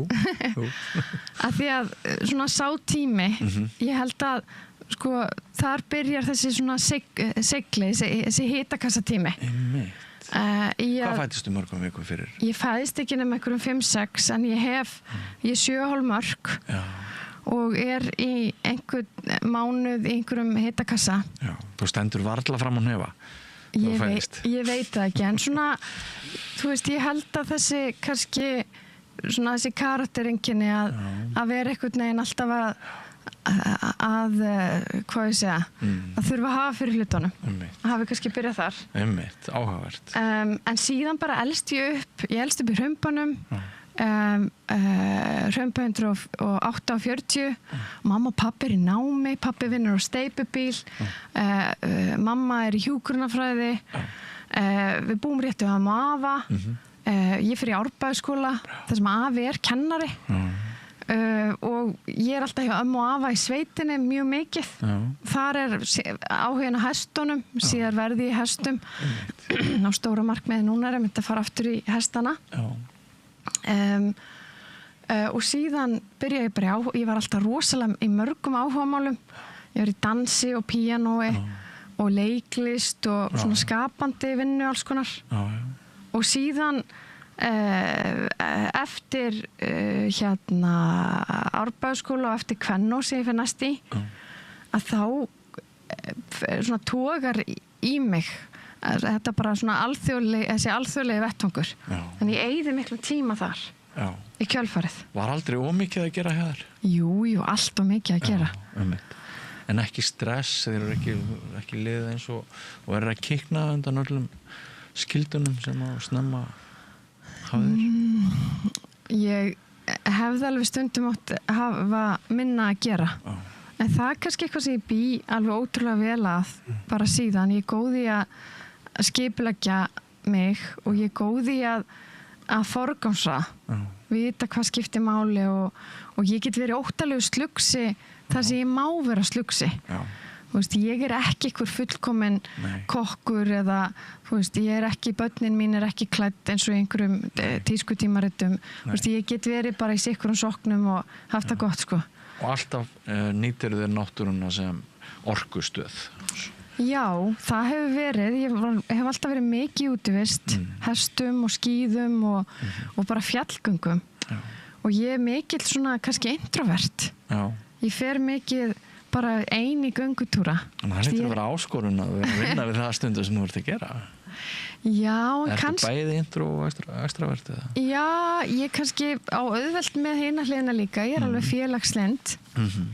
En svona þessi hleðsla, að hlaða batterinn, það náttúran og bara samvera með fjölskyldu. Já, þess að 2 yndislegu stelpur. Og maka ársins að mínum mati eftir að hafa stutt mig í gegnum þetta allt saman. Við fengum að kynnast þessu fólki í kringum myndböndið þín og í gegnum já. Þannig að já, en svo náttúrulega ég 12 ár tæp erlendis og það auðvitað aftur þú ert þá að ég fer í stjórnmálafræðina og svo fer ég 2 mastersnám bæði í Bandaríkjunum og líka Eitt var ekki nóg fyrir þig? Bara lífið einhvern veginn leiddi mig þangað. Var ekkert sem var planað að fara í einhverjar sko þegar ég byrjaði háskólanum þá var það eina sem ég gat útilokað ég ætlaði alls ekki að verða var ég ætlaði ekki að vera tannlæknir Allt eitt var opið Allt eitt var sjálfur svo opið því að mér fannst það svona alltaf þröngt að vera einhvern veginn að vinna svona í sko tönnum allan daginn Og varstu láða jafn vel fyrir þér að læra raungreinar og hugvísindi? Já, mér gekk alltaf vel í skóla og ég fer í stjórnmálafræðina á sínum tíma bara ég ætlaði svona aðeins að hugsa þetta og síðan einhvern veginn, ég hefði alltaf eins geta farið í sko listnám eða læknisfræði, nánast eða lögfræði kannski frekar. Hvaða listnám hefur þú valið? Ég hefði valið eitthvað svona kvikmyndagerð eða leiklist eða eitthvað svoleiðis. Og í hverju hefur þú sérhæft í læknisfræðinni? Ég hefði kannski frekar farið í lögfræðina. Lögfræðina frekar? Já, allir hefði ekki þá verið, en mér langaði líka að vera ljósmóðir. Það og svona, þú veist, þetta vera með fólki svona á þessum stóru stundum, eitthvað sem kallaði mig. Það mikil birta yfir þessu öllu. Þú ert, þú sækir í ljósið í þínum karriér og í þínum hugmyndum, ekki satt? Já, kannski að þú nefnir það var eitt sem ég hefði alveg getað séð fyrir mér líka þess vegna að vera prestur. Eitthvað svona þjónandi. Vera með fólki á bestu stundunum og erfiðustu stundunum. Og þannig líti ég líka á þingmennskuna. Ég að þjóna samfélaginu og þjóna ekki bara mínu kjördæmi, heldur bara gagnvart þeim vandamálum sem birtast hverju sinni. Og engin leið betri til að halda heitu hjarta en að þjóna? Nei, það allavega það sem að fær mitt hjarta til að slá hraðar. Og við höfum gleymt að ræða þetta í síðustu áratugi öll umræðan hefur verið á hið efnislega sem færir okkur ekki neitt inn í okkur og það að hjálpa öðrum og lifa fyrir aðra þessi umræða hefur ekki átt upp á pallborðið og hefur gert okkur pínlítið fátækari og við höfum mistað þessu.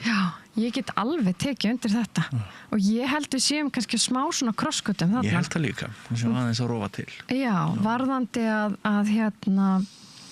að leggja meiri áherslu á bara samheldni og svona samfélag. Er ekki það orðið? Þetta er alltaf bara, við erum bara hluti af samfélagi og það er hlutinir stækka ef maður að vinna með öðru. Það var á tímabili sem við útrýmdum orðum sem byrjuðu á sam og tókum upp orðaforða sem byrjaði á ein. Svolítið bandarist. Já, svolítið bandarist. Og ég kannski líka því að ég búið tvissar í Bandaríkjunum og þá maður svolítið að bera saman. Þar hefur þróunin verið miklu meira, saman hvort það í viðskiptalífi eða í samfélagi ákveðnuleiti. Það svona meira hver og einn sér sig. Og það þeir eru svolítið að býta nálinu með það núna í stjórnarfarinu. Já, þeir eru sannarlega að gera það og þessi áhersla hefur líka birst í málefnum sem að mér er annt og hefur að vinna sem er bara eins og auðlindamál. Þetta snerist allt bara að græða peninga. Og þar eru vatnsréttindi til dæmis algengt að þau séu öll einkavædd og þá komið að því að það sé orðið erfitt jafnvel að nýta þau fyrir samfélagið og við erum nákvæmlega núna sem samfélag á Íslandi á krossgötum með þessa þætti.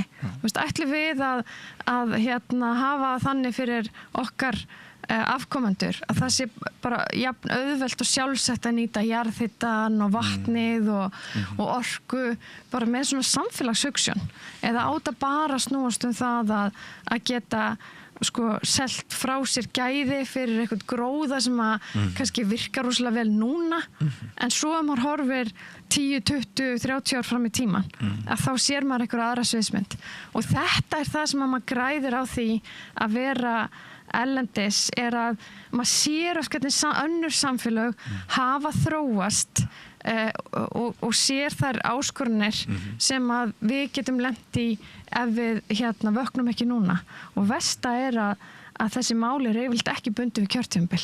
Þannig að baráttan í þessum frumvörpum sem ég að leggja fram núna eða þingsályktunartillögum, það verður engin uppskera endilega á þessu kjörtímabili. En ef við náum þeim í gegn, að þá það eitthvað sem að framtíðar kynslóðir munu segja, heyrðu, þetta var nú vel að verki staðið. Og ég held að okkur vanti dálítið þessa hugsun akkurat á þinginu. Já. Varstu ungað árum þegar þú varst ástofangin að manninum þínum í dag eða hvernig kom það til? Nei, ég var ekki svo unga árum. Nei. Ég kynnist Kristjáni eftir að ég flytt heim í annarskipti frá Bandaríkjunum. Og þú ert þá búin að vera þú varst í Harvard? Já. Annars vegar? Já, í raun og veru þetta þannig að svona í stuttumáli að ég flytt eftir stjórnmálafræðina, þá fer ég til Brussel og þá var ég mikið að skoða Evrópusamvinnu sem ég held að skipta okkur ótrúlega miklu máli á þessum tímapunkti meðal annars. Ertu að gera einhver loki? Nei, alls ekki. Okay. Ég held bara... Sleppum því. Nei, við getum alveg tekið. Ég mér ágætt til þess að halda mig við fókusin á mannum mínum. Á mannum minn. Ég hef mikil alþjóðasinni. Ég held að framtíð Ísland skiptir bara svo ótrúlega miklu máli að vera í góðum samskiptum við Evrópu og Bandaríkin og líka við Asíuríki og fleiri ríki sem eru að stækka og verða efnahagslega mikilvægari. En aftur á Kristjáni. Já, þú fer þarna út, þú fer til Brussel. Já, ég úti aftur í svona ég í Brussel og Tógó í Vestur-Afríku. Þar fæ nú áhugann á orkumálunum meðal annars. Einmitt. Og innviðunum, af því að það engir innviðir.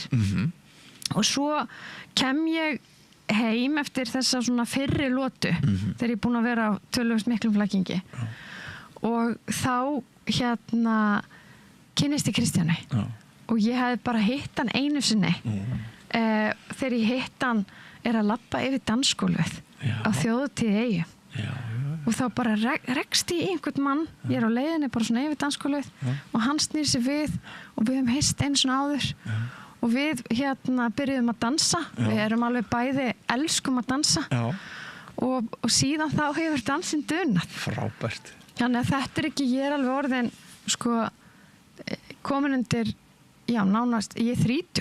Þú ert alveg 30? Ég að verða, ég 29. Þú ert alveg miðaldra kona? Ég bara háöldruð. En það dæmi aftur, þú veist, auðvitað lífið alls konar og aldrei grunaði mig einhvern veginn að það myndi leiða mig til hans og síðan eigum við í dag þessar 2 stelpur sem að halda okkur vel vefnið þannig að Er hann besti vinur þinn, hann Kristján? Já, hann það minn allra mesti stuðningsmaður hann það, hann er alveg ótrúlega glaðlyndur maður og ég segi gæska, glaðlyndi, greind þetta, það þetta þrennt þá ég alveg svo smjör og hann hefur það hvernig þú raðar þeim upp mér stu röðin góð á þessu byrja á gæskunni hann það svo sannarlega og bara sem lífsbyggi minna ég það nú það sem að heldur samfélagum saman það ég held það að leiða með hjarta en með skýrum huga það ekki þannig sem að við viljum hafa hlutina það alls konar djargon til en það allavega mín sín að kannski að flestir góður hlutir og hvernig maður tekur ákvarðanir og ég held, sko, þó sé nú ekki hérna að tala um þingstörf og annað, að við erum að taka ákvarðanir út frá svona hjartalagi, þá vegnar okkur heilt yfir betur. Og mér vegnar svo sannlega betur með að hafa tekið ákvörðun út frá hjartalagi með því að, eftir ég kynntist Kristjáni. Já, sagði hann aldrei við þig, sko, að því þú varst búin að fara í forsetaframboð og þú varst búin að expósa alla fjölskylduna, svona dragan og krakkana inn í þetta ferðalag sem lauk ekki með sigri, eins og afa stemmt í upphæði. Og svo þegar þú komst til hans og sagðir, heyrðu Kristján, ég var að spá, ég fara aftur í framboð. Sagði hann aldrei, nei, það er komið gott. Nei, veistu, hann sagði það aldrei. Og þetta gerir svo fljótt. Auðvitað, sko, er það þannig bara að ríkisstjórnin springur. Og ég held ég að verið nýbúin að skella á einhvern blaðamann og segja ég ætla ekki að, ræða það neitt hvað ég ætla að fara að gera næst. Bara þegar ríkisstjórnin springur og og allt eru fullt og Kristján ellendis. Ég man ekki hvar hann var einhvers staðar í einhverju vinnuferð og þannig að við áttum engin, sko, við gátum ekki setið yfir þessu í einhverja marga daga. En þá bara kom aftur á þessu, sko, af hverju þetta gera hlutina. Og það held ég að sé það mikilvægasta, og nú tala ég eftir framboðsárið mikla, að það er eins gott að þú vitir af hverju þú ert að gera hlutina. Sko, af hverju þú ferði í framboð og þess vegna aftur að því við vorum að tala um þetta að sjá afrakstur, fylgja eftir einhverjum málum.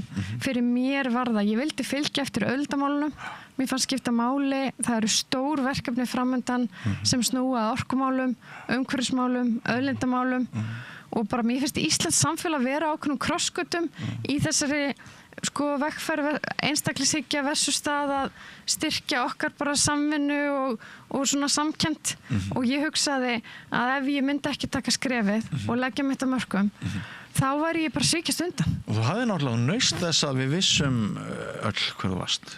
Það er forskot í þetta frambúði.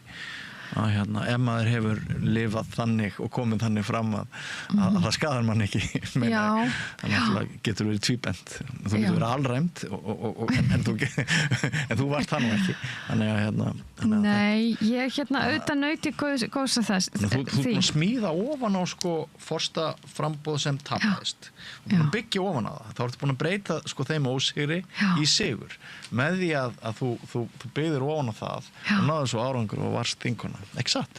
En það stendi á herðum alls þess fólks sem að vann með mér í forstakostningunum sem að vann á frambúð sem bar brátt að og ótrúlegt hvað, sko, margir taka þátt með engum fyrirvara og bara alls konar fólk og auðvitað, sko, nýti ég þess líka núna að vera að vinna með fullt af fólki á þingi í samfélaginu sem að, sko, ég þekkjur þeirri vegferð og ég segi að vinna fyrir og vinna með núna að góðum málum og ég þannig þenkjandi að ég vil fylgja góðum málum áfram og ég vil eiga gott samtal málin. En hvernig byrjar svona pólitískt framboð eins og hjá þér? Varstu í Framsóknarflokknum áður? Nei, ég hef aldrei verið í stjórnmálaflokk. Og hvað bara, þú veist, hringir maður eitt kvöldið í Sigurð Inga og segir honum, heyrðu, ég var að spá ég að bjóða mig fram hvernig líst þér á það?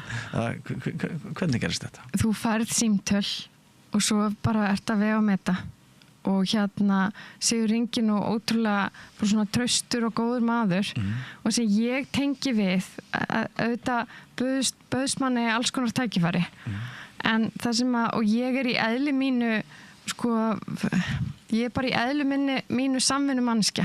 Ég vil vera að vinna, eins og segja, af góðum málefnum. Ég vil vera að leita lausna. Ég vil vera að geta dregið saman sjónarmið og komið hlutum áfram. En bara svona praktískt? Hvernig bara ykkar fyrsta fundi saman? Eða gerist það í síma eða hittist þið yfir hádegisverði? Þetta er svakalega nákvæmt hérna. Við hittumst og fórum yfir málin og fyrir mér skipti ótrúlega miklu máli að ég geti talað og bara hvílt vel í því að þessi auðlindamál, ég vil ekki við séum að teppalegja náttúrun okkar með vindorku, ég vil að við eigum auðlindanar okkar áfram, ég vil passa upp á almannahagsmuni í auðlindamálum eins og með orkuöryggið.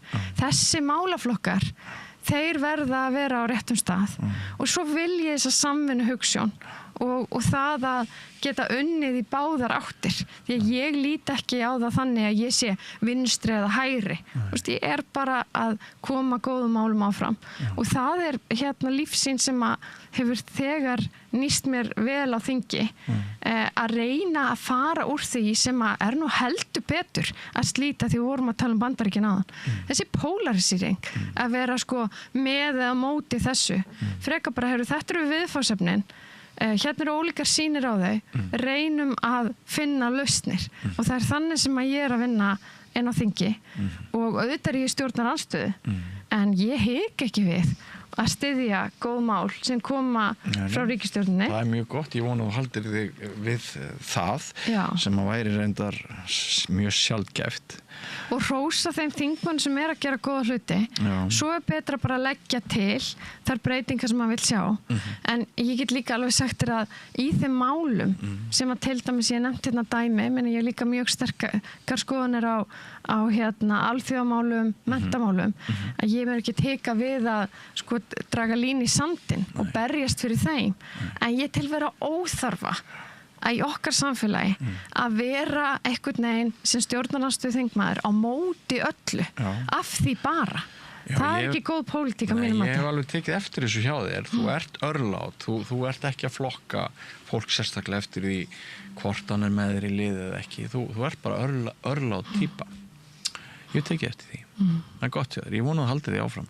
Stundum fara þingmenn svona stað, svo lokast þeir inn í bunkarnum og það kemur upp svona kaldastrýstemning Já, ég ætla það sé ekki líka eitt af því mikilvægasta er að vera ekki bara í einhverjum, nú hafa þingflokksherbyggi verið mikið í umræðinni að lokast ekki einhvern veginn inn í einhverjum bergmálshellum heldur að vera bara duglegur að vera úti í samfélaginu og það er líka annað að maður lærir ekkert jafn mikið og eins og þegar maður er í samtali við fólk sem er að takast á við áskoruna sem maður er að reyna að leysa og bestu lausnirnar verða ekki til inn á skrifstofu höllur hundar á Alþingi, þær verða til í samtali og svona samvinnu fólks á milli. Mér langar að spyrja um músíkina í lífinu þínu. Já.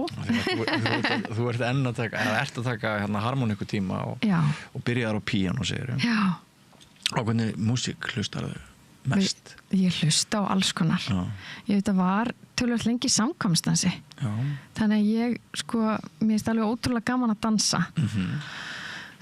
Og svona þannig alls konar danstónlist höfðar mjög til mín og það er líka hluti af svona, hvað ég segja, eftir erfiða daga. Myndirðu segja að þú værir meiri diskodrottning heldur en svona mólgiðja? Ég er alls engin mólgiðja en ég hlusta mikið enda nánast alla daga og hlusta á einhverju svona rólega svona píanótónlist af einhverju tagi. Klassíska þá? Ekki klassíska, bara svona alls konar með kertaljós, mér finnst það alveg ótrúlega góður endur á deginum. Líka yfir hásumarið? Nei, kannski. Þá er ég alltaf einhverju útilegu á fjöllum eða eitthvað. Hestbæki. Já, það er þetta með kerti og er svona yfir vetratíman. En svo hlusta ég bara mikið á alls konar íslenska tónlist. Ég er frekar mikið aðlæta. Ég sagði nú frá því að ég tek Guns N' Roses í karaoke og eitthvað svona og því var svo mikið alltaf líka eina stelpan með strákunum í sveitinni og svona þannig ég er nú frekar mikil aðleita en það sem ég er að einbeita á mér í harmoníkuspilinu eru bara sönglög af því að ég veit ekkert skemmtilegra en að syngja í góðra vinahópi þannig að þú veist gott, saman hvort það er gott gítarpartí eða harmonikupartí sko íslensk sumarnótt þar sem fólk er að syngja það leysist eitthvað á leðingi. Já, sko það rifjast bara upp fyrir mér til dæmis hérna 9. áratugur síðustu aldar sko, þegar maður var í sumarvinnu og hvert einasta kvöld það bara endaði með gítar og hópsöng, stundum út í náttúrunni, stundum inn í einhverju herbergi. Þetta er nú eitt af þessum brætti mig við hann Kristján, af því að hann er svo góður að gíta og hann hefur gítar og hefur fallað söngrödd, hann hafði alveg brætti mig. Þannig að ég er náttúrulega hluti af dúett í harmonikunni. Ég er með Örnu vinkonu minni. Hún hefur verið með mér í eiginlega öllum ferðalögum, svona skapandi ferðalögum. Við gerðum stuttmynd saman, við vorum í svona leiklistarverkefnum saman, fórum saman til Grænlands þegar ég fór þangað í fyrsta skipti og erum saman í þessum dúett. Þannig að það er líka sko maður manns gaman. Það væri ekkert gaman að vera standi í þessu ein sko. En með henni og ég er með sko frábæran harmonikukennara Sigur Alfons sem er sko gerur okkur alltaf betri þegar hann spilar með þá sko er eins og við séum 10 sinnum betri en við raunverulega erum. Þetta hljómar allt saman mjög vel. En er ekki svolítið snúið að muna fólk, muna andlit þeirra sem hafa hitt þig, muna nöfn, hvaðan kemur hann, nú ertu komin á stöðu bara þegar þú ferð út í búð, ferð út í bónus, þá myndu mögulega svona 3, 5, kannski 10 sem eru svona aðeins að sína að þú ættir kannski pínlítið að kannast við þá. Hvernig fer maður að því að muna allt þetta fólk og hvaðan fólk kemur og nöfnina og þessu og svona? Sko, maður manna náttúrulega bara alls ekki alltaf, bara þannig að það sé sagt. En ég er mjög glögg á andlit og ég er kannski ekki alltaf best með nöfnin en ég man sögurnar og svona hvar ég hitti fólk vel. Ertu með einhverja sérstaka tækni, eitthvað sem þú lært á námskeiði? Nei, ég er það ekki. Ég hef heyrt á alls konar eitthvað endurtaka þrísar í huganum, eitthvað svona. Vistu, ég ætla bara að leyfa mér að segja aftur að ef það er, maður á eitthvað gott samtal við eitthvað, sko þá er það kemur eitthvað upp, eitthvað tenging eða eitthvað svona, þá er það yfirleitt nóg til maður svona muni, þegar það kemur að því. En ég get alveg sagt að þetta var eitt af því skrýtnasta eftir sko síðasta sumar, af því að mér finnst allt öðru fyrir að vera sko í fjölmiðlum tengt málefnum, af því ég er svo málefnadrifin, en mér fannst pínlítið skrítið að vera eitthvað bara út í bakari.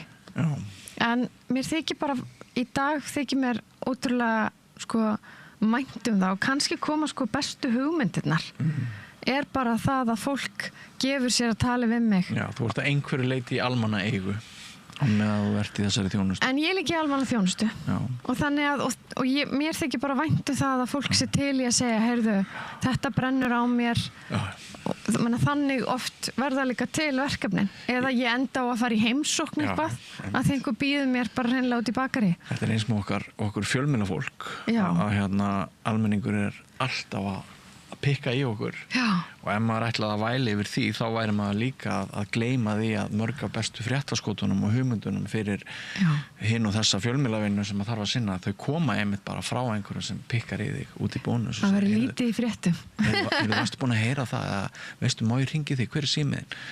Og svo koma bara fréttaskotin og alls konar upplýsingar sem samfélagi þarf að vita. Akkurat. Akkurat. Við höfum verið kannski svolítið við verið svolítið frekjur við höfum verið að væla undan göllunum sem fylgja störfum okkar en við erum ekki nú flink að átta okkur á að það er önnur hlið og það er allir kostirnir og stundum er bara svona einhver lína þarna á milli Já, ég held auðvitað ég held að sé kannski dálítið öðruvís í dag heldur það var með öllum þessum samfélagsmiðlum og öllu þessu. Heldur betur. En þú átt ekki að vera Hefur stjórn á þeim samfélagsmiðlunum? Já, auðvitað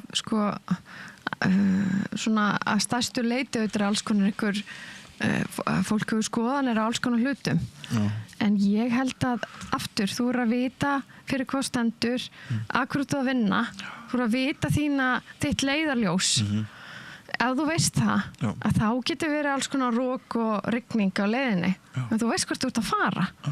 Ég held að það versta sem þú getur gert sem sko, stjórnmálamaður er einhvern veginn að ætla að blakta í vindi og sko, reyna að vita allt eða reyna að geðjast öllum.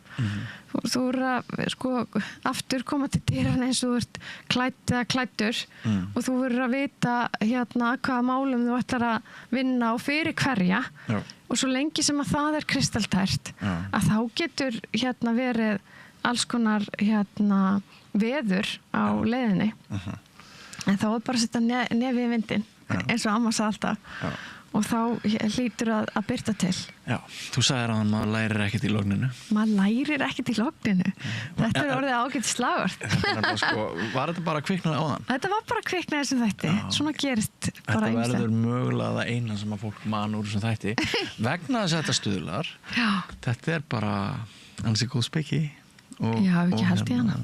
Og jú, og hún verður til upp úr einhverju sönnu og ég þakka þér fyrir að hafa komið hingað að Rauðaborðinu og verið bara ansi heiðarleg með það að koma til dyrun eins og út klætt.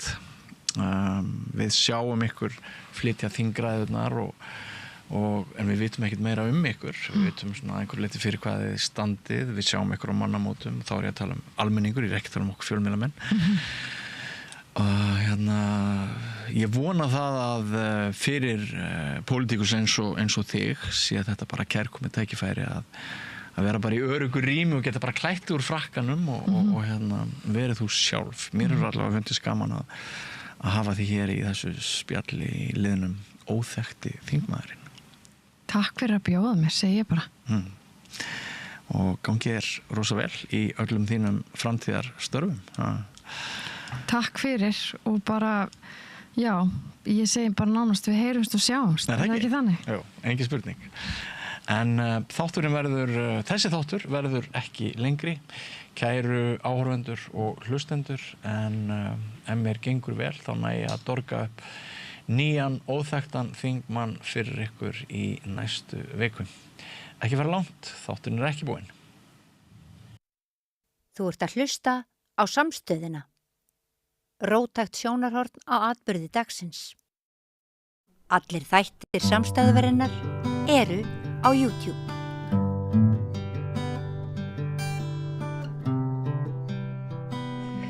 Komið sæl aftur og hjartalega velkomin að Rauðaborðinu. Ég heiti Marja Lilja og hjá mér er félag áhugafólks gerjun Fáun. Það eru Helga Dís Björgólfsdóttir, Sigfús Örn Guðmundsson og Dagur Helgason. Verið velkomin. Takk fyrir það. Takk. Hvað er Fáun? Já, það segir nú eiginlega svolítið allt í nafninu, félag áhugafólks gerjun. En megin markmið félagsins er að lögleiða heimabrugg. Og við erum svona hópur af fólki sem okkur finnst bjór góður og hittumst mánaðarlega og erum svona þrýst aðeins á svona eins og við getum á ríkisvaldið að kíkja aðeins á þetta. Þetta er svolítið skringileg hvernig lögin eru kringum þetta akkurat núna. Og það er svona, já, ég menna þið nefnið bjór og það er kannski svona fyrirferðarmestur í félaginu en það eru þetta ýmislegt annað sem gerjast. Jú. Það er alltaf draumur að halda ostagerðarnámskeið og kimchi og jafnvel bara súrdegsbrauð og eitthvað. Það er þarna bjór er nú fljótandi brauð þannig að það minnst alveg eiga heima þarna sko. Já, einmitt, þetta er svona bakarís. Já, einmitt. Þið 15 ára afmæli þessu myndir og það er ýmislegt sem þið ætla að gera því tilefni.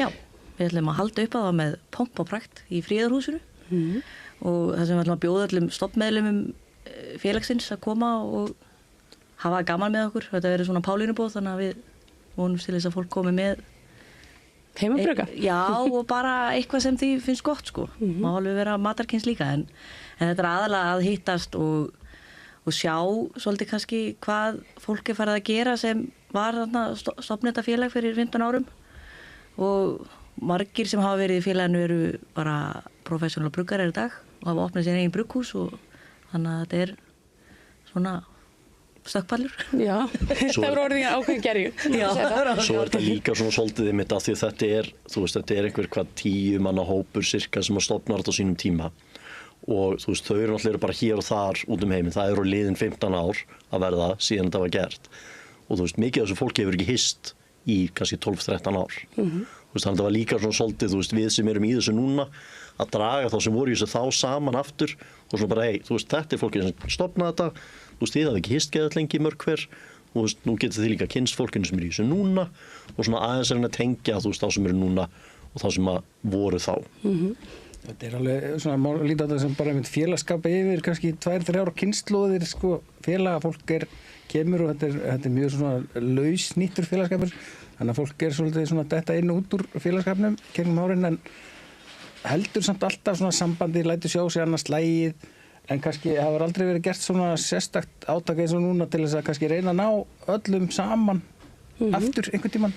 Það er ólöglegt að brugga áfengan mjöð heima hjá sér. Hvernig Það er allt áfengt. Já, í rauninni, allt yfir 2,25%. Og ég meina, og það hefur verið baráttumáli, eins og þau sögðu. Hefur eitthvað breyst, hefur eitthvað þokast? Ég meina, það kom þarna frumvarp fyrir hvað er það, 2 ár síðan, eitthvað svo leys, sem að svolítið svona dattu fyrir. Sko þetta hefur náttúrulega verið, þú veist, og svona til að byrja með það, þú veist, það er fullt af fólki bæði bara í þjóðfélaginu okkar og eins á Alþingi sem bara gengur út frá því að þetta sé löglegt. Að þú megir brugga svo lengi svo þú ert ekki að selja, en það er ekki þannig. Allt yfir 2,25%, það er bara ólöglegt. Hvort sem það heitir kombucha, bjór, landi, whatever, bara ólöglegt. Og það hefur reynt nokkur sinnum að löglega þetta og yfirleitt hefur það vel fléttað við þá svona einhverja heildar endurskoðun á áfengislögum. Og áfengislögum alltaf eru eðli málsins samkvæmt svolítið kontroversial hlutur. Þannig að þú tekur þetta sem að svona viðhöldum að sé rosa lítið kontroversial atriði og blandar því saman við áfengi í verslinum. Þú veist, breyta áfengisaldrinum og blandar þessu við þessar hluti sem eru bara, þú veist, sem er bara mikil sundrung í samfélaginu hvort eigi að gera. Þá auðvitað fer þetta aldrei í gegn. En það var þarna fyrir mitt 2-3 árum cirka. Þá komum við fram frumvarp sem að maður horfði á bara okkur. Þetta gæti gert það. Af því það eina sem það gerði var að lögleiða bruggun á bjór eða bara hverju sem svo lengi sem það var ekki eimað til einhvern nota. That's it. Ekkert annað. Þetta var svona umbóta pakki einhvern veginn sem átti að íti gegn að vera að laga alls konar orðalag. Og við sendum umsögn þá lögin eins og við reynum alltaf að gera þegar þetta tekið fyrir og við höfum ekki svo að fara í nefnd kannski en ég man ekki hvort það hefði ekki strandað þar bara eins og alltaf. Jú, ég held að þetta hafi svona satt að segja strandað þegar það kom nýr dómsmálaráðherra. Já, það var akkurat þegar voru að skipta. Já, þetta var svona akkurat í ferli og var svona aðeins farið að rúlla og þá bara nýr dómsmálaráðherra og þá virðist að hafa svona bara dottið fyrir rauninni. Hafið þið sett ykkur í samband við nýjasta dómsmálaráðherra? Við erum ekki búin að henni, það er á plani. Já. Þannig að við erum búin að vera að vinna í öðrum hlutum og náttúrulega, þú veist, það að póta í nýja ríkisstjórn, þú veist, í fyrstu viku. Ég er ekki viss að þetta sé ofalega á forgangslistanum hjá þeim, sko. Svona með hvað þau eru búin að vera að gera, þá er alveg svona aðeins kannski stærri bitar að taka á, sko. En þú veist, það er alveg á plani og við erum alveg búin að skópa út einhver aðalega til að póta í með það, sko.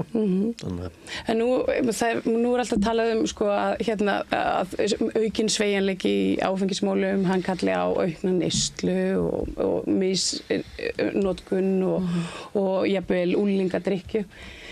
Sjáu þið fyrir ykkur að lögleiðing á svona heimabryggi myndi bara verða til þess að ungu menni fara að drekka í stærri stíl? Ekkert frekar heldur en það að leyfa sölu af bjór út frá brugghúsum gerði. Salan bara færðist þangað frá ríkinu og ég meina heimabrugg hefur verið til hérna síðan Íslendingar eða fólk kom til Íslands.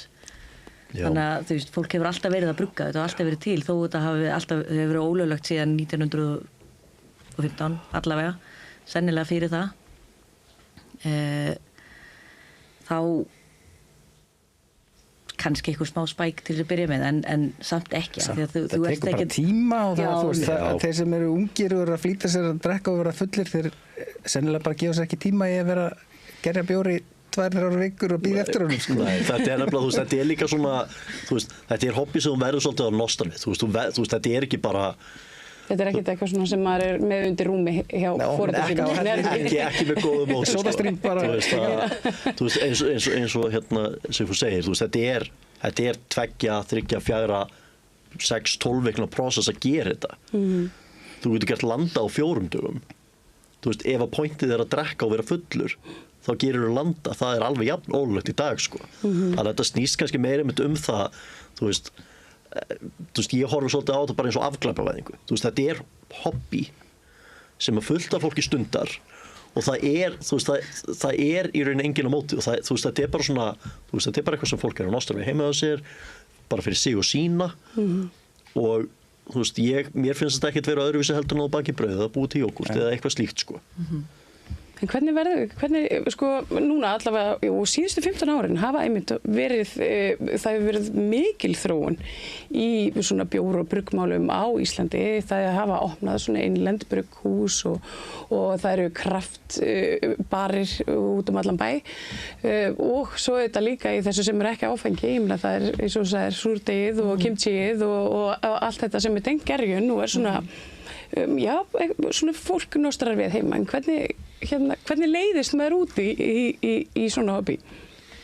Hann byrjaði að búið til gín, svo mista hann áhuga á því og svo kannski prófi að gera bjór. En málið er það að allt innihald og alla græjur í brugg eru löglegar. Það var löglegt einhvern tíma 1970 cirka.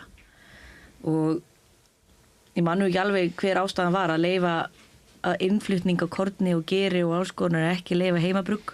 Það er einhvers staðar það sem misfórst eitthvað þar. Og þannig að það að eiga þetta allt er ekkert ólöglegt, sko.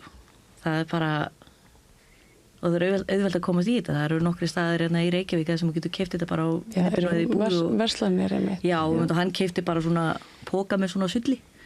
Sem hann að bjór. Já, fyrstu sem og flesti sem byrja einhvern veginn þannig að maður er bara með í rauninni bara svona kondensst vökva af einhverju drasli sem bara bætir smá vatni í og sykri og færð svona kannski ásættanlega bjór út úr því. Ég er ekki viss sem ég myndi þora að smakka eitthvað sem ég myndi búið til svona sjálf. Eins og fyrir mig, sko, þá byrjaði þetta einmitt, ég ætlaði einhvern tímann að verða kokkur og hef mikið svona áhuga að gerja alls konar og búa til alls konar og ég er farin að búa til góstrykki bara í eldhússkapnum hjá mér, sko. Láta það, svona límónaði, gerja límónaði og engifyrdrykki og eitthvað. Það er bara sama konceptið, bara að láta það ekki verða áfengt af því að maður vil kannski gefa börnunum sínu það eða eitthvað. Og þá hugsaði ég bara, prófið ekki að gera bjór af því að mér finnst bjór rosa góður líka og það er bara mjög gaman eitthvað svona að dunda sér í eldhúsinu. Eða, þú veist, þetta er alveg svona eldhúsdúll. Já, þetta er einmitt svolítið þannig og þú veist, einmitt þegar ég var, þú veist, lítill krakki, mér fannst ógeðslega gaman að elda. Og þú veist, mamma mín eldaði mikið og ég var mikið elda með henni og svona. Og það var reyndar hún sem að benti mér á hana félagskap held ég fyrir örugglega 13 árum. Þá var hún einmitt að leita sér að einhverjum upplýsingum ostagerð og datt inn á fórumið hjá Fáan og bara hei, Dagur, sjáðu þetta gæti eitthvað verið eitthvað fyrir þig. Ég hugsa að það sé svona fyrsta frægið sem er plantað hjá mér bara eitthvað, kannski verið þetta eitthvað fyrir þig. En þú varst náttúrulega í efnaverkfræði líka. Það er reyndar hjálpaði. En hvað, það eru, þið haldið keppnir líka. Einu sinni ári. Einu sinni ári? Já. Kólólulega samkomur. Kólólulega samkomur sem verður mjög gaman að mæta á samt sem aður. Þar er keppt í sem sagt besta ljósabjórnum, besta dökkabjórnum og svo erum við með mjöð sem þriðaflokk. Það hefur stundum verið á reiki hver þriðaflokkurinn, stundum einhvern tíma var það sem sagt að keppa í að gera besta bjórin undir 2,25% sem var hægt að kaupa út í búð. Já, þú þurft að kaupa einmitt allt hráefnið í stórmarkaði, ekki í bjórbúð og svo við verum með súrbjór sem aukaflokk og hveitibjór sem aukaflokk, sterkan bjór sem aukaflokk.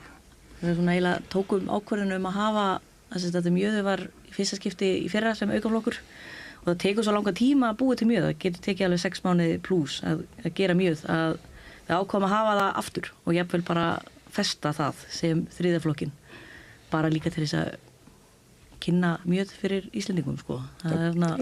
Kannski gott að taka það fram að mjöður er einmitt, sko... Ekki bjór. Ekki bjór, það er hunang sem er gerjað með vatni aðalega. Það er eiginlega vín. Já, það er meira vín, hunangsvín Þannig að þetta svona margir sem að henda þessu saman, þetta eitthvað mjög sem bjór, en það alls ekki sama. Svo líka einmitt með þetta, því þú veist, nú talaðum mjög eitthvað í hérna, þú veist, sögurum okkar og þessu stóti og fólk hefur hugsað svolítið það eins og bjór. Það var sennilega bruggað miklu meira bjór heldur nokkuð tímann miði á Íslandi á þessum tíma. En svo í dag er bara ein mjaðargerð á Íslandi. Hún er út á Hellu. Hún er á Hellu, já. En það er sem sagt, keppnin er haldinn á hverju ári. Það er þannig að fólk sendir bara inn bjór og þarf að skrá sig og sendir þið svo inn svona eitthvað svona nafnlaust eða leynið. Já, einmitt. Það er sem sagt það, þú ert bara að fylla út form hvernig er bjórinn og hvað er í honum, eitthvað auka ráð með sérstaklega, kemur fram hvaða stílan er og það er svona stílahandbók. Þú ert eiginlega að setja hann niður á réttan, svo að setja metan út frá því sem þú segir hann sé og svo fá bara söfnum við í dómnefnd reyndum bruggurum og fólki sem vinnur við bjór hérna á Íslandi til þess að dæma bjóruna og þetta fer svona hálfur dagur í þetta. Hafið þið fengið lögregluna í heimsókn? Nei, ekki svo ég viti, allavega ekki á meðan ég hef verið í félaginu. Ekki með vitandi, nei. Ég held að þessi sé eiginlega bara svona. Það er nú fólk í öllum starfstéttum sem að bruggar heima og ég getur ekki að fullvera neitt. Nei. Við höfum ekki fengið svo við vitum lögregluna með athugasemdu þessu. Ég held að einhvern tímann hafið þeir og fyrir mína tíð svo sem hafið þeir droppað við hérna í kútapartíð. Já, kom einu svona í kútapartíð okkar fyrir mörgum árum og bara veldi aðtöðu hvort það er nokkuð að skengja ungmennu bjór en það fór allt bara vel fram. Kútapartíð er sem sagt að við höldum það á menningunótt og þá kemur fólk með kúta og við bara gefum fólki og bara þeir sem vilja en náttúrulega ekki fólki undir 20 ára. Það verður að kemur bara starfsemi félagsins þá fyrir gestum og gangandi og hitta vinni og já, það er góða stund. Já, þetta er virkilega áhugaverst en þið komið nú með eitthvað með ykkur hérna. Já, þetta er sem sagt bjór sem ég bruggaði fyrir 3-4 mánuðum held ég. Humlarnir sem fór í hann eru áhugaverðir af því að þetta eru einu humlarnir sem, svo ég viti allavega, sem hafa verið ræktaðar á Íslandi í viðskiptalegum tilgangi til þess að selja það. Og ég fékk afgangaðum frá brugghúsinu sem keypti þetta og svo er gerið í þeim líka íslenskt sem er tekið einhvers staðar út á Snæfellsnes. Ég man ekki nákvæmlega hvað það var. Ingólfskvoll held ég það heiti. Þetta er sem sagt strákar sem eru með brugghús sem heitir Grugg og Makk sem eru að safna geri hér og þar á Íslandi og ég fékk sem ger hjá þeim sem að þeir hafa ekki notað sjálfur. Þannig að þetta er, og þetta er bara einhvern veginn svona gerist ykkur brúsa og hérna. Já. Það gerist í fötu. Já, í fötu, já. Og svo fer tímist á kúti eða flösku eða hvað sem er sko. Það er mjög professional hvernig fólk er með þetta heima hjá sér. Sumir hella bara beint í flöskur og setja sykur og láta gósið þannig, eða setja kolsýrast þannig. Svo eru aðri sem eru með mjög professional og eru bara með kolsýri og dæla inn og kúta þannig kolsýrist það og sumir eru búin að gera bara bar í rauninni, þú ert bara með dælur og kúta og það hljómar svolítið svona eins og eitthvað svona bannára hérna eitthvað svona tunnur eitthvað svona undir stofuborði og svo bara eitthvað svona dæla og kolsýra en hérna bara svona svo við förum yfir það einu sinni enn hérna 15 ára afmæli, fánar hvernig getur fólk komist í samband við ykkur, verið með og bara hérna ostagerða fólk ef því langar að komast í samband við ykkur. Við erum með Facebook síðu sem við deilum viðburðum og aðalega deila viðburðum og við erum líka með heimasíðu sem heitir faun.is fólk getur skráð sig þar og bara og spjallborð, ekki satt? Jú, en það er ekki alveg virt í dag sko. Við erum að vinna í því að mögulega færa þetta eitthvað annað svo að fólk geti talað saman. Fólk er alltaf rosa mikið í spjall á Facebook þegar Facebook svona óks ásmegin. Já, en svo bara datt það. Svo er það að vera leiðilegt aftur þannig að við erum að reyna að lenda í söngstur hans þar. Við svona uppfæra. Já. Þú veist, náttúrulega þetta er stofnað svolítið í kringum þetta fórum á þeim tíma. En þá líka var það bara, Facebook var ekki til og ekki reyna að vita allavega og þá var bara, ef þú varst að reyna að afla þér upplýsinga, þá fannstu eitthvað fórum sem fjallaði sérstaklega þetta. Það var bara lenskan á þeim tíma og þetta fórum sem er ennþá til og það tengill á það á heimasíðunni hjá okkur, þetta er hafsjór af geggjuðum upplýsingum brugg sko og bara almennt gerjun sko. Alveg bara ótrúlegt magn af frábærum upplýsingum þarna. En því miður einmitt ekki virt í raun í dag. Partíð í Friðahúsi, má fólk líta við? Já, það allir velkomnir. Þetta mjög opinn félagskapur og við bundum okkar yfirleitt opnir öllum nema að hafa þurft að borga fyrirfram eitthvað, þá það, en annars alltaf bara velkomið að droppa við og spjalla. Allir mig að vera með. Já, bara. Engin útilokaður. Nei. Og hérna, þetta helgina, föstudaginn, laugardaginn? Þetta á... Miðvikudagur. Skírdag. Fyrirgefið. 16. apríl. 16. apríl, í Friðarhúsinu á Njálsgötu. Já. Þá bara sjáumst við örugglega þar. Já, vonandi. Þakka ykkur kærlega fyrir að koma og ræða þetta, gerjun við mig, fáunar fólk. Það ýmislegt sem gerist hérna við borðið. Þetta alveg first. Þannig að takk kærlega fyrir. Takk fyrir okkur. Og tókið við það meira hér handa við hlýja. Allt það besta ókeypis. Fáðu þér vatn að drekka. Samstöðin þar sem manneskjurnar koma saman.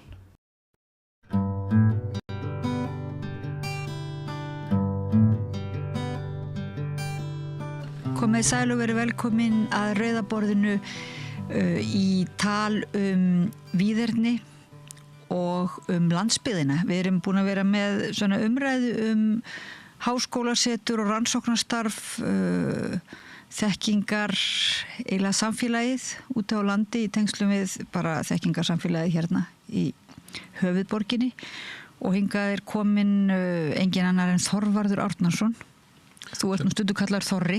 Jú, nema þau verið að skamma mig, þá heiti ég Þorvarður. Það Þorvarður, já. En ég eiginlega þyrfti eiginlega vera, við þyrftum eiginlega að leggja nokkur spjöll undir vegna þess að þú varst bæði að gefa út þessa stórmerkilegu bók sem heitir Víðerni, verndun hins villta í náttúru Íslands og ég byrjaði að lesa hana, hún alveg gríðarlega spennandi af því að þú ert þarna. Það eiginlega svo mikið undir og ert að brjóta, það kannski á ekki við að segja brjóta land, en þú ert sem sagt að fara mörgulegt ótrúðunar slóðir þetta rannsóknarsviði og svo bæðið að koma líka fyrst þú varst nú í bænum, nýta ferðina af því að þú ert forstöðumaður, ekki? Rannsóknarseturs, háskólasetursins Höfn í Hortnafirði. Já, Rannsóknarseturs Háskóli Íslands á Hortnafirði svo heitir, svona fullu nafni. Og þetta náttúrulega, ég veit ekki hvort að hlustendur áttar sig á því hversu magnað þetta rannsóknarnet orðið út land, hvað þetta mörg háskólasetur og mætti náttúrulega ekki færri vera. Alls ekki. Og mér langaði bara kannski ef að byrja aðeins á að ræða þetta starf sem að þið eiginlega merka starf sem svona á heimsmælikvarða eins og jökla og fjallanámið. Bara ef við ímyndum okkur að fólk viti ekki hvað þessi stofnun stendur fyrir. Já, ég líst bara mjög vel á það sko að Rannsóknarsetrið á Hortnafirði stofnað árið 2001 og það tekur starfsemin þar hefst 2002, þannig að þetta orðið rúmlega 20 ár sem þetta hefur verið í gangi og ég annar forstöðumaður setursins, búin að vera þarna núna í 19 ár frá 2006 og við hjónin, samstarfskona mín og eiginkona Sofíu Birgisdóttir, við höfum verið þarna bæði allan þennan tíma og höfum byggt upp þetta setur saman. Setrið sjálft hluti af nokkurs konar neti eða netverki sem að Háskóli Íslands hefur komið á laggirnar og telur núna 12 setur sem að staðsett bara hringinn kringu landið og nýjasta setrið okkar var bara opnað í fyrra í Mývatnssveit og það 12. í röðinni og við á Hortnafirði við erum protótípan. Við erum elsta setrið af þessum toga. Háskólinn var með svona rannsóknar einingar út á landi í Vestmannaeyjum og Mývatnssveit og Selfossi En þessi rannsóknarsetur sem að hétu upphaflega háskólasetur, þau eru svona nýjabrum. Og það sem að skilur þau kannski frá hefbundum akademískum rannsóknarstofnunum eða kennslustofnunum er það að okkur er gert að vinna mjög mikið í búa til tengsl og vinna með alls konar aðilum í okkar heimabyggð, okkar nærsamfélagi. Og þannig að okkur er sem sagt ætlast til þess að auk þess að sinna svona þessum hefðbundnu akademísku störfum og þá aðalega rannsóknum en kennslu líka og leiðbeinslu að þá erum við að vinna með sveitarfélögum, við erum að vinna með stofnunum eins og skólum í okkar nærumhverfi, við erum að vinna með félagasamtökum, almannasamtökum og við erum að vinna með fyrirtækjum og einstaklingum. Þannig að þetta er mjög fjölbreytt.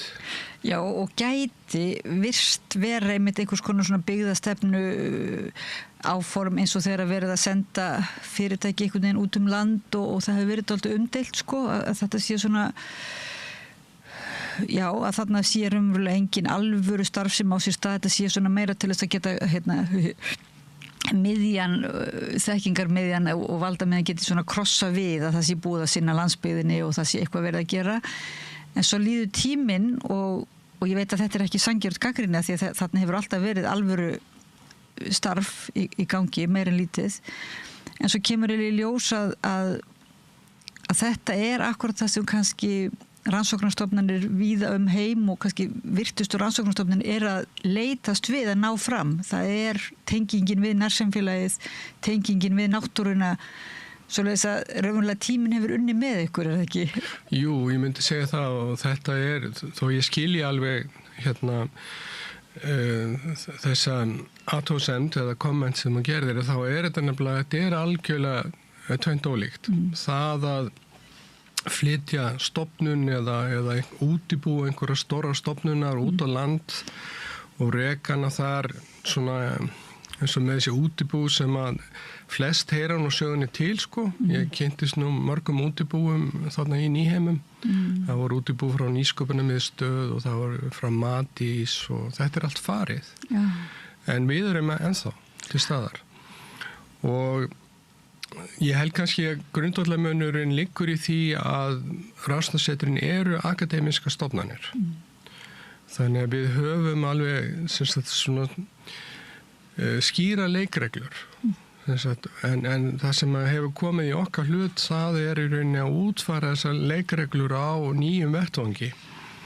Að því ef við værum rannsóknarstofnun sem var staðsett hérna á höfuðborgarsvæðinu, að þá væri við held ég svona miklu lokari að því að við værim bara uppteknar af því að vera svona vinna innan stofnunarinnar, vinna með okkar kollegum sem sagt hjá öðrum stofnunum eða öðrum sviðum innan Háskóla Íslands eða innan háskólasamfélagsins en okkur er vissan hátt fleikt út í eyðimörkina, út í víðerni. Já, út í víðerni, einmitt. Inn í þessi litlu samfélag sem eru yfirleitt þá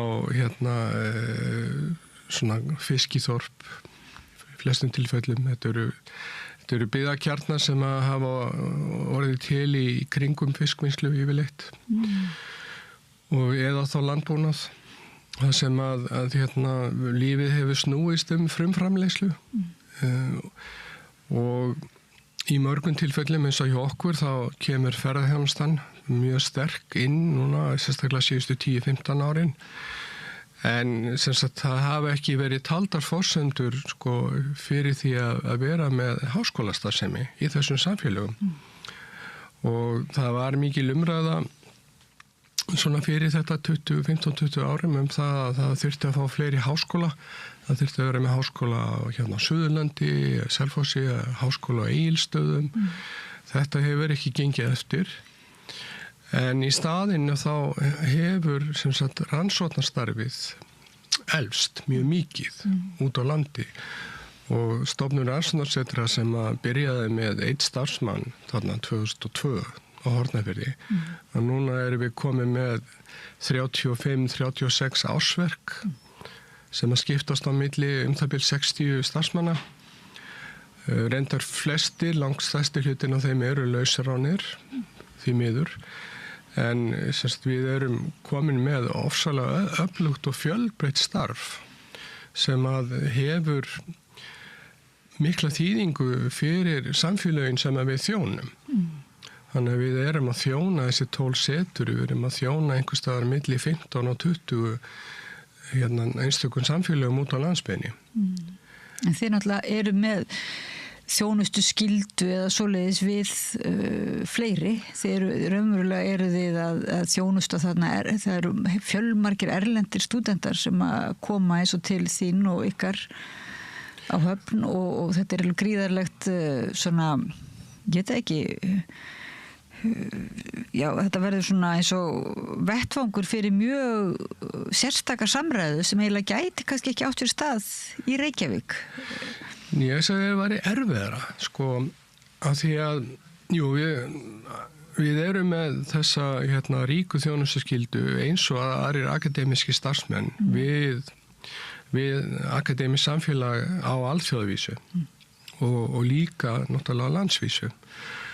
Og þannig að þessi meiri lokal tenging, það er hún sem að skapar okkur ákveðna sérstöðu miðað við kollega okkar hérna í Reykjavík á þessi sé nokkuð nátt að setja neitt út á þeirra start. Þetta er bara veruleikin hjá okkur, hann er öðru vísi. Já. En eins og þú segir að þá allavega svona yfir tíma að það skapar þetta alveg ný tækifæri í það að tengja saman þessi ólíku plön, lokalega staðbundna, það sem er að gerast á landsvísu og ekki síst það sem er að gerast alþjóðavettvangi. Og þar einmitt hafa þessi erlendu nemendahópar sem að hafa sótt mjög mikið til okkar, farið alveg upp í, hefur að taka móti allt upp í 7 nemendahópum á ári. Að þarna gefst ákveðinu vettvangur til þess að bæði að miðla og taka móti. Og þetta er eitthvað sem mér finnst að við gætum í rauninni gert miklu meira af. En það er hins vegar mjög erfitt því við erum fá. Á flestum rannsóknarsetrunum er bara 1 fastráðinn starfsmaður. Og í okkar tilfelli eru við 2. Og við höfum náð að fá fleiri til liðs við okkur. Við rauninni starfsmenn setursins núna eru 5. En hinir 3, þeir eru allir verkefnaránir. Og það sama gildir hinn seturinn að flestir eru með 1 eða 2 eða jafnvel fleiri verkefnarána starfsmenn eða doktorsnema. Þannig að það er svona fjárhagslega óvissa sem er ekki efnislega forsendur fyrir, þar að segja að verkefnin eru næg og þið getur svo sannarlega lofað verkefnum, er ekki vegna þess að áhugin og þörfin er fyrir hendi, virðist vera. Það er mjög mikil þörf fyrir einmitt þessa rannsóknir og líka það sem margir tala með túrismannum, hvað er kannski, hvað er sárt að geta ekki einmitt þegið upplýsingarnar og tekið á móti þessari þekkingu. Einmitt. Að það sé bara þetta gegnumstreymi og þarna er fólk að koma og gefa til samfélagsins Akkurat. Í miklu mæli, en þannig að maður getur ímyndað sér að það þarf heilmikla vinnu að taka móti því og vinna úr því og vinna úr upplýsingunum og þannig að út landa ætti, ef að veri framsýn stjórnvöld ættur umverulega bara að stór efla þessi þekkingasetur sem nú eru til staðar á landsbyggðinni. Man finnst, en er ekki svolítið kannski, er ekki einhver vá í lofti, það hefur ekki beint verið svona skilningur undanfarin ár á mikilvæginu.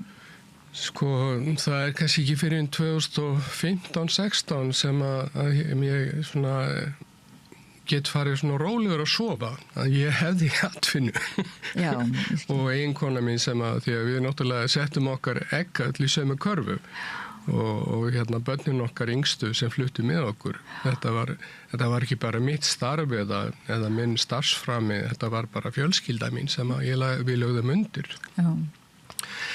Og það var hrikti ansi illa í stóðunum í kjölfar hrunsins. Það náttúrulega var mikil niðurskurða krafa og þegar það er niðurskurðar tónn í fólki þá er það yfirleitt nýja brumið sem fer fyrst. Það eru nýja stofnanir, fólk sem er tiltölulega nýkomið stöðu.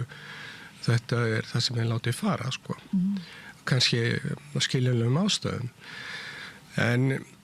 En ég, sko, við höfum stofnun rannsóknarsettra, hún heyrir beint undir rektor Háskóla Íslands.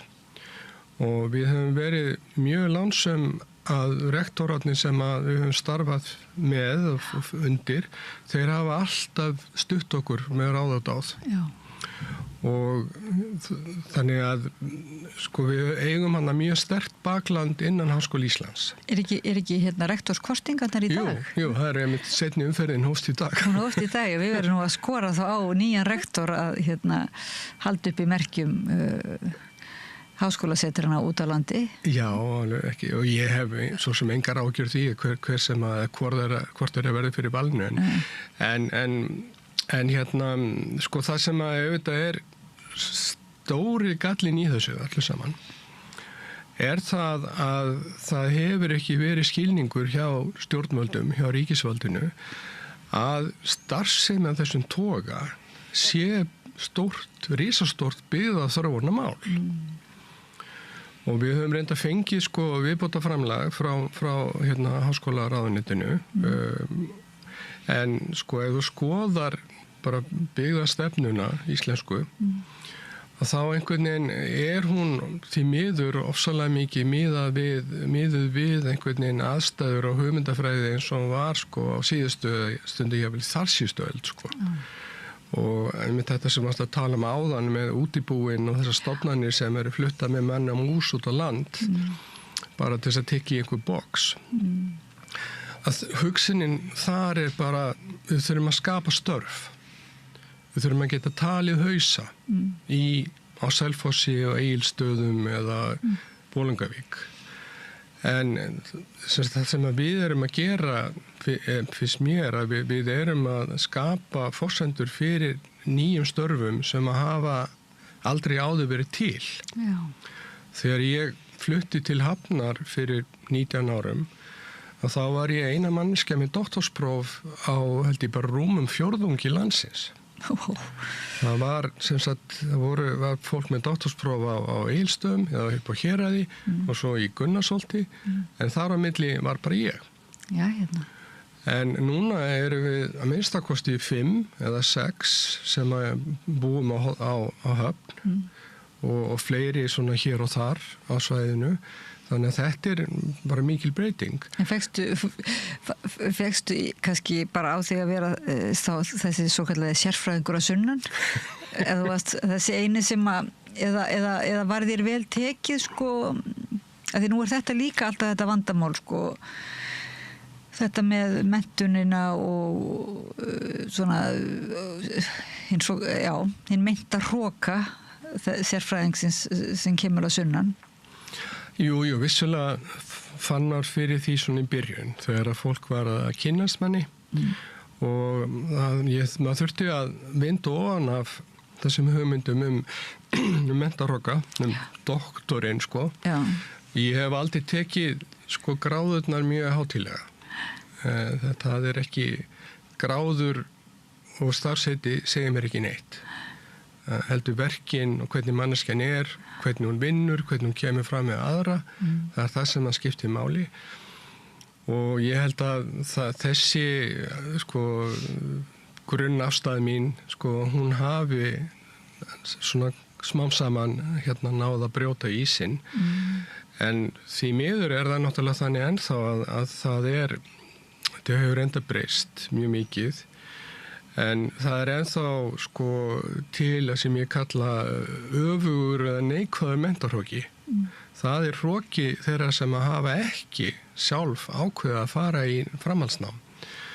Að þau ímynda sér að við sem að getum flaggað einhverjum gráðum, að við hljótum að vera einhvern veginn allt öðru vísi og við hljótum að vera voðalega svona með nefið upp í loftið og þykja okkur við vera eitthvað merkilegur en þau.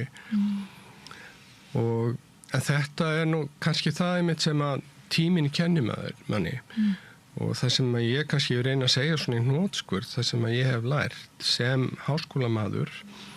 Ég náttúrulega var búin að vera að vinna, ég náttúrulega búin að vera áðan í fyrir austur, þá ég búin að vera í háskóla umhverfi í hátt í 20 ár með hléum og þar var ég búin að vinna 10 ár hjá Háskóli Íslands. Þannig að ég bara nokkuð sjóaður sem akademiker þegar ég tek við þessu starfi og þarf að finna mig í algjörlega nýju umhverfi og ég hef stundum sagt það að setrinn, sérstaklega fyrstu setrinn, sko, að við vorum bara tilraunir, samfélagslega tilraunir og með tilheyrandi tilvistarangist, sko. Já. En það sem ég hef lært það að ég reyni bara að koma til dyrana eins og ég klæddur. Ég akademiker, ég fagmaður og ef ég á að beita mér í þágu einhvers málefnis eða samfélagsins, þá ger ég það best með því að vinna á faglegan hátt. Og ég hef fundið það að þegar ég tek þátt í alls konar samfélagslegum verkefnum, með sveitarfélaginu, með stofnunum, með skólum og ég þarna bara sem Þorri eða doktor Þorri eða fólk vill að þá nær þessi svona akademísku hugsun, gagnrýnin hugsun, fagleg hugsun, hún síast í gegn. Ég held að fólk hugsi svolítið öðruvísi eftir að hafa kynnst mér bara, maður og mann.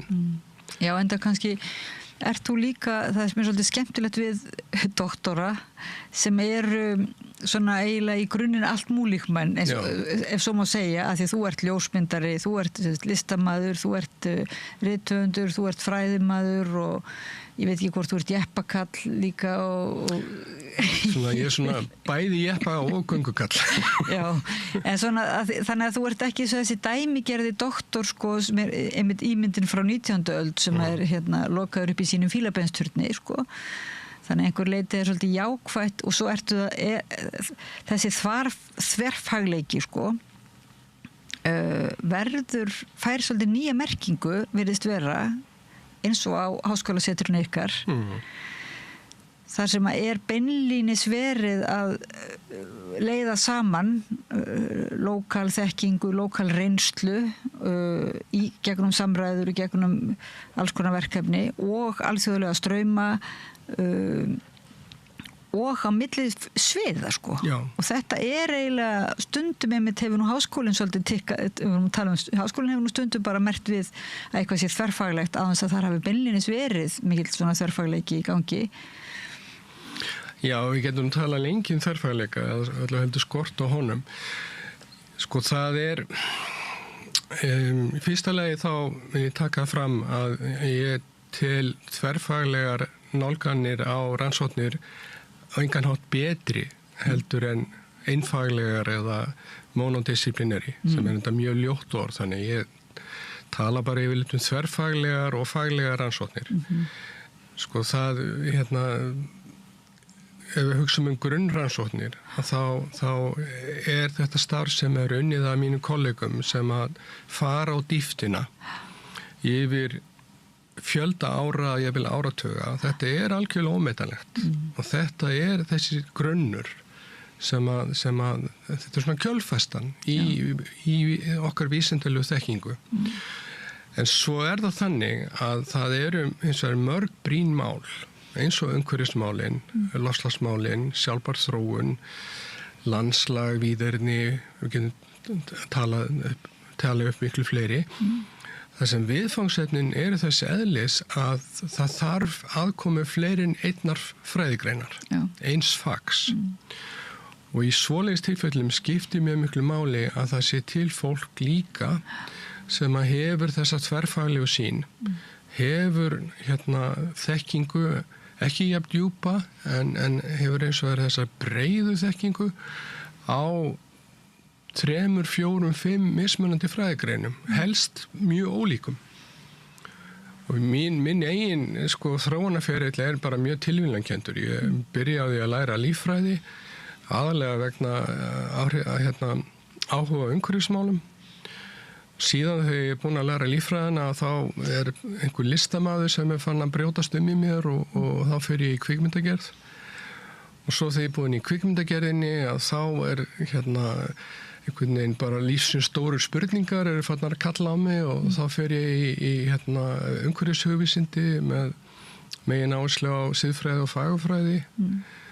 Og vannst hjá Siðfræðistofnun? Ég vann hjá Siðfræðistofnun, já, var aðstofamaður Páls Skúlasonar, áður en var rektor. Og þannig að, engin spurning, mér finnst að Háskóli Íslands megi gera mikið betur varðandi þverfaglegt nám, þverfaglegar rannsóknir. Það eru alls konar flöskuhálsar í kerfinu, sem ég ætla ekki að fara djúpt í, en líka verðum við að horfa á samkeppnissjóðina og þessi tilfelli þá sérstaklega Rannís, að þar vantar mjög mikið þessa hvatningu fyrir fólk að geta þá fengið 3 ár til þess að vinna saman. Af því að það öll okkar byrja faglega. Ég byrja faglega í líffræðinni og svo fer ég yfir í næsta fag og það næsta fag og svo framvegis. En það að verða þverfaglegur, það er líka ákveðin nám. Og það kallar á líka ákveðna hæfileika í samskiptum. Þú þarf náttúrulega að vera með svolítið límhuga, svona límheila og þú þarf að vera mjög leitandi. Og líka kannski svolítið ADHD að þú í staðan fyrir að hafa þennan öfundsverða hæfileika að geta söktir onni í einhver eina bók eða einhver eina fræðigrein að þurfa alltaf að hoppa yfir í eitthvað annað. Er ekki ADHD að vísu sökka sér mjög mikið onni í einu og svo þegar botni náða þá stökku yfir næstu? Já, það getur verið, það getur en þetta er líka, þegar grantir skoða þá þegar maður tekur tímafaktorinn með reikningin og núna geti ég hort tilbaka, ég er að vera 65 ára. Ég sé hlutina annan hátt núna heldur en gerði þegar ég var bara ungu doktorsnemi. Þegar ég horfa á mína nánustu kollega sem eru þá faglegir, ekki þverfaglegir, að þá sér maður það að þau eru ekki bara að fara á dýptina, heldur eru þau yfirleitt með einhvers konar hliðarverkefni. Hliðarsvið 2, jafnvel 3 sem þannig að þau eru eftir því sem að tíminn líður hjá þeim þau fara vissulega alltaf meira og meira á dýptina en þau eru líka að breikka sig aftur móti svona þverfræðingar eins og ég að við við erum í breytinni og við erum alltaf að leitast að breykka okkur en við erum líka að dýpka okkur á tilteknum sviðum og einmitt bókin mín víðerni er einmitt dæmi það að þarna er ég búin að verja síðustu 4 árum eða mínum svona frítíma síðustu 4 ár til þess að ná utan þetta tiltekna viðfangsefni. Það er orðið víð á nú við þetta þver víðfaglega eiginlega svolítið þannig að hér er þú eiginlega notar víðernin verða svona eins og þau tengja þessi ólíku svið kannski saman eða hvað? Já, ég nota í rauninni allt þetta sem ég kann það er reyndar þetta fyrsta sem fólk spyrir mig það sé ekki mikið að ljósmyndum af því að það ekki mér sem ljósmyndara og ég segi það er engin ljósmynd í bókinni. Nei. Og þetta er bara mynd eftir Gyrði Elíasson framan á bókinni? Já, og ég vil taka það fram að ég vil koma framfari mjög djúpum þökkum til Gyrðis fyrir að fá leyfi til að nota þessa stórkostlegu mynd. Þetta falleg. En já, ég sem sagt er að nota alla þennan sarp sem að ég hef safnað í á síðustu 30-40 árum og beiti því öllu í þessari nálgun minni á þetta tiltekna viðfangsefni. En svona kannski áðinu förum yfir í bókina, hann langaði mig aðeins að halda áfram með þetta með byggðamálin. Já. Af því að mér finnst þetta að vera svo mikil synd. að sko það er svolítið eins og stjórnvöld hafi einlega bara afskrifað landsbyggðina.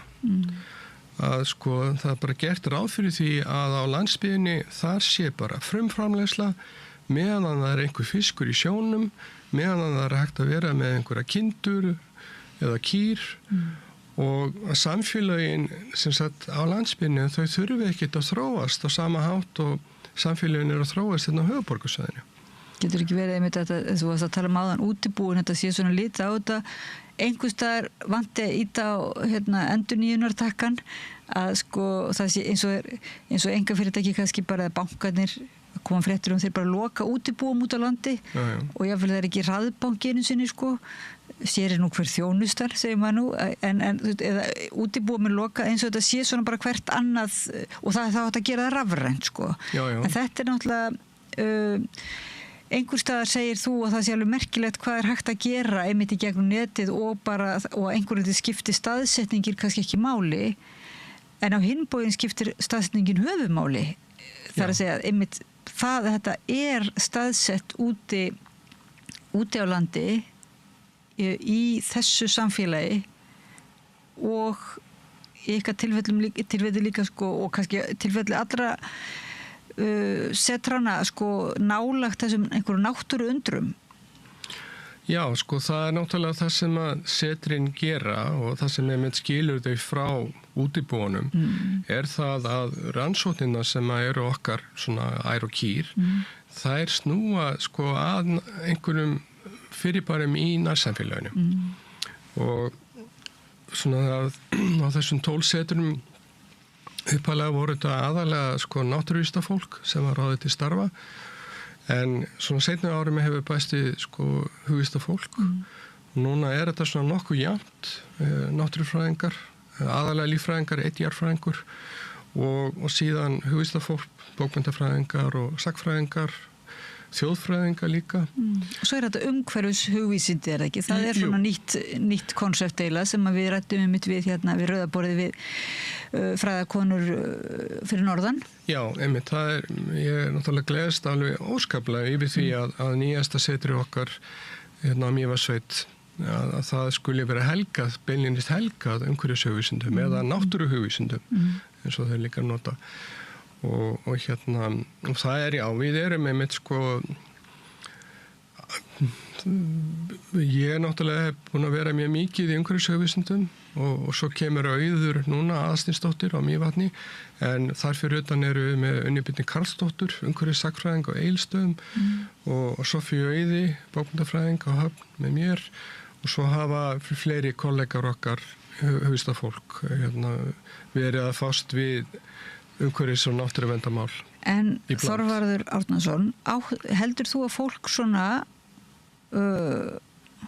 fólk með doktorsgráður og ekki með doktorsgráður, þá bara ef við vísum nú í þessa umræðu okkar hérna sérfræðingarna sunnan, heldur að fólk svona átti sig á því hversu mikilvægt jáfnvel það er þessi sko nýsköpun í fræðilegu það að sé allt í einu til umhverfis eða náttúruhugvísindi að þarna er raunverulega, þetta er ekki bara einhver tískubóla, þetta er ekki til að einmitt að haka við eitthvað í einhverju styrkja umhverfi bara, þetta má ekki segja þetta spretti upp af mikilli þörf til þess að skoða mæta einhverjum áskorunum eða vandamálum sem okkar samfélag stendur frammi fyrir sko á nýja máta. Jú, það er ekki spurning sko, það er hérna við náttúrulega á Íslandi erum oft langt á eftir, það er oft talað 10 ár og þegar ég var byrjaði í mínu doktorsnámi miðjan 10. áratuginn, síðasta öld, að þá fór ég inn í umhverfið sem að ég var hverju ári að fara á nokkra ráðstefnur og málþing þar sem var fólk að vinna með bæði umhverfishugvísindi ýmsum toga og umhverfis sko félagsvísindi og þannig að ég lærði náttúrulega gríðarlega mikið af því og hérna og það er engin spurning að þetta er þessar humanísku nálganir þeirra er svo mikil þörf sko sko, ef við tölum um umhverfis vandamál, af hverju stafa þessi vandamál? Er það út af umhverfinu? Er það einhverjir skógaþrestir sem eru að eitra fyrir marjuerlum? Nei, umhverfismálin, vandamálin, þau spretta yfirleitt en það undantekningarlaust af einhverju sem við manneskjurnar erum að gera. Þannig að til þess að ráða bóta á vandamálinu, þá þurfum við að skilja manneskjuna. Af hverju hún er annarkvæmt að gera eitthvað sem er skaðlegt náttúrunni eða öðrum manneskjum eða samfélaginu, eða hún leyfir einhverjum öðrum eins og fjölþjóðafyrirtækjum eða stjórnvöldum að gera eitthvað sem að blasir við að er rátt. Þarna sko, þegar nefnir fjölþjóðafyrirtækin þá hugsa maður þessi fiskiþorp eins og þú ert að segja, fiskveiðiþorp á Íslandi, þar sem háskólasetrin eru, ég það nú ekki áttan á því, þar sem þau eru meira og minna eða í stórum hluta staðar, að þegar þetta er búið að kannski, ég veit ekki, eða ekki svolítið þann iðnað með kvótakerfinu og öðru, að þá er kannski svolítið lagt upp úr því að komið þarna stórfyrirtæki sem að séu með einhvern iðnað sem eigi að bjarga við. Það er eiginlega byggðastefnan sko. Já. Þannig að einhvern veginn finnst manni svo ótrúlegt að þetta þekkingarsamfélag sem að hefur sko svo svoleiðis sannað sig sko, þú veist, ég meina bara líta á kúrikúlumið áskýrslunar ykkar sem ég gerði til þess að bara áður en þú komst hingað, ég meina það náttúrulega er alveg sláandi hvað þetta er mikið starf og magnað og eins hinn setrin sko og þetta skul ekki og þetta tegir eins og segir ánga sína svo víða og býr til raunverulega nýjan jarðveg. Já, akkurat. Og þannig að þetta er ekki bara spurning um einhverja greinar og doktorsritgerðir og eitthvað svoleiðis, þetta er bara beinlínis verið að búa til leggja grunn að nýjum samfélögum, sko, gera þau lífvænlegri. Þetta er mjög skemmtileg líking, takk fyrir það, því að ég sé bara það sem ég þekki rifið upp líffræðin gamla daga, sko, það sem ég veit sko, gróðuframvindu. Þetta á til dæmis nýraunu hrauni, þegar hrauni kólnar, þá er það fléttur og skófir sem að koma fyrst. Já. og síðan mosar og svo koll á kolli verður til jarðvegur og þá geta stærri plöntur þrifist. Ég held að þetta sé bara mjög góð líking fyrir það sem við höfum verið að gera á rannsóknarsetrunum að fara inn í þessi samfélag, þessi frumframleiðslu samfélag og byrja að undirbúa jarðveginn fyrir eitthvað nýtt sem er þá leið líka aðgöngumiði þessara samfélag inn í þekkingarsamfélag 21. aldar. Og það má heldur ekki gleyma því í þessu samingi að fólk á okkar aldri, eða mínum aldri allavega, það sko hlutfall fólks af minni kynslóð sem fór í háskólanám var allt annað og læra heldur en hlutfall á kynslóð barnanna minna. Það er miklu hærra hlutfall Íslendinga sem að fer í að minnstakosti í framhaldsskólanám og jafnvel í háskólanám og jafnvel í rannsóknarnám og þannig að þjóðin er að breytast og hefur verið að breytast og landsbyggðin hefur svolítið setið eftir í þessu sambandi vegna þess að það eru ekki til atvinnutækifæri fyrir fólk sem er með flotta menntun í bókmyndafræði, fornleifafræði, mannfræði, sko öllum þessum 170 greinum sem að kenndar eru við Háskóla Íslands og fyrir utan náttúrulega listirnar. Og landfræðin og allt það, langur listi. Hvaða grein sem er sko rauninni ætti að geta náð fótfestu út á landi eins og annar staðar. Og talum ekki núna þegar að við erum búin að læra það af kófinu að við getum verið bara í mjög góðum samskiptum bæði innanlands og við útlönd í gegnum fjarfundabúnað en þannig að þetta finnst mér kannski vera stóra áskorunin í byggðamálum og það er einhvern veginn að viðurkenna þetta og þá náttúrulega hluta því að viðurkenna okkar hlutverk sem þessar fléttur og skófir en líka bara náttúrulega efla þessa samfélagsbreytingu og samfélagsþróun á öllum sviðum að þú veist þetta var lengi einhvern veginn viðkvæðið að kjarnin í byggðastefnu var að fá álver og þú veist það var slegist álver og sem að vissulega skapa fullt af störfum en hvað svo? Já. Og ég man eftir að séð sko í sendi þar síðustu byggðaáætlun, það man ég eftir að þar síðustu þar var verið þá að gera ráð fyrir fjármagni til þess að byggja höfn og fleira á Bakka og Húsavík og þess það voru þá einhverju bara miljardar sem að voru settir í þetta og án þess að blikna meðan að það var ekki, sko það var kannski einhverja aðgerðir eins og það fjölga störfum á staðsetningar fyrir háskólamenntaða út á landi en það var, þú veist, eða voru einhverju peningar settir á það, þá voru það bara einhverja krónur, sko. En hugsaður skulle ekki vera búið að gera að við skulum ekki krefjast ákveðna skuldarskila því að það er það langur tími liðinn og einhvern veginn ættu við eiginlega að vera að koma með það alveg svart og hvítu að þetta hefur ekki skilað þessar aðgerður og þessar miklu hafnir þarna hafa ekkert skilað miklu fyrir samfélögin.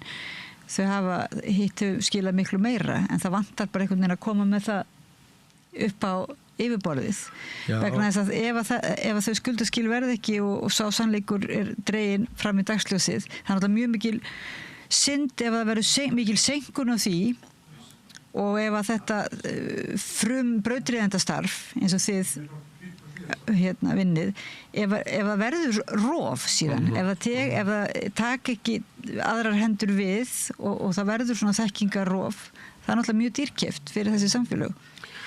Já, alveg tímanlust og ég held að það þarf bara að mínu viti að taka þessa byggðastefnu upp frá grunni og skoða þess að það er verið að veita stórum fjármunum til byggðamála og það er gert samkvæmt ákveðu skipulagi og mörguleiti er ýmislegt verið að gera góða hluti en þetta sem sagt forgangsröðunin og fókusinn hann er einhvern veginn segja, hann er svo gamaldags og þessi gamaldags hugsun hún heldur þá landsbyggðinni líka í þessum gamaldags farfi við komumst ekkit út úr þessu.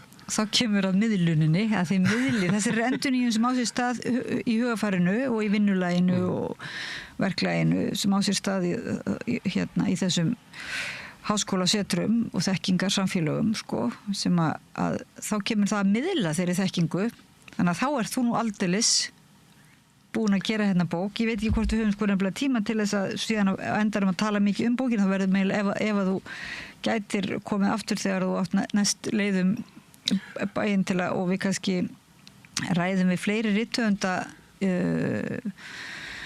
þessi bók eiginlega kallar á mjög mikla eiginlega umræðu ekki bara umhverfismál og umhverfishugvísindi og heldur bara þú ert, já, getur þú sagt okkur svona bara í örstustu mál, er þetta ekki einmitt sem að ráða fólk ætti að lesa svona áður en það fer að hugsa fjárútlát? Já, náttúrulega ég hjó eftir því að í stjórnarsáttmála núverandi ríkisstjórnar er talað um það að ég man ekki nákvæmlega orðalagið en að huga vendun þess að kölluðu ósnortina víðerna og ég glæddist yfir því. Þetta er sko þessi bók er eiginlega skrifuð til þess að sem innlegg inn í almenna umræðu víðerni á Íslandi og þegar ég byrjaði þá ætlaði ég að skrifa bara litla bók en svo endar hún í einhverjum tæpum 300 síðum og hefði getið orðið mikið lengri. Þetta er mjög skemmtilegt viðfangsefni, það er svo fjölbreytt af því að það snertir náttúrulega okkar menningarsögu mjög mikið, það snertir náttúrulega okkar náttúru sjálfsögðu, það snertir líka menningarsöguna, það snertir okkar samtíma eða samfélagis núna bara og þetta snertir alls stjórnsýslu og hitt og þetta. En Grunnurinn kannski stóri hvatina þegar ég skrifaði bókina var það að mér fannst vera ákveðin grundvallar miskilningur í því hvernig við höfum nálgast þetta hugtak. Og það kom eiginlega svolítið fram hjá þér og mjög skiljanlega að þegar maður heyri orðið víðerni að þá hugsaði mér að þetta er eitthvað sem er vítt. Þetta er eitthvað sem er víðáttumikið eða jafnvel einhvers staðar það sem er víðsýnt. Þetta er hinn orðsifjafræðilegu bakgrunnur orðsins en í náttúruverndarsamhengi þá er það alveg ljóst að ósnortið víðerni eins og þetta var kallað í náttúruverndarlögum 1999 það er þýðing á orðinu wilderness og kjarnin í orðinu wilderness er wild eða hið villta sem er náttúrulega alls ekki það sama og hið víða. Nei. Og af því að við höfum tekið þarna þennan hefðbundna málskilning á orðinu víðerni, tekið hann svolítið bókstaflega eins og okkur hætti til að gera á Íslandi. Talningum þau verið með lýsingarorð fyrir framann, uppalega ósnortið og núna óbyggt, að þá er einhvern veginn hið villta er bara algjörlega horfið. En það er hið villta sem við þurfum að horfa eftir, fyrst og fremst. Okay. Þú ert nú kennari í þér þannig að þetta er ekki bara svona listrænt óður til hins villta heldur og víðernana heldur. Ertu að kenna manni líka sýnist mér, strax maður eiginlega húkast á lesturinn, húkast á að lesa vegna þú ert að kenna manni, þú ert að sýna manni leið hvernig þú horfir á viðfangsefnið og sem er einmitt að því að maður þarf, ég held að maður við þurfum öll bara viðurkenna, við þurfum svolítið að endurnýja hugsun okkar og sjónarhorn á svo margt og bara pæla í orðunum sem við notum líka.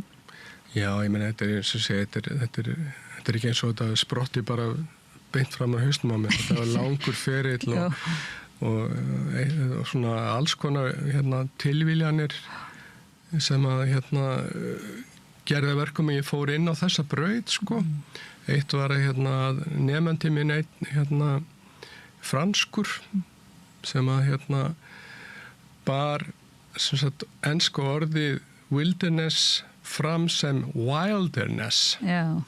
Og þá fór ég að hugsa býtunum við, hvað þýðir þetta?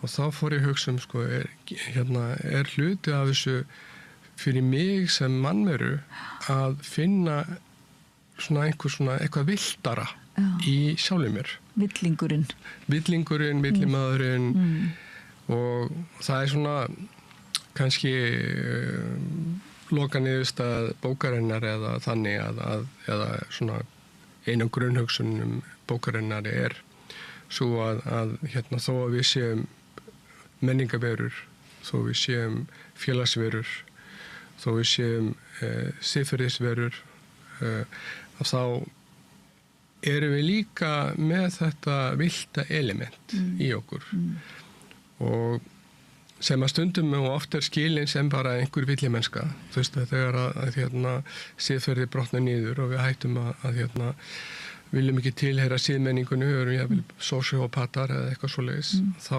brjótist þetta fram. En hið villta í náttúrunni snýst fyrst og fremst sköpun og sjálfsbrotna sköpun, autopoiesis. Og það er þar sem að ég sé tenginguna. Að tengingi sem ég sé, hún er fyrst og fremst fagurferðileg.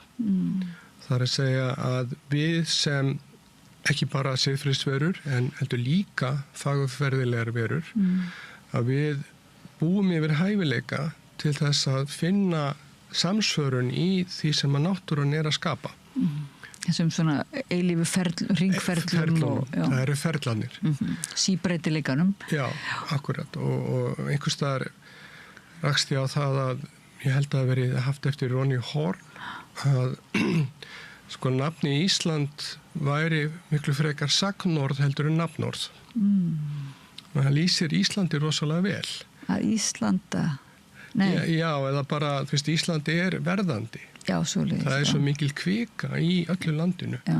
og sérstaklega kannski óvenju mikil kvika í hinni dauðu náttúru á Íslands, sko jarðfræðilegum fyrirbærum, landmótun, jöklunum og eldgosunum að sjálfsögðu. Og þannig að þessi öfl eða ferlar, þeir eru stöðugt að breyta öllu í kringum okkur og þá leið sko fyrir aðra lífverur, plöntur og dýr og bara allt sko og síðan eru sem sagt lífverurnar sjálfar, þær eru sem sagt ekki bara einhverja vélar sem eru forritaðar af einhverjum erfðaefni. Þær eru lifandi verur, þær hugsa á sinn hátt, flesta þeirra eru með einhvers konar tjárskipti sín á milli, skrifa ekki bækur en þau geta samt sko komið boðum á milli. Það miklu meiri samhjálp í náttúrunni heldur en að menn hafa talið. Menn hafa verið rosalega fastir í samkeppnishugmyndum. Samkeppnin væri grunntónn lífsins sko. Það er alls ekki svo einfalt. Já, dýraríkissamkeppnin einhver leyti, að sumu leyti dýraríkis, já. Jú, það samkeppnin auðvitað skiptir máli, en það er miklu meiri samvinna og samkennd í flórunni og samlífi og þetta er svo eiginlega bara sko hugmyndafræðileg slagsíða sem að menn hafa verið að leiðrétta núna á undanförnum árum og þannig að og þessar hugsandi, myndandi lífverur, þær eru líka virkir gerendur. Þær eru að breyta umhverfinu í kringu sig meðan þær lifa. Það er að breyta líka kategóriunum í háskólastarf, í rannsóknarstarfinu sem sagt, á háskólasetrunum sem eru nær náttúrunni, að þá sem sagt komin bara þverfagleikin verður að veruleika og verða til umhverfis hugvísindi og verða til alls konar svona hýbrid hugtök. Já, þetta bara, þið eru þarna bara miðlar umverulega boðum frá... Já, það er tóttið skemmtilegt að hugsa þannig. Við vorum einmitt að klára ársfundin okkar sem er langskemmtilegasta ráðstefna ársins í mínum huga. Ekki bara það, ég fæ hitta mína vini og kollega sem að ég verið að vinna með núna í bráðum 20 ár. Alveg frábæra manneskjur. Heldur, sko, erum við þá alltaf, við erum með ráðstefnu þar sem við skiptumst á að vera með erindi og þau koma frá, ég vildi aldrei 2 frá hverju setri, þannig að þetta er mjög fjölbreytt og svo erum við með fund daginn eftir og þá heyrum við frá öllum fyrir allar hringin og ég tók eftir í sérstaklega núna hvað allir voru áhugasamir að hlusta á það sem að hinur höfðu fram að færa. En gaman. Þetta svona tengist því sem ég sagði áðan sko, maður þarf að læra þverfagleika. Já. Þú og það hefur gerst með því að mæta þarna einu sinni 2 ára ári yfir 5, 10, 15 ára tímabil. Og þá höfum við öll lært að fá áhuga og skilning á því sem að hinir eru að gera. Ekki vanþorf á í okkur samfélagi að læra samlíðan, samkennd, samvinnu. Já, einmitt. Þorvarður Árnason, rithöfundur og forstöðumaður háskólasetursins í Höfn, í Hornafirði. Já. Nýhöfn, Nýheimum. Nýheimum, já. Nýheimum. Já. Og ljósmyndari og listamaður með mér. Kæra þakki fyrir að koma að Rauðaborðinu og segja okkur frá ykkar starfi og þínum skrifum og við mælum með þessari bók. Ég hlakka alveg óbúslega til að halda áfram að lesa hana. Hún heitir Víðerni, verndun hins villta í náttúru Íslands. Já. Takk fyrir. Takk sem ég leis, kærlega. Og ég þakka Pétri Fjellsteð fyrir að varpa samræðinu yfir til ykkar og ég heiti Oddný Eir. Við höldum áfram að ræða lífið og samfélagið og allt við Rauðaborðið eftir smá stund.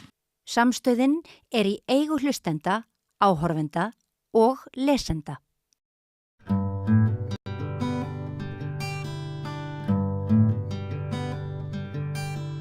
Það er ekki á hverjum degi sem fyrrum forsetafrú í þessu landi sendir frá sér skáldsögu.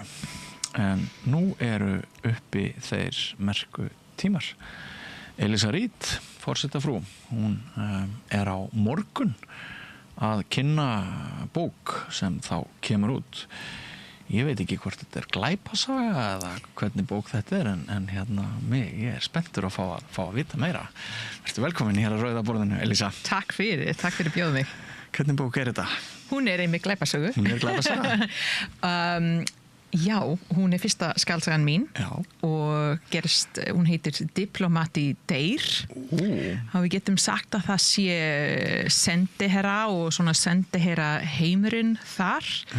Hún gerist á Íslandi að sjálfsögðu, en aðalpersonur eru svona kanadíska sendiherra hjónin og teymið sem eru að fara í opinber heimsókn til Vestmannaeyja að opna nýja listasýningu eftir svona kanadísk listamaður sem bjó þar lengi og að sjálfsögðu deyr einhver, ég má ekki segja meira. Nei, þú mátt ekki segja meira. En það byrja á kvöldveðurinn og það veðurtæft, ímynda þér bara veðurtæft á Vestmannaeyja og þá, gerist það og það á sendiherra frúni að reyna að giska hvað gerðist. Já.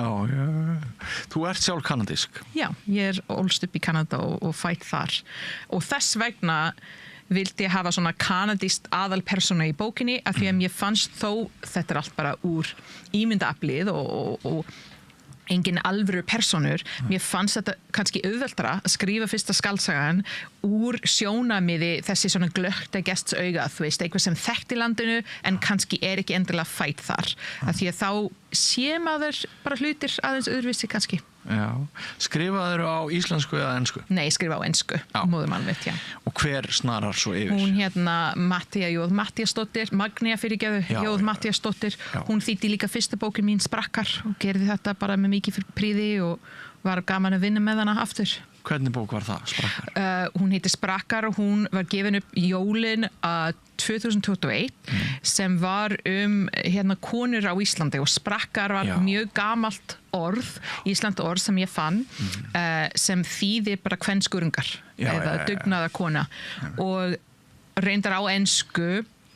Bókin heitir Secrets of the Sprakkar eða Leyndarmál sprakkana og því ég vildi nota Íslands orð í nafnbókarinnar á ensku og hún var byggt úr viðtölum með það bíl 40 konur svona venjulegar, ekki endilega frækonur til að bara útskýra hvernig þetta að vera kona í gæsalappir heimsins besta land fyrir konur og auðvitað með gæsalappar en þetta var svolítið saga til að vera hvetjandi úr hvað við getum gert úr okkur eigin lífið til að bæta við heimurinn. Einmitt. Feminískur vingill á Diplomati deyr? Já, ég mun segja það. Ég mun segja að hún sé frekar svona feminist bók. Allavega ég vona að hún sé með svona sterk kvenkins personur. Karakter sem hefur svona raddir og þannig og ég vil ekki segja of mikið að sjálfsögðu. Þetta aðeins erfiðara að tala svona glæpasögu því að maður vil ekki segja kannski meira en það sem gerast á fyrstu 10 blaðsíður en ég bara af því að ég feministi og þá kemur bara fram kannski ekki endar mínar skoðanir að sjálfsögðu vona ég að ég búin að gefa skoðanir og hlutir á öllum karakterinn sem eru ólíkar annars hún ekki áverð saga en vonandi hún bara með svona smá svona bein í nefið maður getur sagt þetta þannig sko. Já, það er svo spennandi sko, ég hef sjálfur skrifað bækur og stundum þetta þannig þetta ferli að handriti fyrir oft á milli forlagsins og manns sjálfs hvernig hefur þetta gengið hjá þér? Já, sko, þetta er mjög góð spurning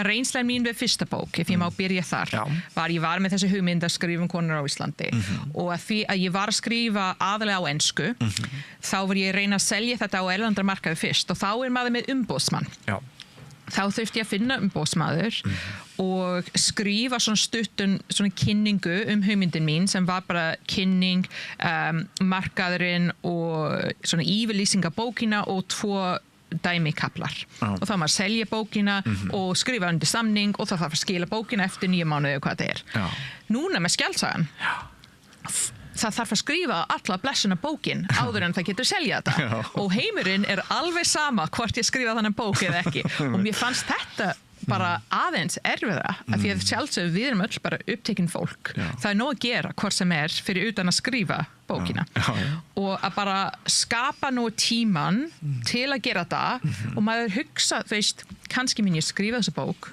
og umboðsmanni mun senda þetta á alla útgefendur og þeim mun alltaf segja nei takk, þú veist, það gæti gerst það kemur fyrir mörg okkar sko já, algjörlega og mjög, ég er búin að fatta líka ekki endilega ef bókin sé ekki vel skrifuð heldur kannski fleiri bækur sömu efnið og svona alveg rétt og stundum fá margir sömu hugmynd í einu já, og ég skal bara segja þér enda sagan á eftir kannski vonandi hvetjandi saga fyrir allir sem reyna að skrifa bók en hérna það sem var að draga mig áfram var að hugsa ég bara veit ekki hvað maður gerast en ég veit 100% að enginn mun gefa út þannan bók ef ég skrifa hann aldrei og þú veist, þetta var svolítið einfallega það sem hjálpaði mér en það sem ég vildi segja, þá maður bara senda þetta út og það fá fullt að bara nei takk, svörin, þetta bara eðlilegt en tvö sem ég fekk á sama dag og þetta kannski vonandi að þetta svona hvetjandi sögur fyrir allir sem með bók í magnum þeir voru útgefendur í Bretlandi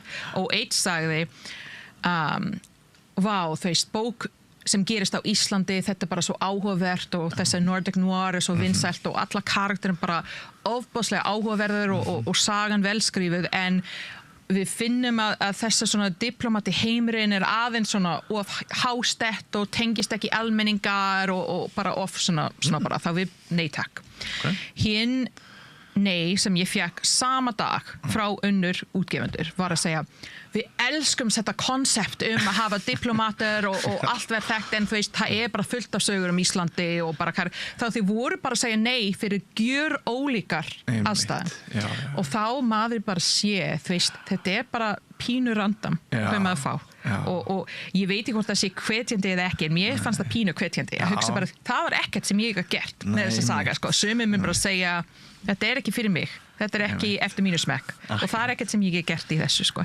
Það mikið svona hefni sem kemur í þessu en allavega, ég var að selja bókina fyrsta skjaldsagan og ég vann mikið aftur með ritstjórnum þegar ég var komið með samning sko, breyti töluvert mikið mun ég segja sem gerist í bókinni sem ég mun ekki tala ópenbarlega af því að ég vil ekki eyðileggja neitt en ég get sagt að það var margt sem ég var breytast og núna ég að skrifa framhaldsbókina þetta bara samning fyrir allavega 2 bækur ertu bara strax byrjuð á já, því að þetta var svo löngu ferill ég kláraði reynda þennan bók fyrir ár síðan og búin að, og þarf að skila næsta bók núna í júni mánuði, þá ég komin langt í þennan og mér finnst það bara að hafa skrifa einn áður þá ég búin að læra aðeins betur kannski ég ekki alveg vera föst í sama mistökin og áður en þetta samt þetta bara ekkert endilega auðvelt sko, nú þarf ég að fá að vita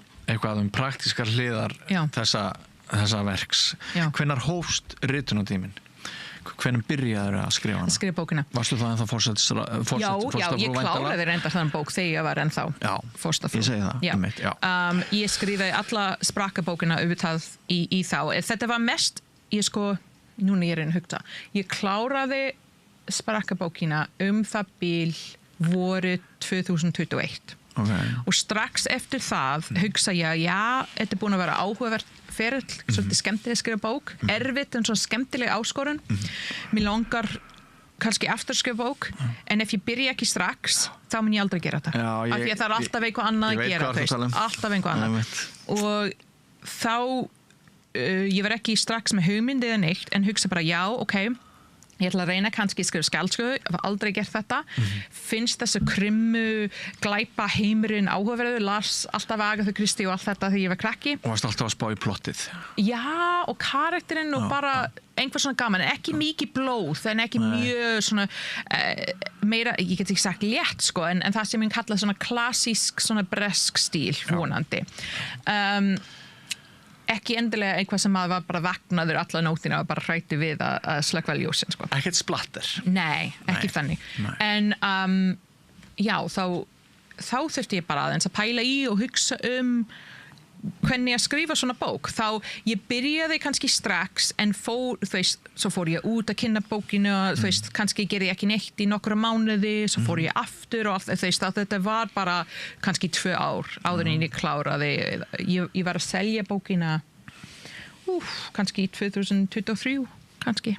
Hvenær fannstu tíma, hvenær skrifaðir? Mótnana, kvöldin? Ekki á kvöldin, aðlega, ég var alltaf þreytt. Þegar ég var í forstafrú hlutverki, þá reyndi ég kannski að reyna að halda kannski heila dagur þar sem ég var að segja mála, þú veist, ég þurfti ekki að mála mig, svo málalaus dagur. Já, ég skil. Með engan fundir og þá var ég bara í joggingbuxum og bara heima og þá var ég að skrifa, þú veist, allan daginn. Núna þetta meira að ég reyna að skrifa á morgnana þegar ég bara vöknuð og hress og svona ímyndarafli virka betur og þá reyna ég að taka alla fundir sem ég á fyrir hvað sem eftir hádegi. En þetta fer eftir hvernig dagurinn og maður þarf svolítið vera bara sveigjanleg. Ég skrifa eða ég vinn mjög mikið líka á flugvélum.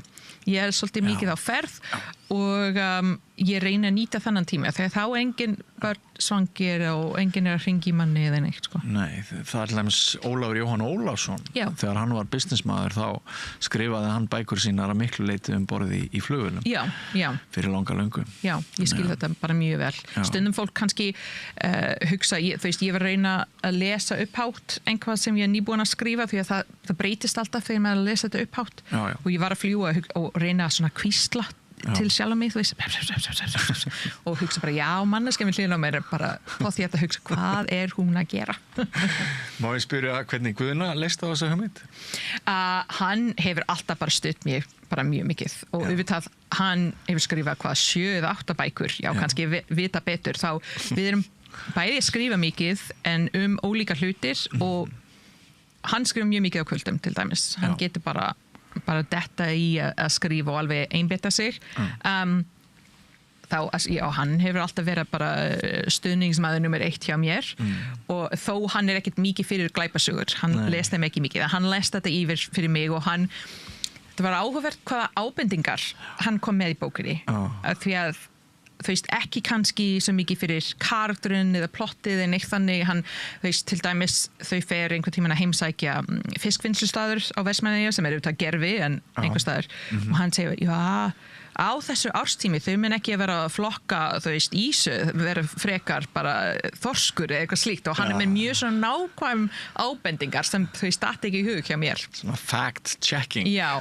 akkurat og bara mjög nákvæm, sko. Já, sko hans glæpasögur hafa náttúrulega bara verið íslensk stjórnmál sem hann er búin að vera að skrifa. Já, en hann skrifa þeim alveg eins og thriller, sko. Ég veit það. Og ég vil bara byrjun á sagfræðilegum bókum sem hann hefur skrifað, hún getur verið alveg bara búm, bara rosa spennandi. Þannig að las hann yfir? Ég? Nei, las hann yfir? Mínu? Já, hann les alltaf yfir þeist og líka fyrir sprakka bókina og já, eins og ég segja, kannski kemur mest fram eins og þess að praktískt atriði sem gaman og en jú, ef það eitthvað mistök þá ber ég alla ábyrgð á þeim. Var þetta gaman? Jú, það sko konan sem ég þekkir út í Bandaríkina sagði einu sinni, henni finnst ekki gaman að skrifa en henni finnst mjög gaman að hafa skrifað og ég svolítið þar sko, að setja niður að sjá tómt blaðsíðu eða tómt skjá og bara setja niður orðin, þetta finnst mér leiðinlegasta partur af þess allt saman en að vera búin að skrifa bók það er engin tilfinning eins og þú kannski þekkir og mjög gaman að spjalla bókina og líka bara pæla í hugmyndir tilkynna bókina, gera breytingar þú veist, allt þetta er líka skemmtilegt. Sko þetta er náttúrulega rosalega augrun og ég tengi einmitt við þetta sem þú segir að þegar maður hefur lokið verkinu þótt maður geti alltaf gert betur þá eru samt alveg augnablík það sem við hugsum ok, þetta gastu og svo fer maður náttúrulega svo kaf í verkið kannski með 100 orða texta og þú veist nákvæmlega bara hvert þú ert á hverjum stað það er einhvers konar svo stolt yfir því að bara segja, já, ég gerði þetta ég bjóta til, en ég finnst þegar ég fæ bara fyrsta eintak í hendunar, þá skoði þetta ekki eftir. Af því ég vil ekki bara sjá einhverja villur eða neitt þannig, sko, að það bara, klálega verða það einhverja villur. Kannski sérstaklega eins og með þetta, ég ber svo mikið virðingu fyrir þessa diplomata heimar. Ég ber svo mikið virðingu fyrir það sem sendiherrar og starfsfólk utanríkisráðuneytisins eru að gera. Já, og þarna kemur með sjónarhort sem að fæstir þekkja. Og kannski sumir hugsa, þeir bara drekka kampavín einhvers staðar og gera ekki, en þetta er svo mikilvægt. Afætur á samfélaginu. Ég bara, að efla þessa tengsl, vinatengsl á milli löndin, á persónulega hátt, er svo mikilvægt og þetta er bara svo gamalt hefð. Þetta er meira og minna búin að vera það sama í mörg 100 ár.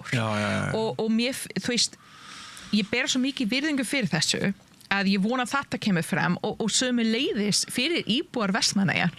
Og við fengum, það vorum ofta heimsækja Vestmannaeyja þegar ég var í hlutverk forstafrúar og líka áðan og með börn og svona. Börn finnst það kannski besta sönglög á landinu.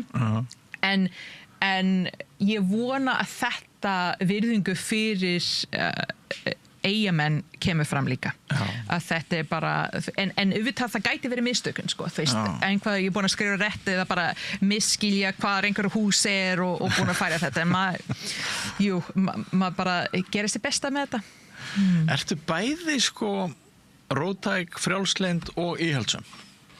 Hvað meinuðu, bara sem einstakling eða? Já, ég meina bara svona af því að þarna hefur gaman að skrifa hefðirnar og mann dettur í huga að það sé einhvers staðar íhaldssemið þarna undir en svo ertu líka náttúrulega bara frjálslyndur feministi og getur kannski alveg verið róttæk líka. Ég mun segja að ég sé mjög praktísk manneskja og ég er manneskjan ég veit ekki hvort það telst sem svona íhaldssöm en ég vil fylgjast reglur. Þú veist, ef ég er að kaupa brauðristavél, ég les bæklingur hvað maður á að gera þetta, skilur. Þú ert í því liði. Já, og ég vil fara frá A til B til C, ég vil helst vita, þú veist, hvað kemur fram í dag, þú veist, Guðni þekkir mig mjög vel og hann, þú veist, mun aldrei, ég veit ekki, færa einhverja stól í stofunni án þess að spyrja mig fyrst, af því ég mun vera svolítið, varst að færa stól? Ok, veist, varst að bjóða fólk í mat í kvöld? Veist, og ég vil bara alveg vita, þú veist, þekki ramman, skilu, undir því sem ég get gera hlutir, en kannski er það eitthvað jákvæm sem er búin að breyta mig að gangi þessa heiður sem forstafrús hlutverki af því að það er engin handbók hvernig ég sína þennan hlutverk og þá ég mun segja en að sjálfsög ég er feministi sko, ég valdi alltaf verið það sem ég lít ekki á sem á að vera umdelt orð.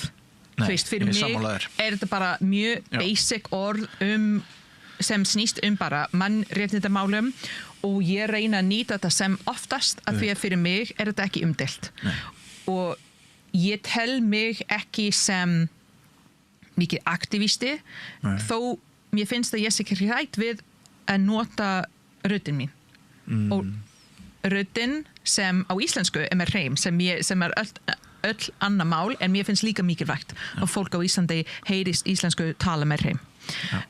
Sammála. Já, þá ég veit ekki, ég er bara svona blanda manneskja sem stendur fyrir mannréttindamálum en ef ég væri með einhver reglur og ég er alls ekki spontan manneskja get ég sagt þér sko og já, eins og þess að hefði, það er fullt af hefði sem eru bara frábært og fullt af hefði með heimurinn sem við getum bara að sleppa.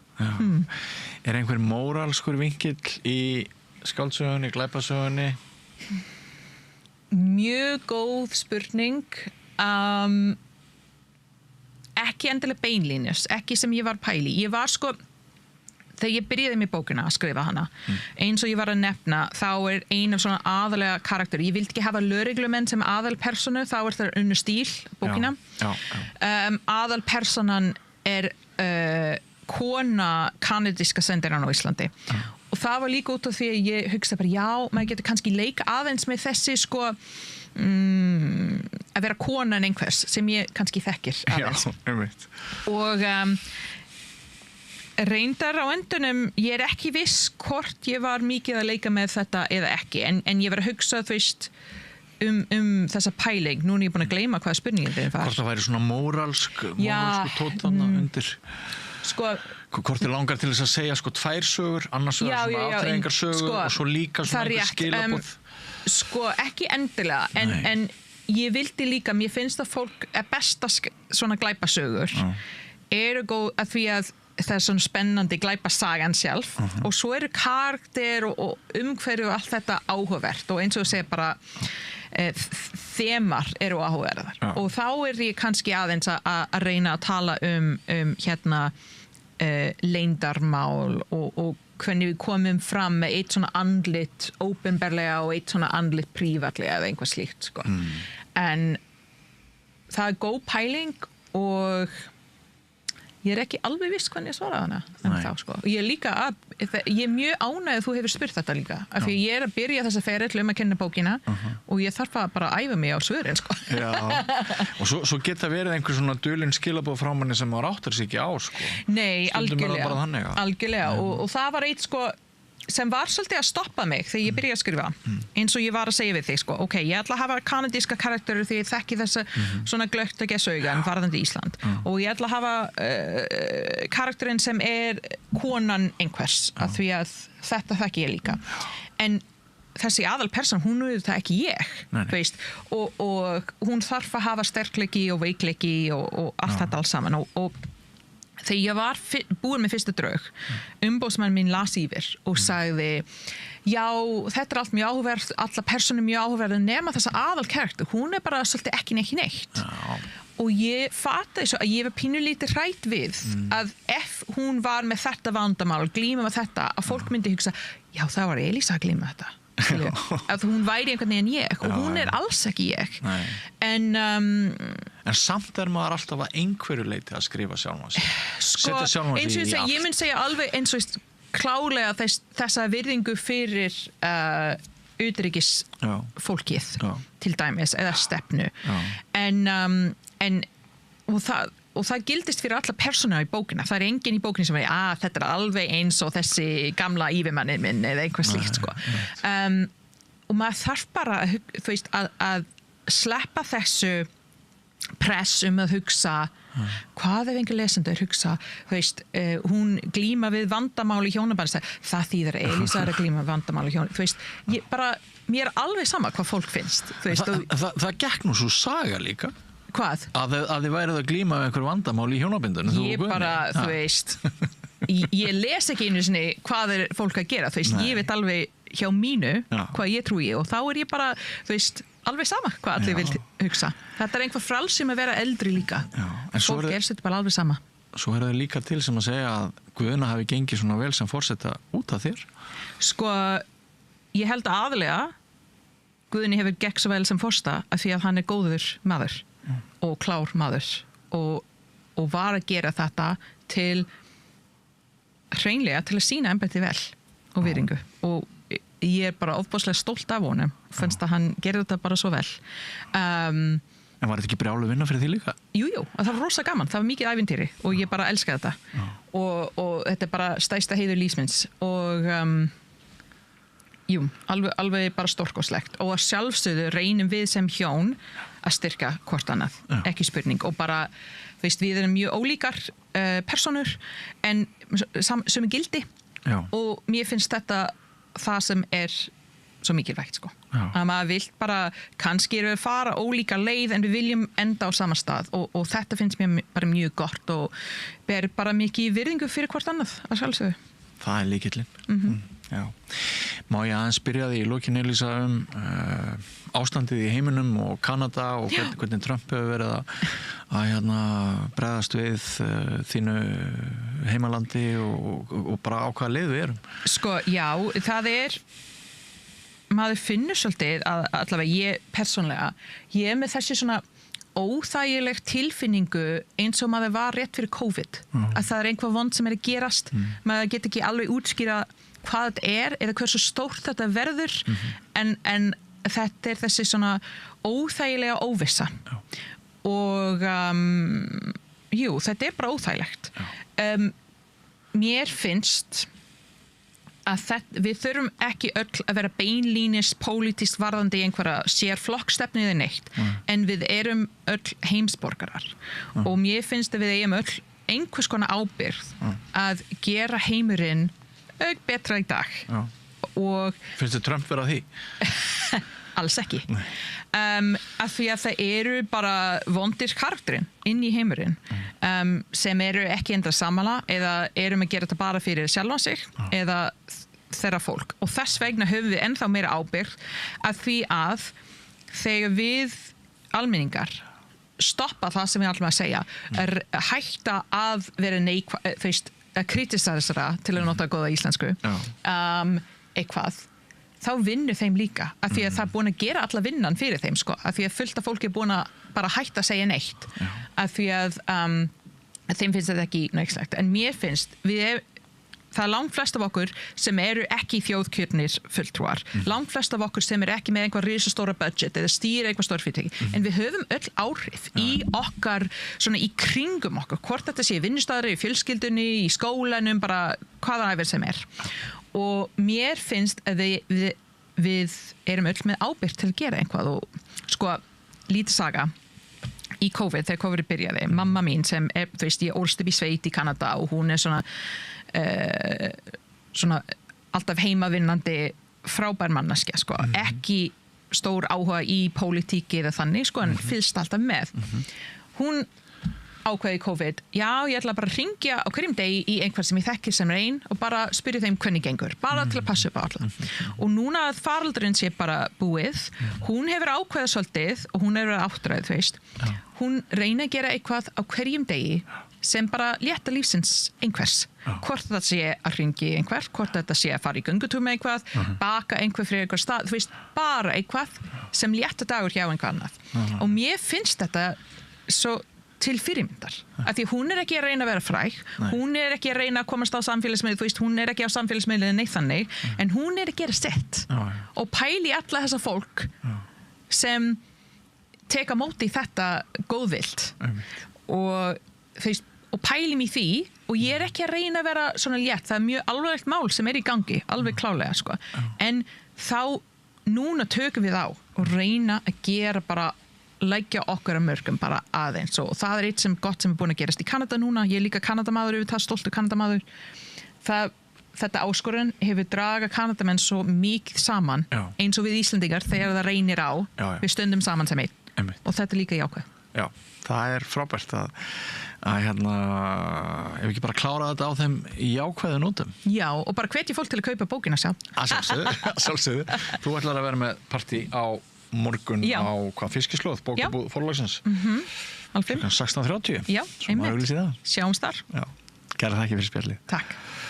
Nú, þátturinn verður þá ekki lengri hjá okkur í kvöld. Við þökkum ykkur hlustendum og áhörendur kærlega samfylgdina. Er ekki miðvikudagur í dag? Jú, það er miðvikudagur, þannig að við förum aftur í loftið klukkan 8 annað kvöld. Verið sæl. Segðu það á Samstöðinni. Samstöðin er í eigu hlustenda, áhorfenda og lesenda. Sláist í hópinn og gerist áskrifendur.